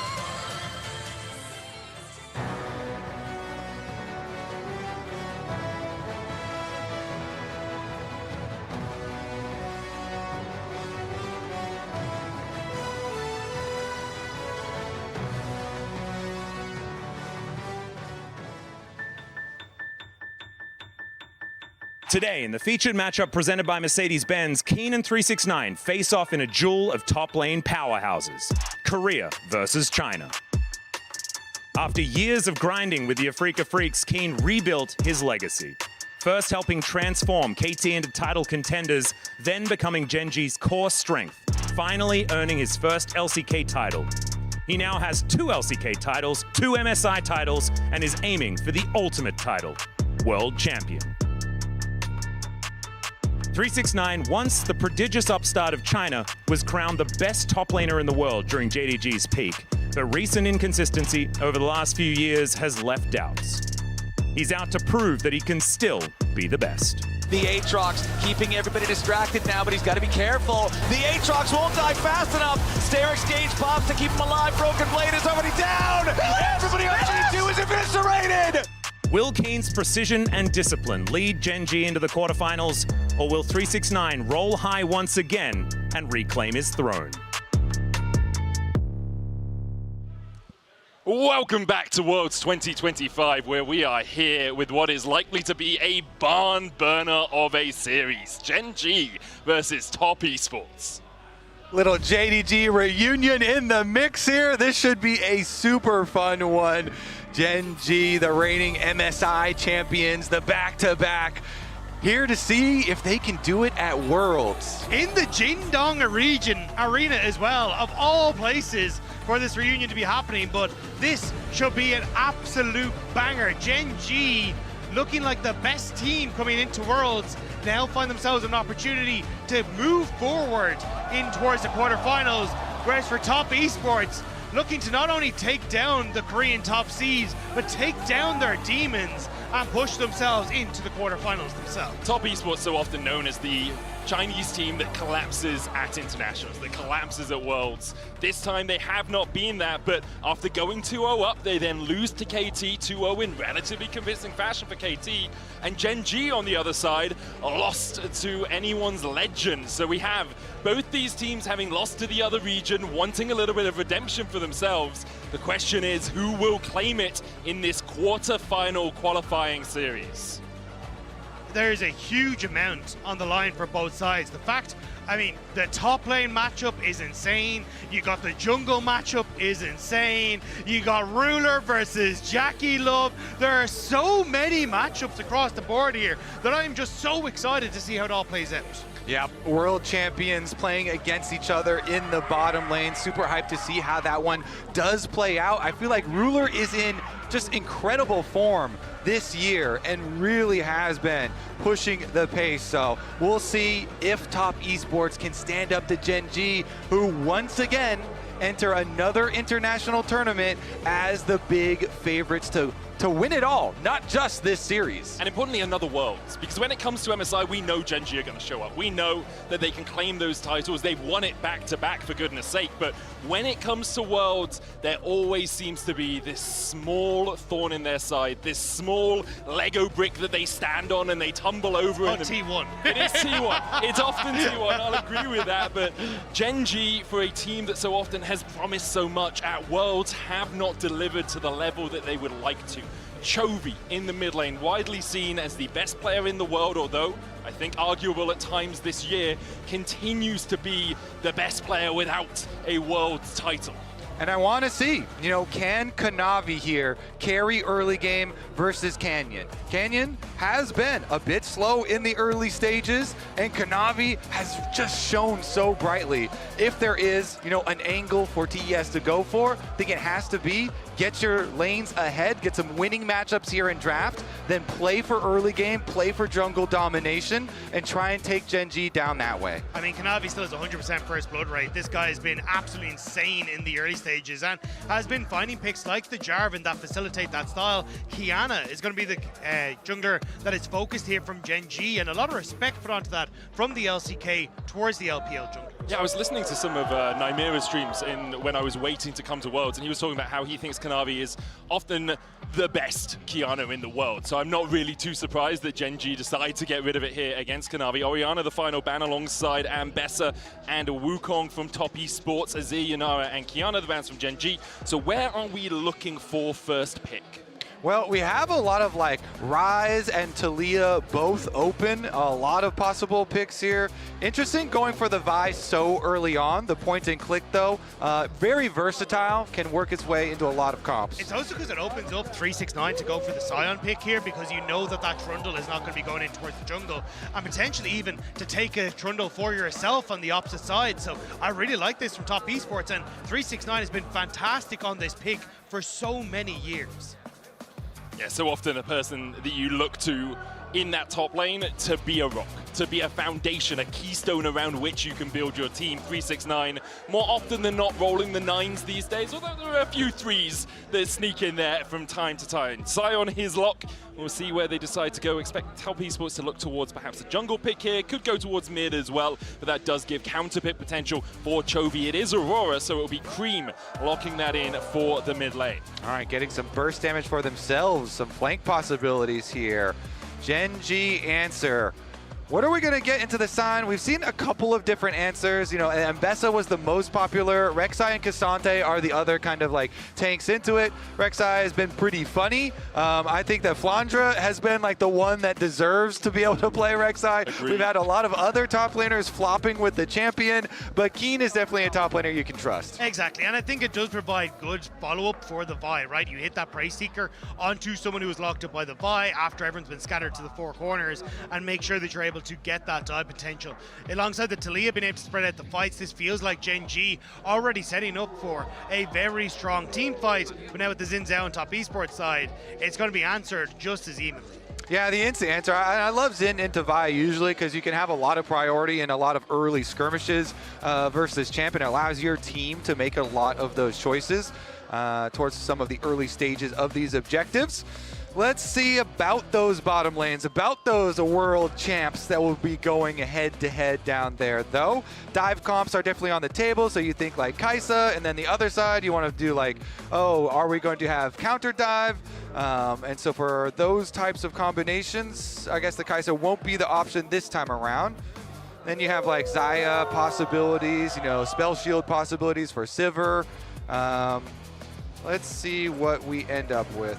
Sivir and Kai'Sa are the first two bans. I will quickly come back to the point about trusting Keen on this Rek'Sai. I think he has leveled up a lot since last year, but he's only played it twice, both of it against T1 last spring, and he lost both games. So he has definitely evolved a lot as a top laner since then, and I do trust him. I think he's one of the best top laners in the world, probably the best at the moment, at least in terms of adaptability, but it has only been Flandra who's actually being able to pick up wins on this Rek'Sai so far. One of the things I do trust in this Gen.G side is Duro, if he can get his hands on a Poppy, because at the moment, Poppy has been fantastic at this tournament, and at least looking at Top Esports, you would like another engage tool for Hung to try and round out this composition. Plus, it's been the picks that Hung has performed the best on, but if you end up with a Poppy on the opposite side, that can make it very difficult for Hung to really be the engage tool, or even for Kanavi to follow up effectively on this Xin Zhao. You do want Hong to have a little bit of comfort because we were talking about how he's been sick across the last few days, hasn't really been able to have the performances he'd like. His coaching staff is saying he's getting better now. We expect him to be able to really perform, but I think so far at this Worlds, Hong hasn't shone in the way you'd expect him to for this Top Esports lineup. And they ban away his, possible counter engage with Renata there. When you're showing, this type of dive, definitely a worthy ban. In the end, the Corki that has been very, reliably in the meta here with the extra dash does a lot pretty well universally, and a takeaway from Ruler on top of that. Where are you looking, Gen.G? AD carrying in support. Lucian, the current hover for Ruler. He is very comfortable on this champion. Him, Pays, and Viper, really the big three that I look at and think of when you're talking about Lucian picks, and there's the Brawl to go alongside it. Yeah, and I mean, even when we saw Ruler play this at Worlds, was getting these massive CS leads over his opposition just off of the laning alone. So very, very comfortable on it, especially alongside the Braum. Now it looks like Hung going to end up opting in towards the Nico, looking to put a little bit of pushback against this Lucian Braum early power, and set up nicely for that engage tool that we were looking for Top Esports. Yeah, Top Esports last time around, and you kind of talk about him being sick a little, but he did not have the best Nico game, so see if this one can be a bit better. Again, it is not going to be a very easy one. You've got Taliyah, Rox, and Braum to worry about when you're navigating for these engages, so you really do have to be on point. You have to synergize with Cream to get these engages. The Aurora plus the Nico have to be working together, and when they had the Annie plus the Nico, they failed almost every engage that they tried to go for as a team. Hung did not have the best of times on this Nico, and I agree with you. I think these have been the two of the players that have been taking a lot of the scrutiny on this team, so we'll have to see if Top Esports now can try and perform, especially on home turf here, against, for some of the players, their former teammates. it would be a massive statement for the LPL to be able to take down the LCK first seed. Also, just a really big statement for Top Esports at this tournament. So far, they've beaten G2 and 100 Thieves. And I'm gonna be honest, like G2 day one did not look good. Top Esports looked great. 100 Thieves, although they can challenge, aren't known as the toppest of echelons in the world. And then you look at the rest of the teams that Top Esports need to get through to get to quarterfinals, beating a Gen G, beating a T1, something like that would really help accelerate them in the minds of the audience, rather than just being they snuck through into quarterfinals. They then accelerate themselves into a position of a possible favorite for the tournament. Especially if you look at the last year and a half, MSI 2024 lost 3-0 to G2 and then immediately lost to T1. Then a first stand, they lose to HLE, they lose to Carmine Corp, they lose to CFO and groups and don't even make it out of the bloody thing. So for Top Esports, they really do want to do themselves justice in China and show what the LPL is capable of. We see the early swap coming out here from Jackie Love. It's Team WE that first did this year. At least it has been something we've seen throughout the course of League of Legends history. But it actually looks like Jackie Love is now going to path down towards the bot side. And I see Ruler moving up towards mid. I expect that he'll end up just going back down towards the bot, so we'll have the normal lane assignments. Looks like it, and we'll see if they can get any sort of early brush play here. Hung was so early that he got the ward into second brush on the lane really early on, so we'll see. There's definitely a lot of burst potential in Corki and Nico, and trying to get that advantage over the Braum lane from the level 1 could be big. They do have a sweeper here. Able to get rid of that vision. Having a double range does really help, and you talked about it a little bit as we got through the draft, Rob. It's a JDG 2023 reunion in the JDG Stadium, a team that was on the Golden Road, and Knight helping carry the team through the MSI 23, but they weren't quite able to cross that finish line and make it to the World's Finals, got knocked out in the semi-finals. 369, Kanavi and Ruler now all meeting back up on the stage where they dominated the LPL 2 years ago. Yeah, I think it was incredibly heartbreaking for that JDG roster. Everyone expected them to be able to go the distance. A lot of that was down to incredible team fighting, with guys like 369 being able to provide frontline on picks like the Scion, and Ruler just being a menace in the team fights alongside Knight. But unfortunately, we're not able to do so, and now they find themselves on opposite sides of the rift with Kanavi there as well. It feels like for Top Esports to get one back against their former teammate would be huge. Yeah, I feel like those players all still have very close bonds. I love listening to interviews where they're talking about coming back to the JDG arena and the emotions that they feel because of it, and all the work that they had put in together.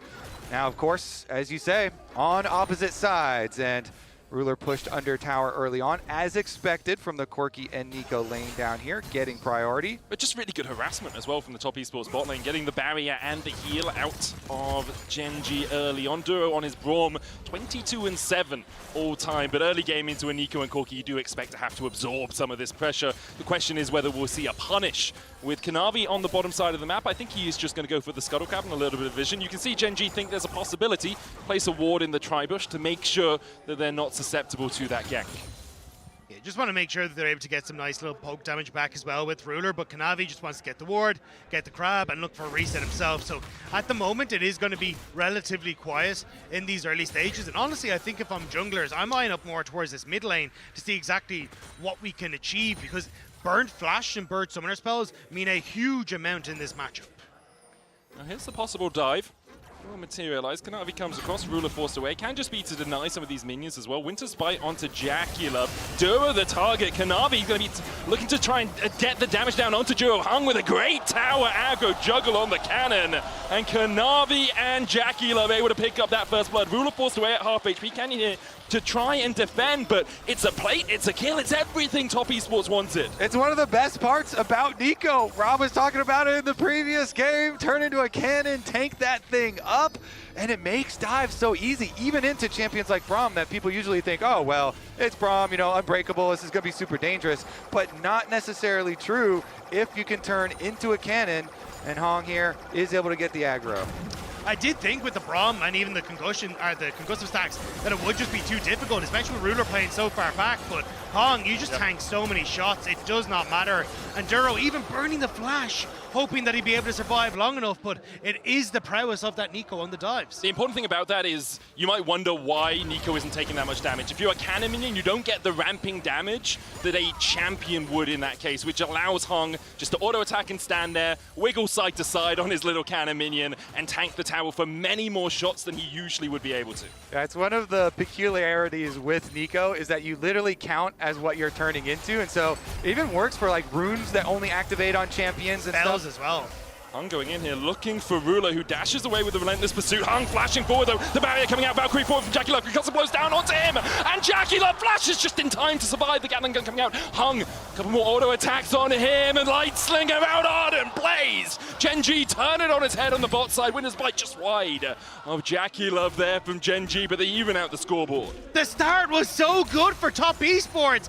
Ruler was set so far behind, but in the 2v2, Ruler gets a kill back and immediately undoes so much of the work Top Esports set up on that bottom side. Canyon now looking for the dive up towards top side. Can be a little bit risky. Flash in from Keen, bow breaker from Canyon. Not risky at all, it seems. Perfectly juggled by Gen.G. Dive answered. Topside pressure there is unrelenting. Keen on the Rek'Sai softens him up, and Canyon comes to finish the job. Keen did flash to start this play out, but honestly, Rek'Sai is so hard to gank already with the tunnel network that she can put down in lane. It makes it very frustrating to go after the champion. Sign ult does hit though. I mean, Keen's going to get knocked up here. We'll look to try and put another tunnel down. Was trying to play for that plate, and I believe did manage to pick it up before tunneling away. Kanavi, meanwhile, starting up this Drake. Has hit level 6, while Canyon's still only level 5. Needs a couple more minions to get over to that 6 mark, but I think Canyon will realize can't really fight this one. Dragon over to Top Esports. And not going to be able to mess with this in, and pushing bottom lane as well for TES. The saving grace for the bottom lane for TES there, of course. Jackie didn't die, and they already had the minion advantage from denial under turret. And so Jackie still remains with a lot of extra CS here, and both of them getting the kill credit does mean very, very formidable. Chovy chunking out Kanavi, who just walks around the corner, tries to avoid the seismic shove, can't do so. Pulled back into the unraveled earth. Duro dives forward and then pops the unbreakable to make sure he doesn't take too much damage in response. Yeah, I'm curious how much pressure we're going to see from Top Esports in towards the mid lane. Nice job by Cream to manage to escape away from that. But one of the things we saw from AL was a huge amount of focus on moving members to the mid lane and trying to target Chovy. And I thought that might have been kind of the new game plan in the LPL to try and shut down Chovy and in turn try to shut Gen.G. But at the moment, Hong kind of stuck in this bottom side and wanting to try and play through the 2v2 for his strength. Hasn't been able to make it towards mid yet. Dive in from Kanavi when the wind becomes lightning. He's going to get knocked up by Keen, who unburrows. There's a big wave here. They could have chunked out Keen. Perhaps they would have been able to force him away with the threat of a dive, but they can't do so. Rek'Sai so good at maintaining her health bar through fights like this. Canyon waiting as the grubs are begun by Top Esports. TP coming in from Duro as well as he looks to help out his teammates. Canyon and Keen going to walk across here first. Will be a 3v3 as Cream comes across. Kanavi able to pick up the first of the grubs. Canyon diving in, the cease and desist, but a great between worlds from Cream will get him out. Hung coming in with the strangled thorns as well. The dive ball to the void rush, crescent guard out. Keen survives through the tunnel. A great seismic shot finds 2, and just as you think you got him, Gen.G get you right back 2-0, and all of it on that seismic shot from Chovy. Duro flashes. Gen.G somehow all come out alive. Oh, the skirmish from Gen.G. What? They get out alive. Keen survives. And in the end, they will get both of these grubs. They will get the credit towards the feats. I cannot believe Gen.G got away with that one. It looked like it was going to be done and dusted with Top Esports repositioning, but it doesn't matter. Their Gen.G were able to collapse so well. You see Top Esports all trying to jump onto Duro, but the second that you end up getting hit by the Winter's Bite, everyone jumps onto Cream, he repositions. But the follow through here, as Keen gets the ult, manages to escape, and there's so much that has been invested into him. The seismic shove sets up perfectly for the follow-up, and this Braum is getting so much value with everyone grouped up. Yeah, Keen, the distraction, and lives and allows Chovy to get such a good knock-in.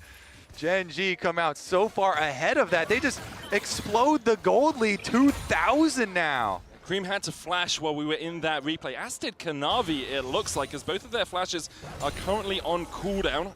Can't quite see exactly what happened there, but we'll see whether it is truly punished. Maybe that Cream flashed a little bit earlier on. I just saw the observers hovering it, so we no longer have the flash for Kanavi and Cream. A 2,000 gold lead for Gen G, 10 minutes into this game, and it's just...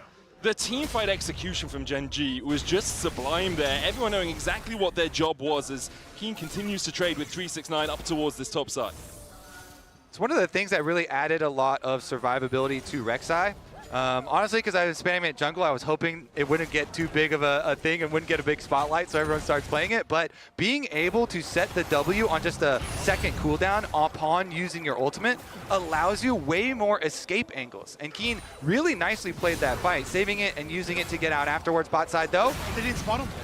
Well, Canyon did come through. He was on vision as he jumped into that tri-bush for a very short period of time. Glacial Fissure was used and Canyon showed around the corner. Top Esports begin to back away. Do have the Pop Blossom on Hung if they want to try and defend underneath the tower. Canyon looking for that cease and desist. Hung, looming burst, gets a bit of damage. Pop Blossom. Canyon tries to escape, but he's locked up with the Tangle Bombs. Unbreakable from Juro, keeping his jungler alive, but Jackie Love will take down 166 back in as Jackie falls for it. Canyon goes down in the dive. It's a 2-for-1 to Top Esports. The collapse coming in from Kanavi as Ruler has flash and barrier to try and get away from this, and should be able to dash out with that relentless pursuit. Chovy looking for a gank up towards the top side, won't materialize for him, and in the end, Top Esports coming out on top in that dive. Jackie Love, Valkyries forward, and I thought it was going to be a complete disaster with those concussive blow stacks there, but they're just about able to get the kill onto Canyon as well. It's bedlam in this early stage. Yeah, we get a bloodbath and we get a bit of comedy as well in the bottom lane.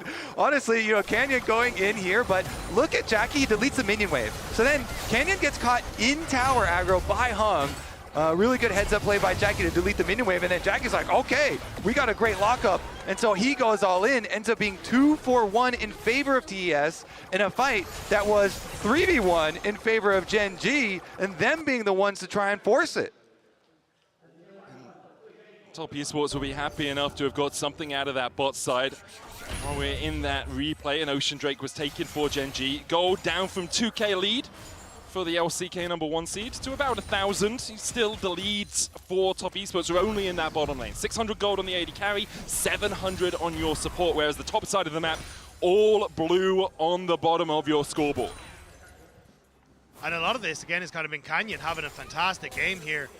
He's been a little bit out of it when it came towards some of the matchups against AL. It felt like Tarzan was able to get the better of him in that series, or in that game. But this time around in this series thus far against Top Esports, he has been everywhere in the early stages. And now they can use this pressure to play around mid, play around Ruler, try and lock down this core key, see if they can play with the Cullings on Lucian. And as long as you can get control over mid, it becomes very easy to have these excursions into the enemy jungle, which is what Gen G are trying to set up now. I'm going to retreat away from Duro and Ruler, who are stepping forward. A little bit of vision towards where the blue buff would be. Kanavi will be spotted as he comes around that bend. Held up in a minute and a half. Keen using the fact that he gets the push in that top side to step down and clear out a bit of vision around there. Even just setting up the tunnels for himself for a possible Rift Herald play. I don't know about you guys, but I think I'm already prepared to give Keen the Rek'Sai pass. Yes. He has already earned 3 turret plates on top side. Kanavi diving in here. Can he have to jump away on someone also being used? Keen looking for the demolish proc. Should be able to get it, but the minion wave actually not in range for him. Furiously bites away at that tower, and the 2 grubs enough to get him to play. Calculated, beautiful stuff. As I said, he gets the Rek'Sai pass. He can play it here at Worlds as well. Apparently having 2 eyes in the middle of your name rather than 1 allows you to play that Rek'Sai well into the Scion. If you only have 1 in the middle, sometimes you get caught. Which is hilarious because she's blind. Keen having a really good performance, having a really good year overall. I think a lot of people will always look at Chovy as the main player for Gen G, but I think Keen and Juro have actually been the most consistent carries for me for this team. Keen especially with his jack of all trades, Swiss Army knife style. You can put him into any role and he really fulfills that without losing the impact that a a tank player would have if they were playing a carry top lane. He seems to be able to do everything well. Yeah, most certainly. And Rek'Sai kind of toes that line as well. Since the build is this bruiser build where you go Titanic into Sojin, you actually have a decent amount of damage, you have a decent amount of backline threat, but still quite tanky and very annoying for opponents to deal with. Even with Hung up here with 369, it doesn't matter. King can go very, very aggressively, keep on pushing, and that tower has been whittled so low by his efforts that it poses a very big threat as far as feats. I mean, Canyon might even just beat him to it if they just get Rift Railed, then they're just going to get it through objectives. Dive in by Ruler, immediately gets the culling down, but not the concussive blows. Pop Blossom out of Hung, only finds it onto Ruler, and with Redemption coming down, Ruler will be topped up in time. The Rift Herald started by Genji while all of this was happening. Ruler merely a distraction in the mid lane as Genji wanted that Herald. And this is exactly how you want to try and use this Lucian, especially alongside the Braum, making sure you can get the concussive blow stacks, get the slow, and then open up with that culling. And now Rift Herald immediately in towards the mid lane. Genji are taking no prisoners. Yeah, honestly, this is a masterclass from Genji. Ruler and Duro, they push Jackie out so hard. Wait a second. Flank. Jumps onto Duro, weirding back with a seismic shove. Between worlds goes Cream and dives onto Duro and flashes, and immediately he's locked up with the concussive blows that re-engage from Genji. Perfect as they dive in with the cease and desist. Jackie Love can't survive. The onslaught of Keen and Canyon. A seismic shove buries Top Esports. 369 looks for the flash. An unstoppable onslaught. Cowards, he cries as he runs away from the fight. Genji are speed running TES right now. It is crazy. Ruler and Duro, they pushed out Jackie in the mid lane, and so then Hung using the flash to go for that play onto Ruler afterwards. There was no damage, no follow-up. Then the Nico was left without flash afterwards, and Genji just destroyed them in the fight. Yeah, and then even here, Cream thinks he's about to make his play, but unfortunately, this milk was spoiled as he ends up sending himself straight into the back line to do nothing. Ruler's just there to immediately get the follow-up, and all it does is bait in members like Kanavi, who end up falling down. You've got 369 who's TPing miles away and can't get involved. And Genji, I mean, says it all right there. And it's a different fight if you still have the Pop Blossom. If you haven't had to use that to make sure Ruler doesn't kill off your AD carry, perhaps Top Esports can turn it. But now, 17 minutes in, Genji are 5K ahead. This is a demolition from the LCK #1 seeds. Top Esports left reeling, left trying to find a way back into this game, but the windows are rapidly closing on them as Hong goes forward. Pop Blossom onto 3, and perhaps that's it. Hong with a beautiful Pop Blossom. Ruler trying to get away as Hong chases him down, but Ruler escapes with the culling. Cream forced down towards the bottom side of the fight. Kanavi diving in. Wind becomes lightning, but Ruler dodges to the side of it. The redemption not enough. In the end, Kanavi will find his man. But off an incredible Pop Blossom, it's still a 2 for 2. And the Dragon is still going to Genji. They chase down Cream on the back of the fight. And while everyone at Top Esports is looking mid lane, it's Genji with their eyes on the prize. Yeah, we're only 17 minutes into the game, and the objective bounty shutdowns are on the map in favor of TES. You know they are very, very far behind. Now, if they hadn't been able to just finish off Ruler there, then it really would have been egg on their face. But Hung does start it out, gets the 3-person Nico ultimate, even though he didn't have flash or proto belt. And so you think, oh, it's going to be really, really good for TES. Ruler creates a lot of space flashing to the other side, and so you can see Canyon and Keen are able to chase down the Aurora on the other side, and Keen coming up with that double kill. They just spent so much time trying to chase down Ruler, who barely escaped. They bought everything that Genji needed. And it feels like even when you get a miracle engage like that, the fact that Top Esports can't really find the success says a lot about where they are in this game. And now it's going to be the macro play from Genji as they set up on this top side, looking at potential vision control and that top lane turret. Yeah, and they've got some fed solo lanes. Chovy and Keen both with 2,000 plus gold leads. And Dark Seal had been stacking up for Chovy as well. So he's got the extra ability power there. I mean, TES, they're going to have to craft some sort of heavy, like 5-person play out of Fog of War to catch someone off guard. If you're Top Esports, you press tab and you're crying. Like Spear, you got the Sundered Sky, the Rylai's, the Seraphs, And the Vori Flicker Blades, the Essence Reaver, like, you are not a very happy bunny when you look at the opposing inventories.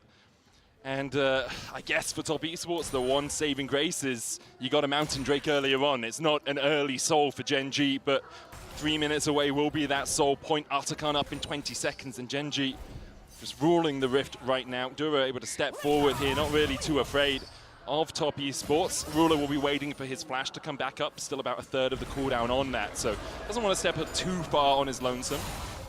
And it's also against Gen G, who are not exactly a team that is known for throwing games, so it is a little tough when you want to come into this. And again, the early control from Gen G has been spectacular. Canyon been able to find these great dives, even the turnaround play from Duro and Ruler on that bottom end of the map. It felt like every time top esports were trying to find advantages, it was Gen G just shutting the door in their face. And that hurts. Have you ever had a door slammed in your face? Because top esports are looking like it. They want to try and return the favor, but Chovy just walls away and will be safe. Just weave that wall away to safety. Duro caught out a little bit with the Blooming Burst, but you can see the Nico clone just being used for extra vision here by top esports. Gen G advancing in 2 lanes at the same time. Top and bot, their current targets. Keen stealing away jungle camps whenever he can, just to make Kanavi ever so slight bit weaker. Try and get rid of all the standing gold that top esports could find for themselves. Duro TP's back in. You can see Gen G's current investment is vision towards this top side. They're going to use Ruler to push out mid, and then he can move up and join up with the rest of the team, which makes sense because there's an Artican here. It's the only neutral objective up for the next 2 minutes of the game. Is all of top esports back, and won't be an immediate start. Oh, it will, in fact, from Gen G as Ruler makes his way up through the river.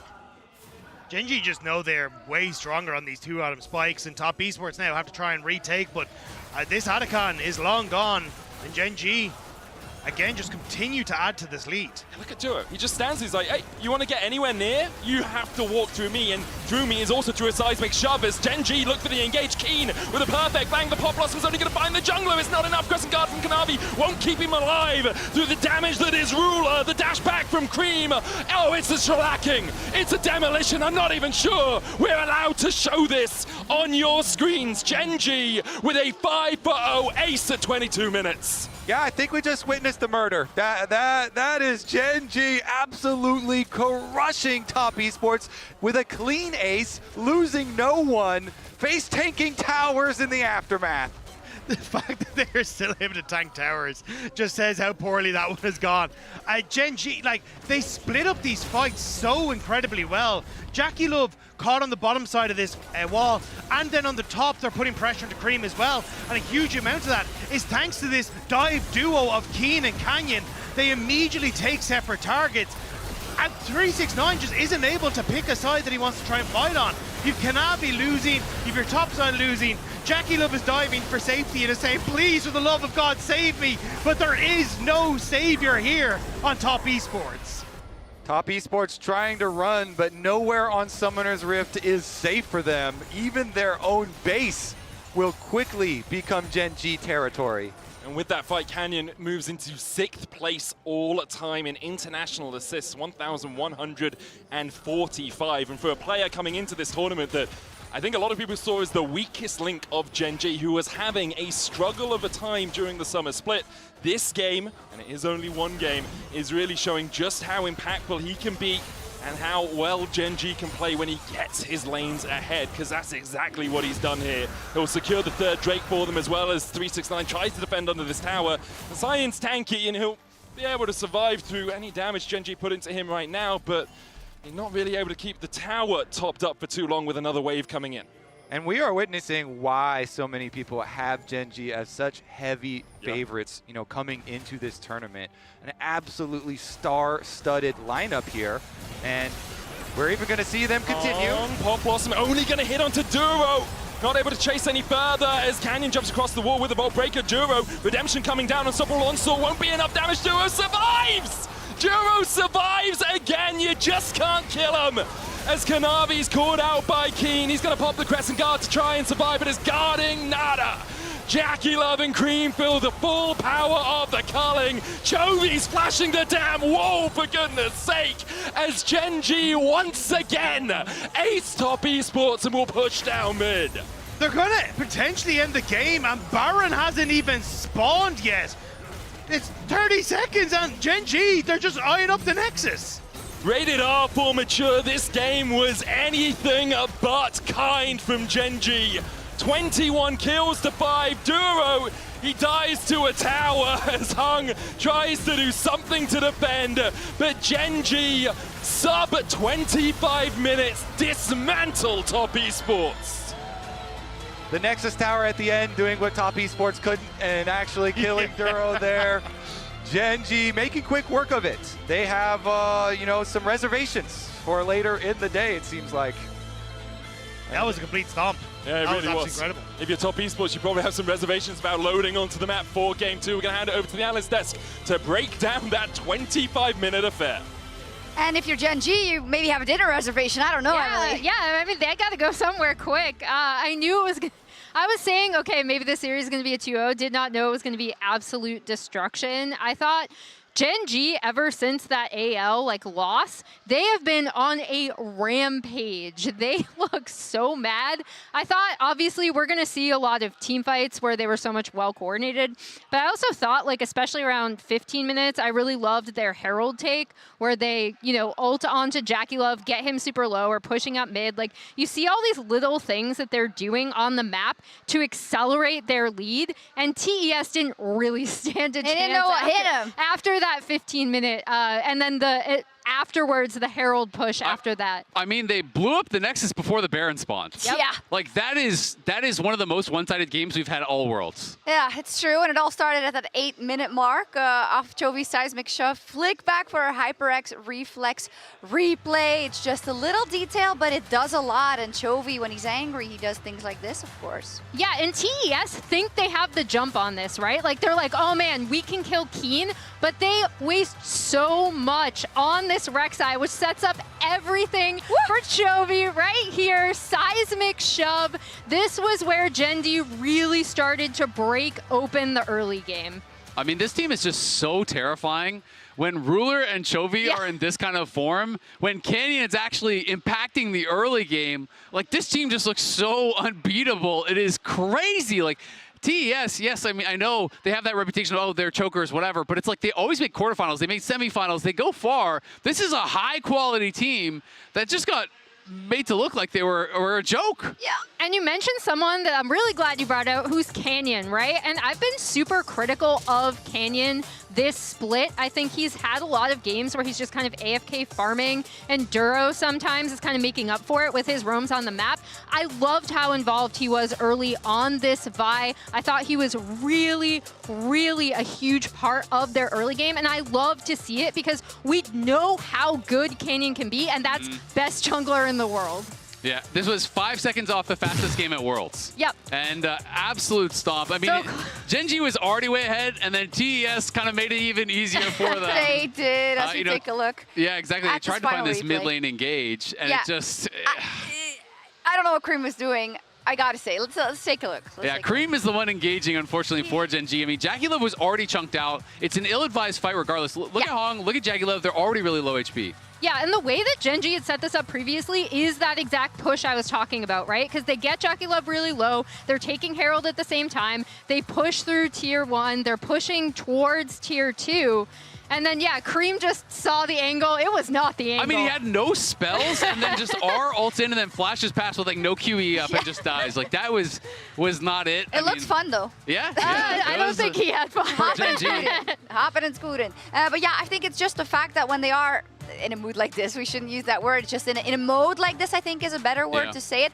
It sometimes looks like, oh, TS feels like they have to jump in here, because that is what it feels like when you're playing versus them, because of all these other inquantifiables that they're pushing at the same time. Yeah, the best teams in the world, like Gen G, will just force you to make either a bad decision or a worse decision, right? And I think that's also what we saw once this game kind of got out of hand. There were so few good decisions for TES to be able to make, and it's all through that suffocation and that kind of superior map play that Gen G have. And I was talking about this on the dive, before, where TES, they put themselves in a really great position to start out this tournament, right? And I kind of want to take a look at the bracket if we can and just show basically their journey, right? Because they started out strong, they win the first two, they get this draw against KT where you're thinking, they have a real shot to go 3-0 straight into the bracket. They had a really, really good draw. They drew double Western teams, so let's be honest, like that's, you know, generally the easier teams. They get G2, they got 100 Thieves, they win those both.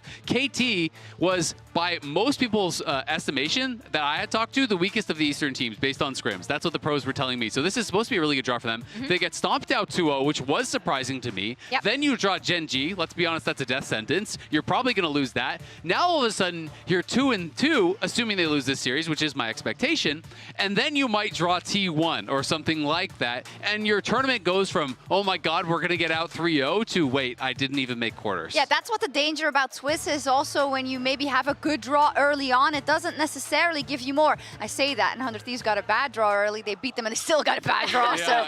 Not all draws are created equal, but TES will be thinking that as well now. And for the side of Gen G on the other side, I mean, we started off the segment with it, Emily, but the fact that they kind of suffered that loss to AL, and then they had such a convincing game versus T1. It looked more convincing than usually when they beat them even, and then here as well. Yeah, and I think the best thing that we're seeing out of Gen G, again, we have to think about how this team has performed over the past few years. They've come in as tournament favorites, have kind of fallen before we would have thought, sometimes to their own LCK brethren, sometimes to BLG a few times. But like, nothing but a world championship is like, that's what they need to get, right? Like, this team is very focused. They've been the top or at the top of the world the entire year. That is their goal. I mean, I'm just so glad that Canyon was so involved early, honestly, because that's such a great sign for this team moving forward. It is. Wait, what a sentence. Nothing but a world championship will do. And maybe they qualify to the quarterfinals here if they beat TES,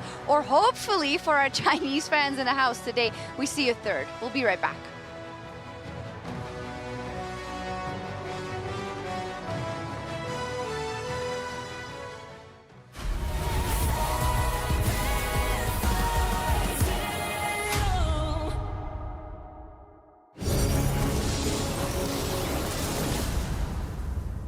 We have a new mode for you that we're calling ARAM Mayhem. It's ARAM, but with augments. It combines all the fun, augment-fueled variations of Arena with 5v5 ARAM gameplay. We want every champion to feel special and get to explore some combinations and fantasies that they don't normally get outside of Arena. It'll be live with patch 2521, so look forward to some mayhem coming to the bridge soon.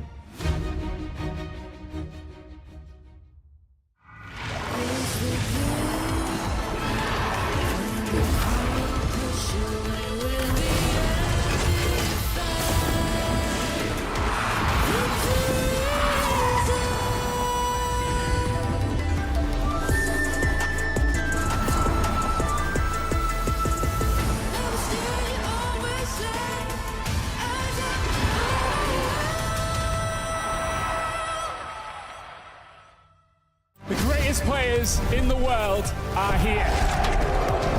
They can just burn this one down. Oh my God, forward by 9. You are going to see them like you've never seen them before. Rocket Will as the Arcane Storm doing so much work in Gen G. They are just going to ace them. 누굴 만나도 이길 수 있다는 자신감 정도로만 생각하고 있습니다. Gen G, the EWC winners.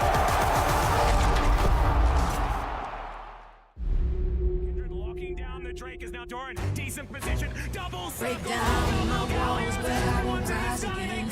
Cause I stand tall in my environment. How could I ever close my eyes as they silence sins? They try to take me down with their violence. Oh, they go back in! Bishop flashes in, and down goes Knight!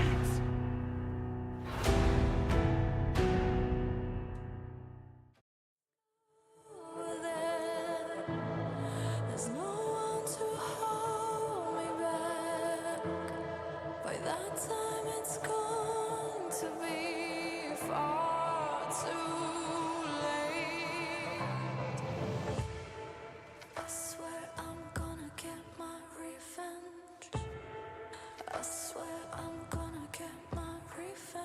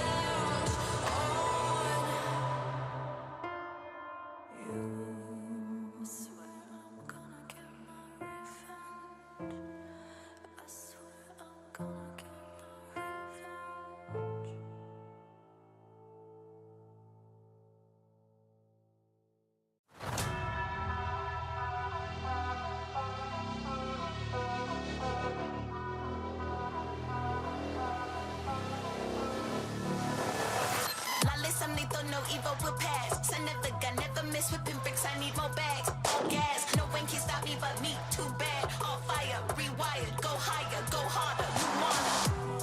We'll put it all, you'll see it. Stars across the night of a shadow.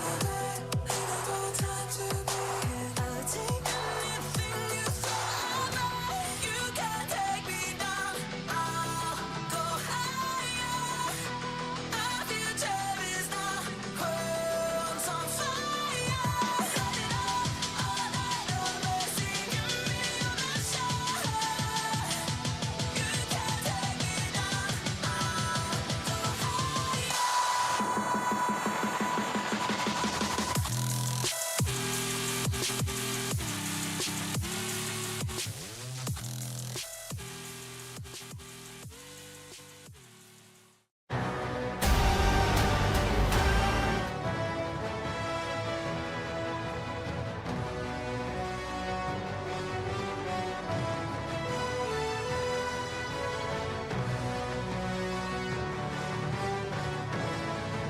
And we are back for Worlds 2025, where Gen G just dismantled Top Esports. It wasn't close, sub 25 minutes with a 15,000 gold lead.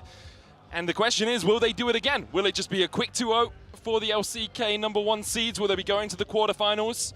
Or will Top Esports be able to bite back here in Game 2? Is that what you call an everywhere gap? I mean, they absolutely destroyed them. Some places were worse than others, for sure. But that game was even with TES starting out with a good play. TES had a good dive on bottom side. They executed well. They used the Nico, turning into the cannon minion. Kanavi path down there. They successfully executed it, but it almost immediately started to turn back in Gen G's favor. That's what I was going to say. I knew it was going to go poorly when they immediately had Hung die like 2 seconds later. And from that point forward, it became a Gen G runaway train. They were not going to stop for nothing. And now Top Esports have to find a way to slam the brakes and hope that they can push it to a game number 3. Top Esports moving over to the blue side for this Game 2 will ban away the Ambessa and the Wukong, exactly the same as Game 1.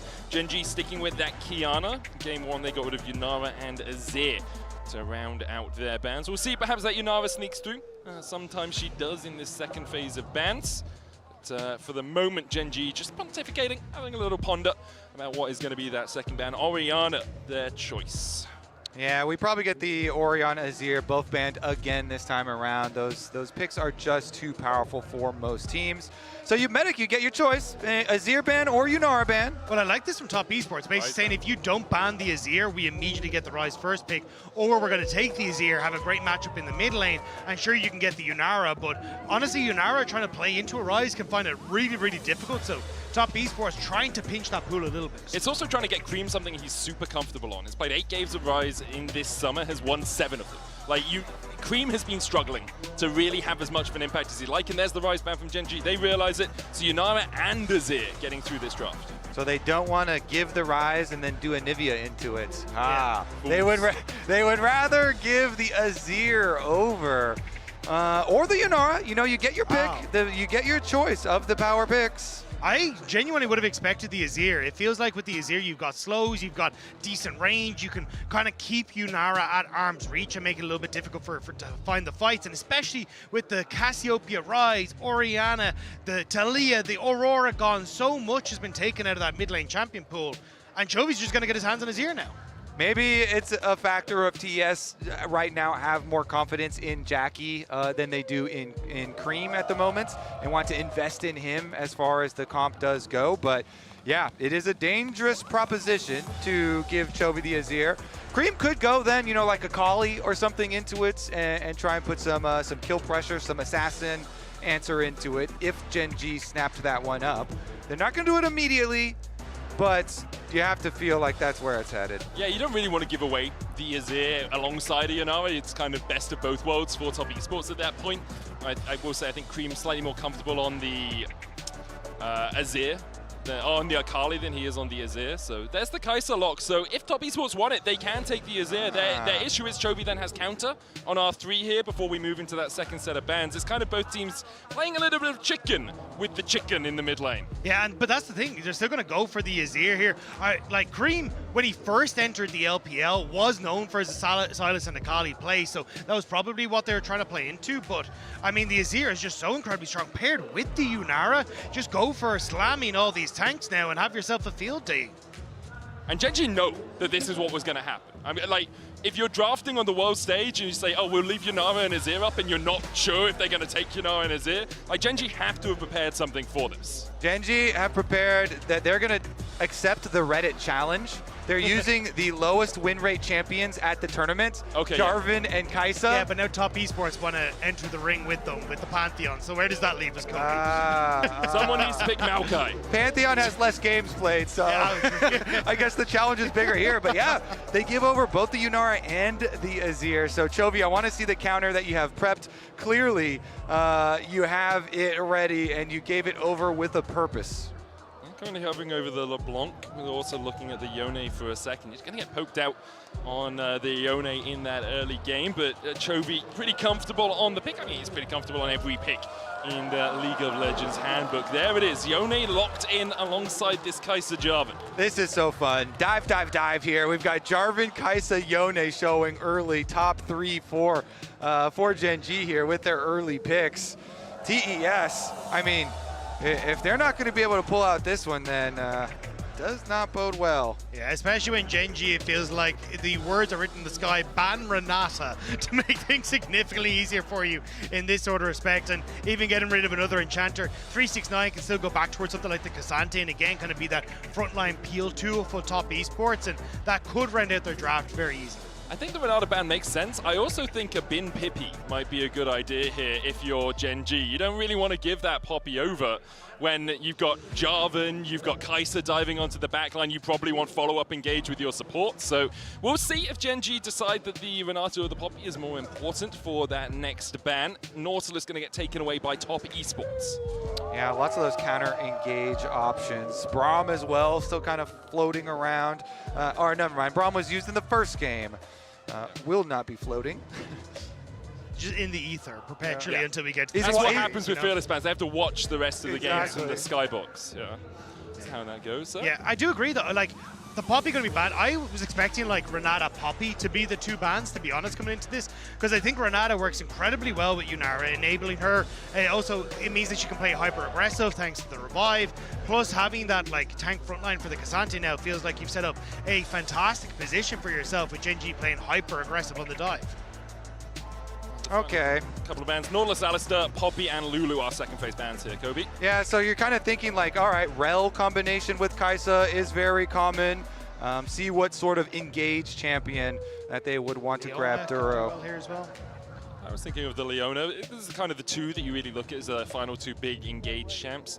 We'll see where Duro decides to go. Expect to see the support here. Rakan as well does fit into that wheelhouse. And although he's more follow-up engage in my head, he already has a Jarvan and a Yone going in, so his follow-up is there to be followed up on.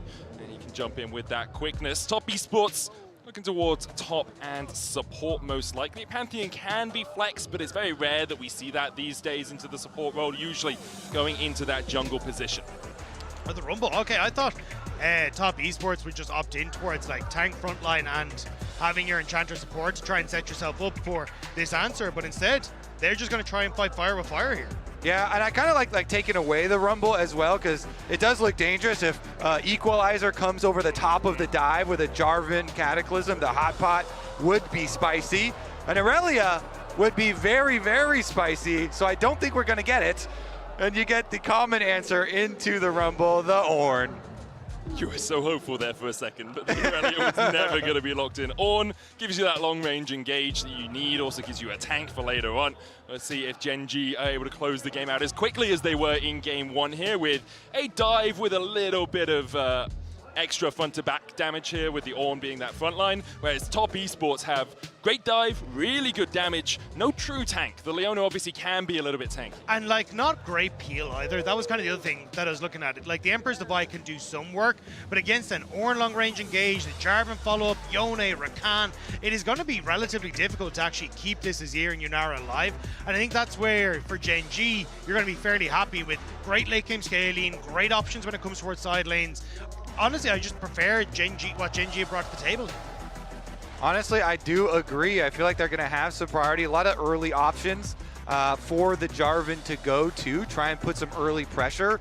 Azir is even weaker early now than in previous iterations, so maybe they can put extra pressure onto Cream. And if you get Chovy, Yone ahead, then that is a key to victory in itself. 28-6 on it all-time Chovy. I mean, the thing is, you can pick any champion in the roster of League of Legends. Chovy probably has a pretty positive win rate on it, but his Yone is exceptional across the board.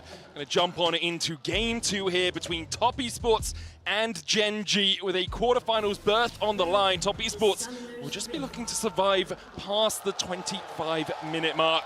The crowd very much at the backs of their LPL representatives, and they need all the support they can get after being demolished in game 1.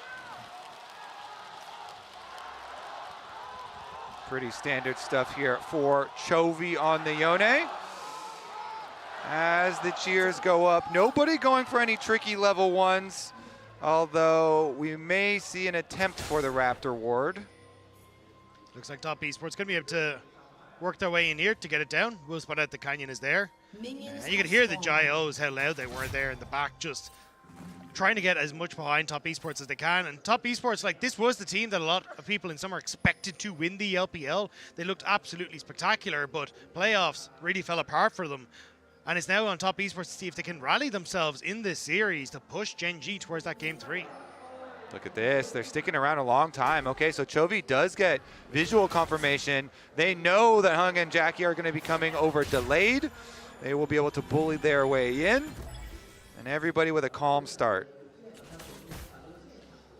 Although Top Esports are the 3rd seed coming out of the LPL, I have to remember that they did get into the finals, played up against BOG, and then lost out in the regional gauntlet, the qualifiers. And AL taking that spot. IG coming back in 4th, and I think a lot of people will look at just LPL teams in general and think, oh, they love to fight. And game 1, there was a lot of fighting on the Rift. But Top Esports generally, through the summer split, were much more of the cerebral team. They're much more macro-orientated, kind of very similar to some of the best LCK teams. But Hung did look for an engage there, couldn't quite find it, and Jackie Love and Hung will get the push here with that cultivation of spirit, getting the extra Runans, kind of pseudo-Runans on the minion wave. It was much more about their objective setup, and you got to see a glimpse of that in the last game where Hung got that big Nico ultimate, and that was kind of more what Top Esports were incredibly strong at, was finding these team fights with guys like 369 who were exceptional on these tank plays, finding space, creating moments for Cream and Jackie Love, but unfortunately they just haven't quite been able to find that success as the later summer has gone on, and now are moving over into towards Worlds as well. Yeah, and Gen G, a different beast, like outplaying them in the Grubs fight. Being able to have Keen survive, get the big seismic shove onto 2 and build on this early lead. When Gen G showed us, they know what to do with that early lead, very methodical. So TES gonna change their fortunes here in game number 2 for sure. Methodical is such an interesting word, because whenever you talk about it in like League of Legends terms, I always feel slow. It's like, oh, they will slowly do it. They'll wait for the next Drake. They'll take the next Drake. They'll take things off the map. Gen G are methodically rapid. Like, the things just accelerate away from you so quickly as Canyon is looking to start putting his foot on that gas pedal. The jump in, the heal out. Jackie Love has to flash. Couldn't risk the flag drag flash from Canyon catching him out. Great pathing from Canyon though, using the flag and drag over the wall to avoid the ward and get around everything. But now the answer potentially for Kanavi, but Chovy playing nowhere near Kanavi's access point. Yeah, smart stuff from Chovy, hugging the side of the river that his jungler is on. Really giving that respect to the Pantheon. A flash stun, point and click is pretty hard to outplay even for Yone. Hung able to catch a Zenith Blade Shield of Daybreak combination onto Jiro, but the Gleaming Quill pops him back to about 80% HP.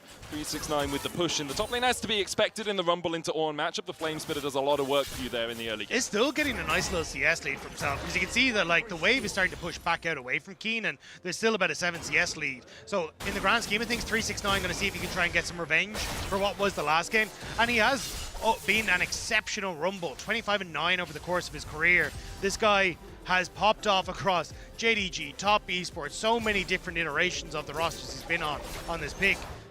And maybe, just maybe, he can actually turn that Cataclysm back around to be a bit of hell on earth for Gen G. see how effective he can be. Early game relatively calm between these two teams. Chovy TPing back in with double daggers and a longsword. Trading onto Cream here, who steps forward knowing that Soul Unbound will pop Chovy back to reality, and Chovy down to 250 HP. Yeah, Cream straight up getting the better of Chovy in a lot of these skirmishes we're seeing, making Chovy miss a lot of these cues. Cream, confident positioning and movement from him. Kanavi looking for the steal. Canyon does get it with the smite's gonna be forced away here. Chovy low. Kanavi, spear shots. Won't get it as the Soul Unbound pops Chovy underneath the tower and away, but he's losing minions to this turret and plates with Hung coming in to assist.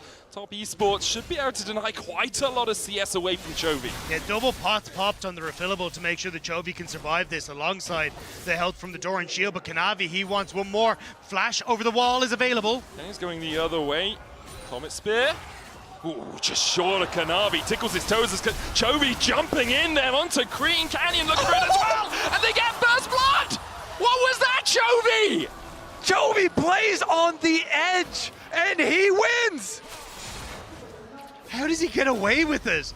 How in the name of God is that where he manages to make it work? Dodging the Kanavi spears, will have to potentially dodge one more here, and getting the kill alongside Canyon. Gen G just looked like it can do no wrong. You got to feel for Cream. I mean, Cream had been doing a lot of work to set this up, but in the end, the scoreboard is what matters. Chovy makes it happen with Canyon wrapping around. Kanavi's spear as well going in the dirt right at Chovy's feet. You could hear the crowd's reaction as the Comet Spear came up short. Cream does manage to come out and grab the wave, holding it just outside of the tower range, but we'll have another look at this, because you can see just short of Chovy, and then Cream jumps in thinking he can take the fight, and Chovy, it's 100 HP, it's sub 100 HP, just enough to find the kill. Gets the shield as well from the coaching Spirit staff Cleave. isn't all. Yeah, they're like, wow, I love having these players on my team. This is great. These guys are insane. It's just so tight, and it's those sorts of things that win Gen G games. It's the fact that not only are they one of the best macro teams in the world, probably the best macro team in the world, but they also have mechanically some of the best players in the world, and even if Chovy hasn't been as good as he was last year, he is still exceptional. But I think it's also like, shout out to Canyon, because this guy has been more of a like, hey, I'm going to be selfish and farm for myself. But now that the meta has started to shift over in towards more of these proactive junglers in the early stages, like the Vi's, the Jarvins, less so kind of the Wukong, he's actually been incredibly active in the early stages in this series and has been at the core of fundamentally why Gen G are winning this series. Yeah, 100%. That was necessary cover from him. Chovy had been backed into a corner. You know, Cream had been whittling him down. And so it was necessary for Canyon, you know, to stick around the lane and play around the lane there. And Gen G kind of bailed themselves out with that one. And you could see how much pressure Top Esports wanted to put on that mid lane as well. Hung coming across, Kanavi spending so long around it, trying to shut down Chovy, which is something that has worked for teams in the past. If you can put Chovy behind, a few years ago, would have just gone into a side lane and farmed up for the rest of the game and then slowly try to get himself back into the game. But it's what Anyone's Legend did against Gen G that got through the win, was focus on Chovy, put him behind, then use that to start looking for invades and be able to take over the game with the Kiana. But instead, in this game, that focus on mid ends up backfiring, and now it's Top Esports that are struggling to make things happen. Keen has the call of the Forge God and a flash. Going to call in the train to try and clear out the wave.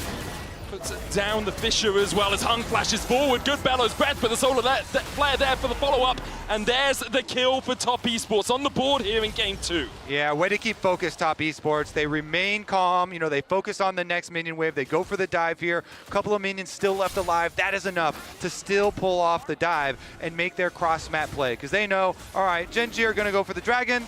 We will just go for the kill. And especially when you still have things like the Yunar and the Azir, your scaling is fantastic. Unless Jackie Love loses half his health bar to Chovy immediately in a fight, that's less good.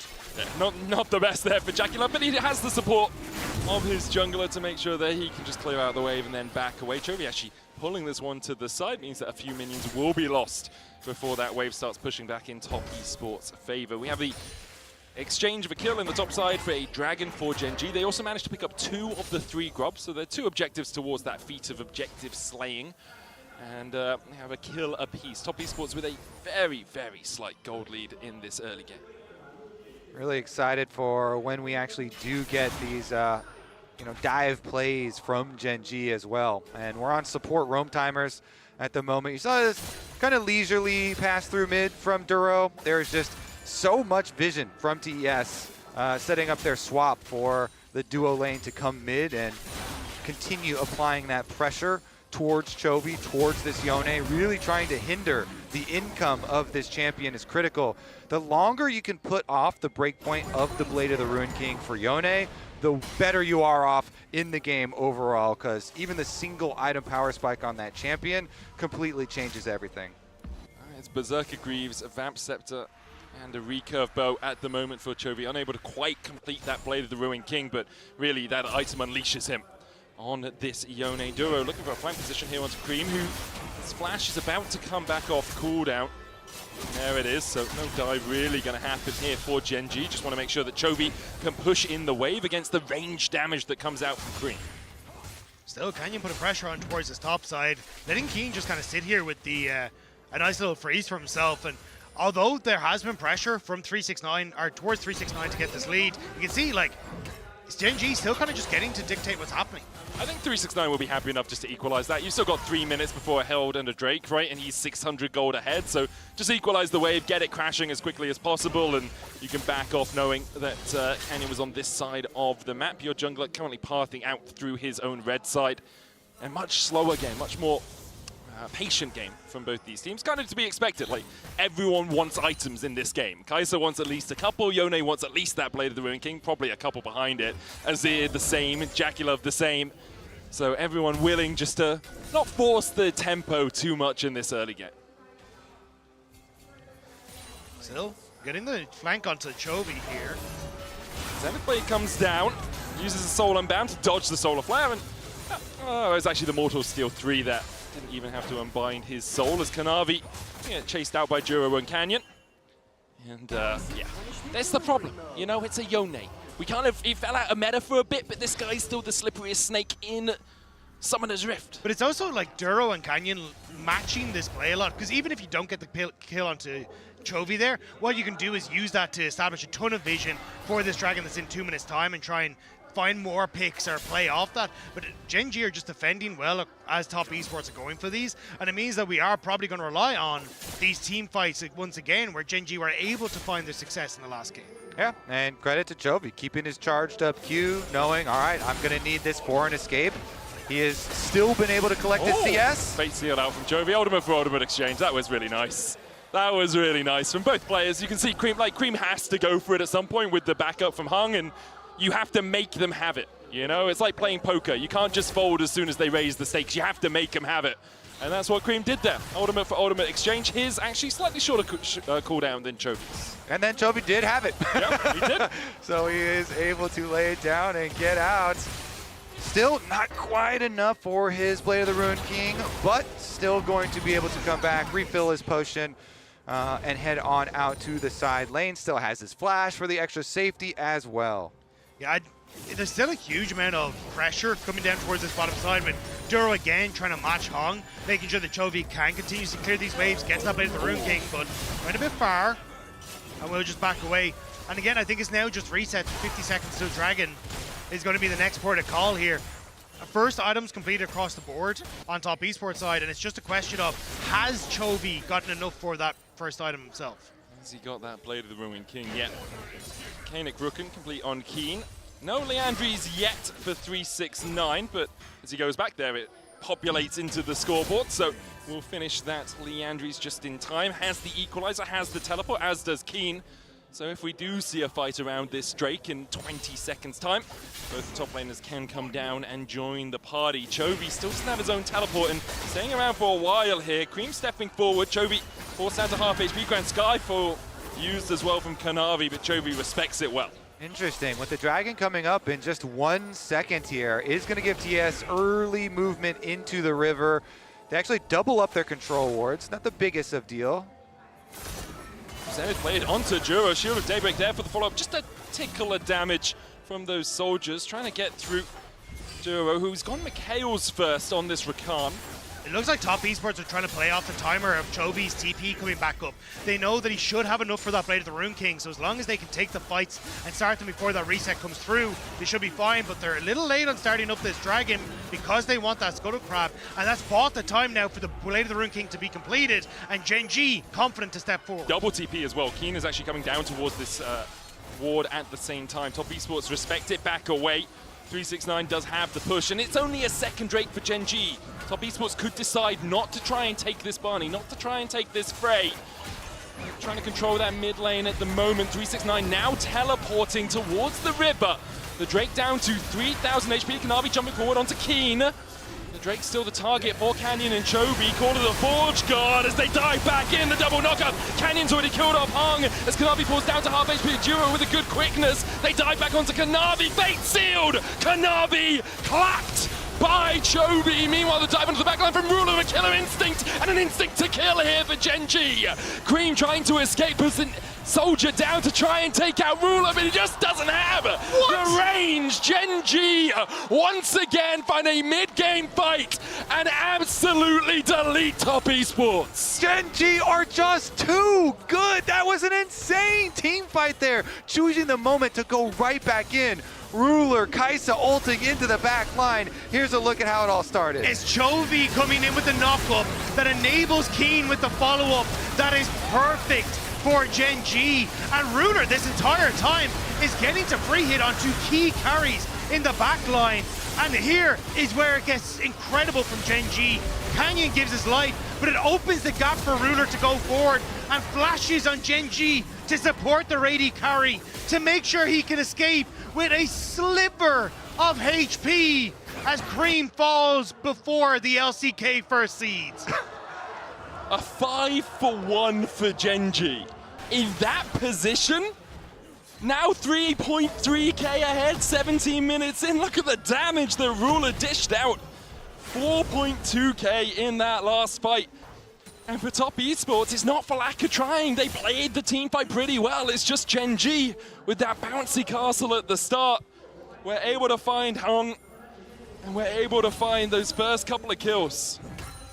This team is just a beauty to watch fight there, and Gen G just like that. They have the hold on the game once again. I mean, you can get your consolation prize of the Rift Herald. TS will go back out and try and burn this one down. They should be able to do so. But with just that fight, Gen G have just completely taken control. And I love the way Ruler played that fight in particular. Like, so often at Worlds, we've seen Kai'Sa's shoot themselves into the back line and shoot themselves in the foot because the Yunara immediately opens fire and is just able to duel the Kaisa in that back line. But Ruler found his moment to get on towards Jackie Love and enable the fight onto Cream, and now 369's in trouble. 369 has no flash here. Call to the Fortune, not going to come back with the Fate Seal. Goes on to 369. Flame Spitter, not enough to kill off Keen. Kanavi coming in. Duro there for a little bit of shielding. Solar Flare, Chovy, Mikhail's immediately. Duro with a double charm. Keen trying to escape with the spear. Will pierce his heart as he goes down, and now Chovy being collapsed on. Chovy doesn't have the flash, no Fate Sealed for him either. Will be very difficult to buffer out of Cream if he goes in for that Emperor's Divide. The wave on its way, 369 trying to shepherd it in.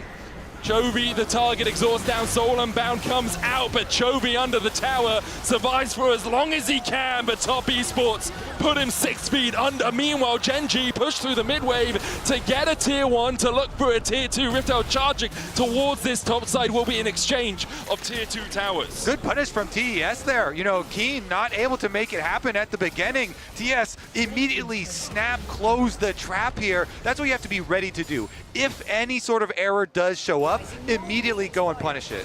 And the fact that you have that Pantheon is huge, but Keen, just doesn't quite get the second pass on the ore, and it means that immediately the turnaround is available. Kanavi with that ultimate can cover the top. Duro, heroics here to try and save Keen, but the collapse from Top Esports is just too quick and too strong. But an overextension, honestly, try and make this play happen, especially waiting for the wave, does mean that you get the tier 2 in the mid for Gen G, and it's kind of this injection of gold for Cream off of the towers, answered for an injection of gold onto Ruler. It's a 2k gold swing for Top Esports. They're still 1.5k in the hole, but 369 now 1.2k ahead. Bloodletter's Curse and the Leandry's complete as Hung steps up in this top lane. Cream's on his way. Juro's going to clear out this vision. He has Canyon there. will be spotted as he walks around the corner onto that ward. Gromp just their first target. Grand Starfall not available for Kanavi. He's currently in the mid lane, and Gen.G decide to back away. Yeah, a little bit risky. Not every member accounted for. You can see coming out of base, Yunara as well as the Pantheon. And TES, after that play, it's got to build your confidence back up a little bit, you know? Getting at least some opening and seeing that Gen.G are mortal. 369. Look at the flank here onto Chovy. Cream going in first. 369 with the flame spitter. Fate Seal comes out. Chovy able to dodge away with the Q3. Quickness coming out. The Zenith blade eaten by Juro. Chovy with another shield able to survive. And now the Mikhail's going to heal him up, and he's taken out by Kanavi. Meanwhile, Hung and 369 are now in the middle of Gen.G. Chovy survived for so long that Gen.G collapsed, and Top Esports collapsed around them. Jackie Love couldn't get to the fight, but Gen.G en masse show up in the top lane and put them in the dirt. TES, they go after Chovy, but the Avengers assemble quickly. Chovy buys some time. He ults and then he Qs away from the Azir ultimate that did not knock him back. He then ease over and dodges so much. He stays alive for a long time. Ruler, Duro again trying to keep him up. And by that time, Ruler and the rest of the Avengers have arrived to finish the job. The speed, the rapidity of the response there from Gen.G. They called an ambulance, and it was Top Esports that they put in the body bags. Now again a 4K lead for Gen.G. A moment ago I was saying it's a 2K swing. It swung back, and Soul Point for Gen.G has been begun. Soul Point for Gen.G, Atacam for Gen.G, gold leads for Gen.G.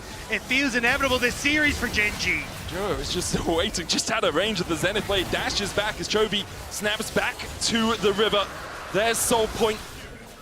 5 minutes away as Kanavi dives in. The solar flare hits Ruler, but immediately he cleanses it away, and Kanavi doesn't really have the backup cannon down towards the bottom side. Kanavi going back in, but Keen will put him 6 feet under. Good damage from Jackie Love, though. Gets one in response. Keen still looking for damage onto Cream.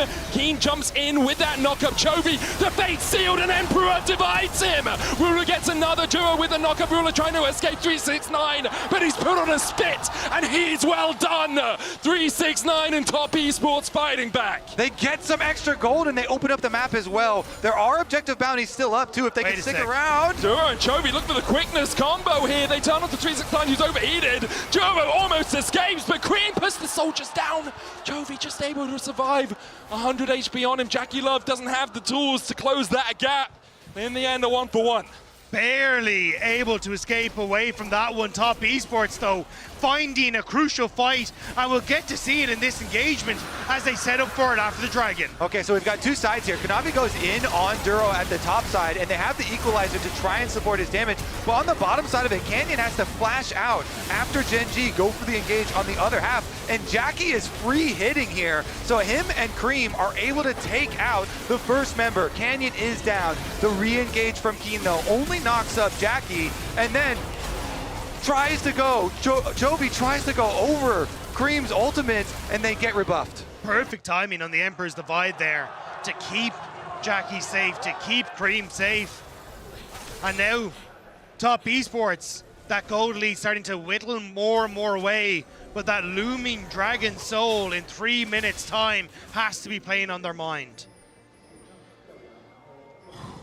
For Top Esports, every fight is a knife edge. It is so close, and every time Gen.G just managing to escape with that little bit more. The last couple of fights, though, going in their favor. Only 2K gold the lead now for Gen.G. Chovy, though, 2K ahead himself. Has that QSS. Makes it so hard to lock him down in these frays. And he's got the first Ornn upgrade from Keen as well. And the Mikhails that you talked about earlier, so QSS and Mikhails to allow this Yone to continue to carry from melee range. Level 15 now achieved for him on top of it. Third item for Ruler as well is such an important pickup on the Kai'Sa. Makes this a little bit more terrifying if he's able to find his access that he wants to into the back line. But it feels like so much of this again is on Cream and Jackie Love. Can they stand and fight? And it's what we were talking about from draft. It's These two carries are absolutely absurd in these late game fights, but when the fights are so spread out and there's so much threat, it's on the outplays to happen from Cream and Jackie Love in these fights. Got 2 minutes on the Drake. We've got 10 seconds on the Baron. Gen.G just tried to deny a little bit of vision around this. Juro with the Oracles will sweep out one of the wards. We'll see if he spots the second. Not in the pit, doesn't see it. But can step forward towards that blue side jungle just a little bit. Cream was pushing out bot, but he's actually going to go and join up with his team in the mid lane. 369, the one assigned to deal with Chovy, which is not the easiest state of affairs. Zenithblade follows Juro across here. Hung not an easy avenue to retreat from it. Chovy was looking for that collapse, but he does get out. Ooh, Ruler almost connecting there, but everyone from Top Esports able to spread wide enough to avoid that missile. Yeah, good bit of damage there from Jackie Love. Put a dent into Ruler, or into Duro at the very least. Chunking out the Rakan can be an opening. Do need to be a little careful with how spread out Top Esports are, especially with Keen now in the area. One call of the Forge God onto someone who's left without a flash could be devastating. And Cream and Jackie Love are prime targets for the next couple of minutes. But with 50 seconds until that Dragon Soul, it doesn't look like Top Esports have got that time to buy. Just going to push through this mid wave. Lord Dominic's finish for Jackie Love means he'll get through Keen a little bit easier, who's gone for that Frozen Heart. I was wondering if perhaps it would be a Randuin's, but with the waves pushing in bot and top lane, Top Esports kind of have to reset to deal with them at some point, and Gen.G have really good vision control around this Baron. Juro's going to step up, TP comes out, Knavi looking to see if they can catch the Rakan, but it's not the easiest to do, and you can see Gen.G already on the Baron right now. Knavi, you're just going to Grand Starfall in, you have no vision right now. Juro there to act as a bodyguard, and Gen.G back away from it. Farsight alteration was used in the pit. The vision once again denied by the control ward just sitting outside of it. Knavi dashes in onto Keen, not really the target that you want. Meanwhile, the Solar Flare dives in onto Juro, who gets the quickness off, but is only onto the Leona. Hung already down, the corner of the Forge God coming out as well as Gen.G get one and immediately back away. It's everything onto Duro, but Duro is so slippery he backs away. And now Gen.G continue to play back towards this Baron, teasing Top Esports. Bait seal from Chovy doesn't connect, but Canyon does!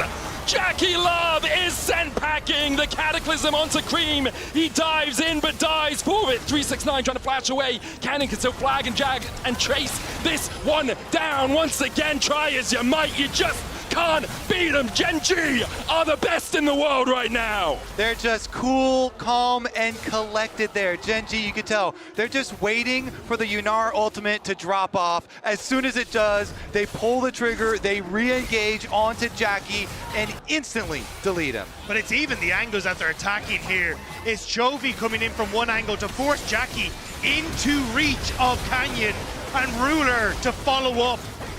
There was no hesitation. There was no chance for Top Esports. Gen.G refused to be denied playoffs. 369 dying right at the last moment. The Baron goes over to Gen.G. There's a Mountain Drake for them, and it will be Soul. And you wonder for Top Esports, if you do lose this Soul, how are you going to get through this Ornn? You do have two good DPSs. You've got an Azir, you've got a Yanaro, but that Azir sitting at 2 items right now as Knavi jumps in. Once again, Duro the target, but he's durable and he'll just battle dance his way away. The Solar Flare doesn't find its mark. As now the Court of the Forge God comes out from Keen, and he's praying to Chovy that Church may be in session. Chovy unable to find the engage off towards the side, but again, someone has used the equalizer down, doesn't really connect onto anyone, does separate Keen from the rest of Gen.G. Redemption coming out, Keen should be able to get into it, not quite. Jackie Love has transcended himself as Chovy dashes back, 1 kill. Cream goes forward as they look for Ruler, but Ruler with a killer instinct dives behind Cream. Jackie Love diving in and Chovy going the other way once again. Gen.G clean up the fight and Top Esports are left rattled. Ruler has been hit with better Azir ults than that one. But this time around, he will not be stopped as Gen.G march towards the base. Gen.G are going to make quick work of Top Esports. The first game was sub 25 minutes, the second one likely to be sub 30. I think a lot of people will wonder, could this series have just been an email? Gen.G take their rightful spot in the final 8. Okay, they're looking pretty scary. Gen.G coming in, tournament favorites. An absolutely statement series here from them, destroying top. It's just their team fighting.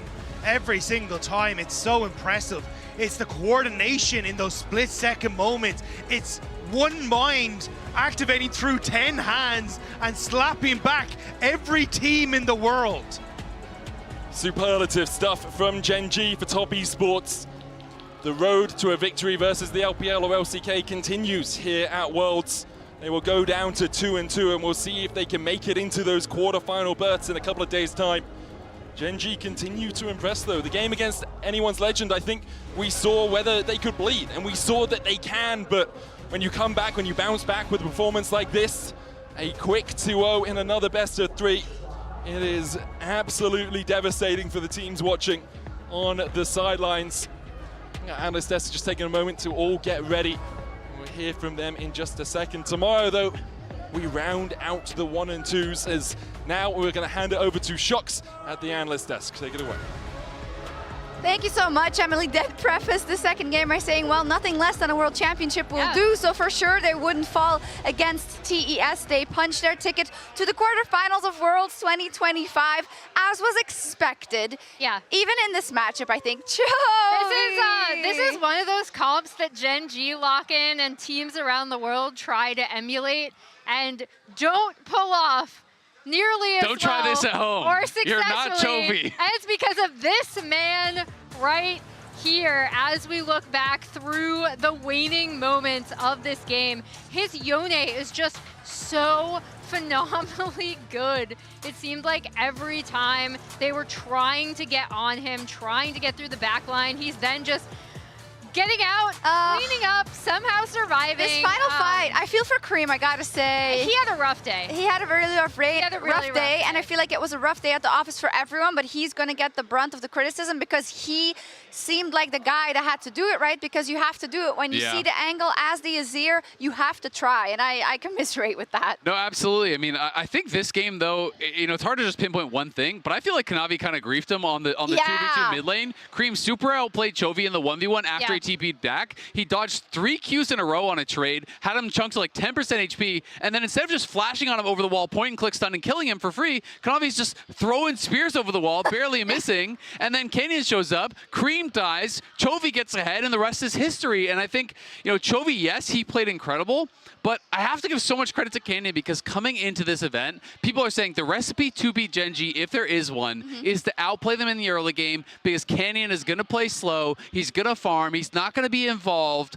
That's the weakness, if there is one, for Gen G. Now you come into this series, he was everywhere, putting pressure on constantly in both games, monster early games, and now you're like, all right, well, if the guy who's supposed to be slow in the early game is dominating the early game, and they're all piloting their champions perfectly, and their team fighting the best, how do you win? Yeah, and it's great to see this from Canyon because we always knew he's capable of it, right? And it's just been a little bit of a dip in his play over this past LCK split.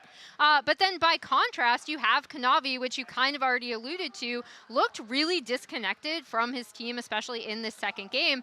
And that's really bad news for Top Esports if it continues because for a while he was such a huge factor in how they are winning, right? Like if they're getting these early advantages, it all starts with Kanavi being in his lanes, getting them ahead, really like taking it to the enemy jungler as well. So I think that is another thing that TES are going to have to go back and look upon just because when they were in advantageous positions, even when they were playing slow and not necessarily getting kills, it was through Kanavi really controlling the map. There were times where they had fight in them, and I know when you watch LPL games as well, you don't count a team out usually because you know that they can take one of those fights. It's just that against Gen G, the gap is just too big in terms of gold at that point in time as we are waiting for an interview with Canyon as well, so we'll be able to ask. I would like to, as you brought up TES, if we have the bracket we can see, but Azale, you set it up already, right? You had that chance versus KT. Now you draw the #1 team in the world. Next up, you might draw BLG, you know? So might draw T1.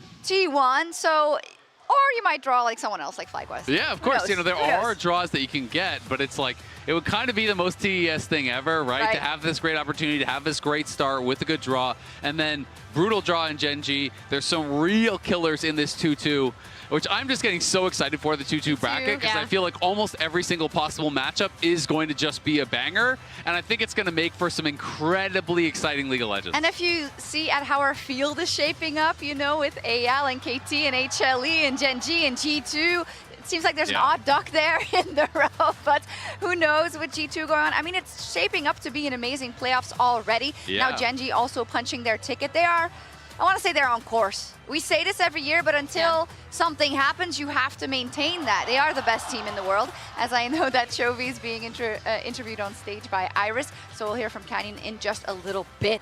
But yeah, any closing thoughts on this matchup?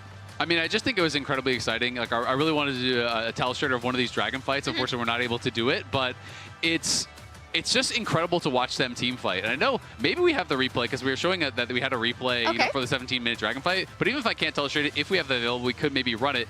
Because the way that Gen G operates in these team fights, I think they are better than any other team at how they create space. So what I really want to watch you point your eyes to is how they bounce in and out of the fight. So as they approach, look at Chovy going forward, then snaps back. Then the frontliners, it's their turn. Kanan goes in, Keen gets in. And now Keen is getting focused. You think he's in trouble, but Chovy charges up his Q3 on the Dragon to then re-engage, buy space for Keen, then to back out. Now, the last thing they had to be worried about was Cream's ultimate. So Chovy trades ults with him. Now they know, you know what, all we need to do is create space for Ruler. So Kanan goes in, becomes that threat. Duro goes in, becomes that threat. And Ruler is able to fly in and just crush through the fight. And I just think the way that they use their health, that they use their summoners as a resource to create space and remove threats for their carries is second to none. Like, it's just insane. You know, so many teams, their Ornn goes in like that, they're just going to die. But Chovy is re-engaging multiple times, creating space. And whenever the carries need it, the tanks are going to be there to give their life to create that space for them too. And I just think it's beautiful to watch League of Legends played at that level, because this is aspirational stuff. Like, this is, even the other teams at Worlds should be watching that and being like, holy shit, that is what you can do if you play the best of your ability. Your favorite players. Yep. Yeah, exactly. Yep. I also think like you can't underestimate their macro as well, right? Because even when TES were able to get like minor advantages, you know, like Gen G dive, TES like redive, but then Gen G end up trading a tier 2 mid. Like, I think they're just so cognizant of everything that's going on the map. And I really always have appreciated that from this team, just like their overall map awareness and cross mapping is so good. Another thing that other teams at this tournament should really be looking at. And your fave is standing by in the interview. Canyon will be our player to talk to in the Verizon jungle post-game goat. Let's go. Thank you very much. I am here joined by Canyon on the side of Gen G Esports. Congratulations on the win. 승리 축하드립니다. 감사합니다. How do you feel about the win today? It was very clean. 오늘 굉장히 깔끔한 승리 가져오셨는데요. 소감이 어떠신가요? 일단 오늘 경기력이 다들 너무 잘해줘가지고 이렇게 좀 깔끔하게 이겼고 그래서 엄청 기분 좋습니다. It feels amazing since everyone played at their best level and we were able to get a very clean victory. Moving on to the next question. It was indeed a very clean performance on the side of Gen G, and it feels like Gen G is on the up and up. Do you think Gen G is currently at 100% or is there even more potential to unlock? 말씀하신 것처럼 Gen G가 현재 굉장히 깔끔한 폼을 보여주고 계신데요. 현재 폼의 100%라고 생각하시는지 아니면 더 고점이 남았다고 생각하시나요? 오늘 그래도 한 85%는 정도 나왔다고 생각하고요. 이 폼을 좀 유지하면서 더 끌어올린다면 더 높은 고점을 바라볼 수 있다고 생각합니다. I feel like currently today we were at our 85%, but I think as long as we can keep this form and maybe even work harder, we will be able to reach a higher ceiling. Well, today in the teaser, Chovy left a really cool line. I've got one thing to say. You're unlucky. Is there anything you would like to say to your quarterfinals opponent? 오늘 티저에서 초비 선수가 엄청 멋있게 대사 하나 남겨주셨거든요. 오늘 할 말은 딱 한 가지입니다. 운이 없네요. 혹시 캐년 선수도 무시무시한 북극곰이잖아요. 젠지의 북극곰. 무섭게 한마디. As a scary polar bear of Genji, what do you want to say to your opponent? 제가 이런 걸 좀 못하지만 그래도 8강 상대 아직 모르지만 좋은 경기 했으면 좋겠고 승리는 저희가 가져가겠습니다. I'm really bad at this, but yeah, let's have a great game together, but we will be the one taking the victory. Before we go, Kenyon, you have such a great memories when it comes to internationals happening in China. What is your mindset heading into the rest of the bracket stage? 그리고 마지막으로 캐니언 선수 중국에서 국제전 열릴 때마다 정말 좋은 기억 가득 안고 떠나신 적이 많은데 마지막으로 남은 브래켓 스테이지 각오 한 말씀 부탁드립니다. 이제 진짜 다전제가 시작이 되는데 정말 기대가 되면서도 항상 긴장되지만 이런 멋진 경기에서 꼭 가장 높은 무대까지 가서 꼭 좋은 모습 보여드리고 싶습니다. Yeah, the real battle starts with the best of 5 series, and I'm really excited. I can't wait, but at the same time, I'm getting more and more nervous. I hope we can keep our best performance and reach to the biggest stage here at Worlds. And that was Kenya from Genji. Thank you. 감사합니다. Thank you. Thank you so much, Jisun. Oh my God, he's so funny. Yeah, I love how Jisun is trying to get him to like hype up, say something. He's like, well, let's just both have fun playing the game. I love Well, the Canyon other so team won't be much. having fun. Yeah, so it's exactly. actually Chovy says they're unlucky, and they probably are. I also like Jisun calling out, right, that Canyon was here in 2020 with that Tamwon roster, winning Worlds in China, now has a chance to do it potentially again with Genji. So it's always great to hear from Canyon. I thought, again, having him involved in Genji's early game this much is only a great sign for Genji going forward. It's great. We love to see Canyon on the Rift. But tomorrow, our last day before we get another draw, and then we get the 3 best of 3s to see who will fill out that bracket. BLG versus VKS up first, and 100 Thieves versus T1. You know, it could be a quick one, or it could not. It's gonna be a It's gonna be an unlucky day for the LTA. Some really one-sided matchups. So we got a number 3 seed versus a number 4 seed. You know, it's what else do you need to say? It's easy. T1 will be lucky to get a game. Don't you believe a little bit? There's always a chance. If it was a best of 1, I would have more faith. Yeah. If it's a best of 3, it's T1, and I just feel like T1 are so locked in. They're always so clutch. It's really hard to imagine, you know, winning in a best of 3 in that situation. VKS obviously massively, you know, it's an uphill battle. What I want to see from the LTA teams is just make it competitive, you know, play to the best of your ability. Whether or not that gets you a win is a different story. I don't think it will, but I want to see them play with no fear, play their best games, and let's just see where it takes us. Let's see. Indeed, we heard it from Canyon there as well. Where it starts really is the best of 5s. Meanwhile, our teams are like, what? This is super difficult. But maybe there's a 100 Thieves miracle run in there somewhere. We don't know. But thank you so much for watching today. We'll be back tomorrow at 10 a.m. CEST, 1 a.m. Pacific for 2 more elimination series, BLG versus VKS, before T1 take to the Rift against 100 Thieves. See you tomorrow for more Worlds 2025.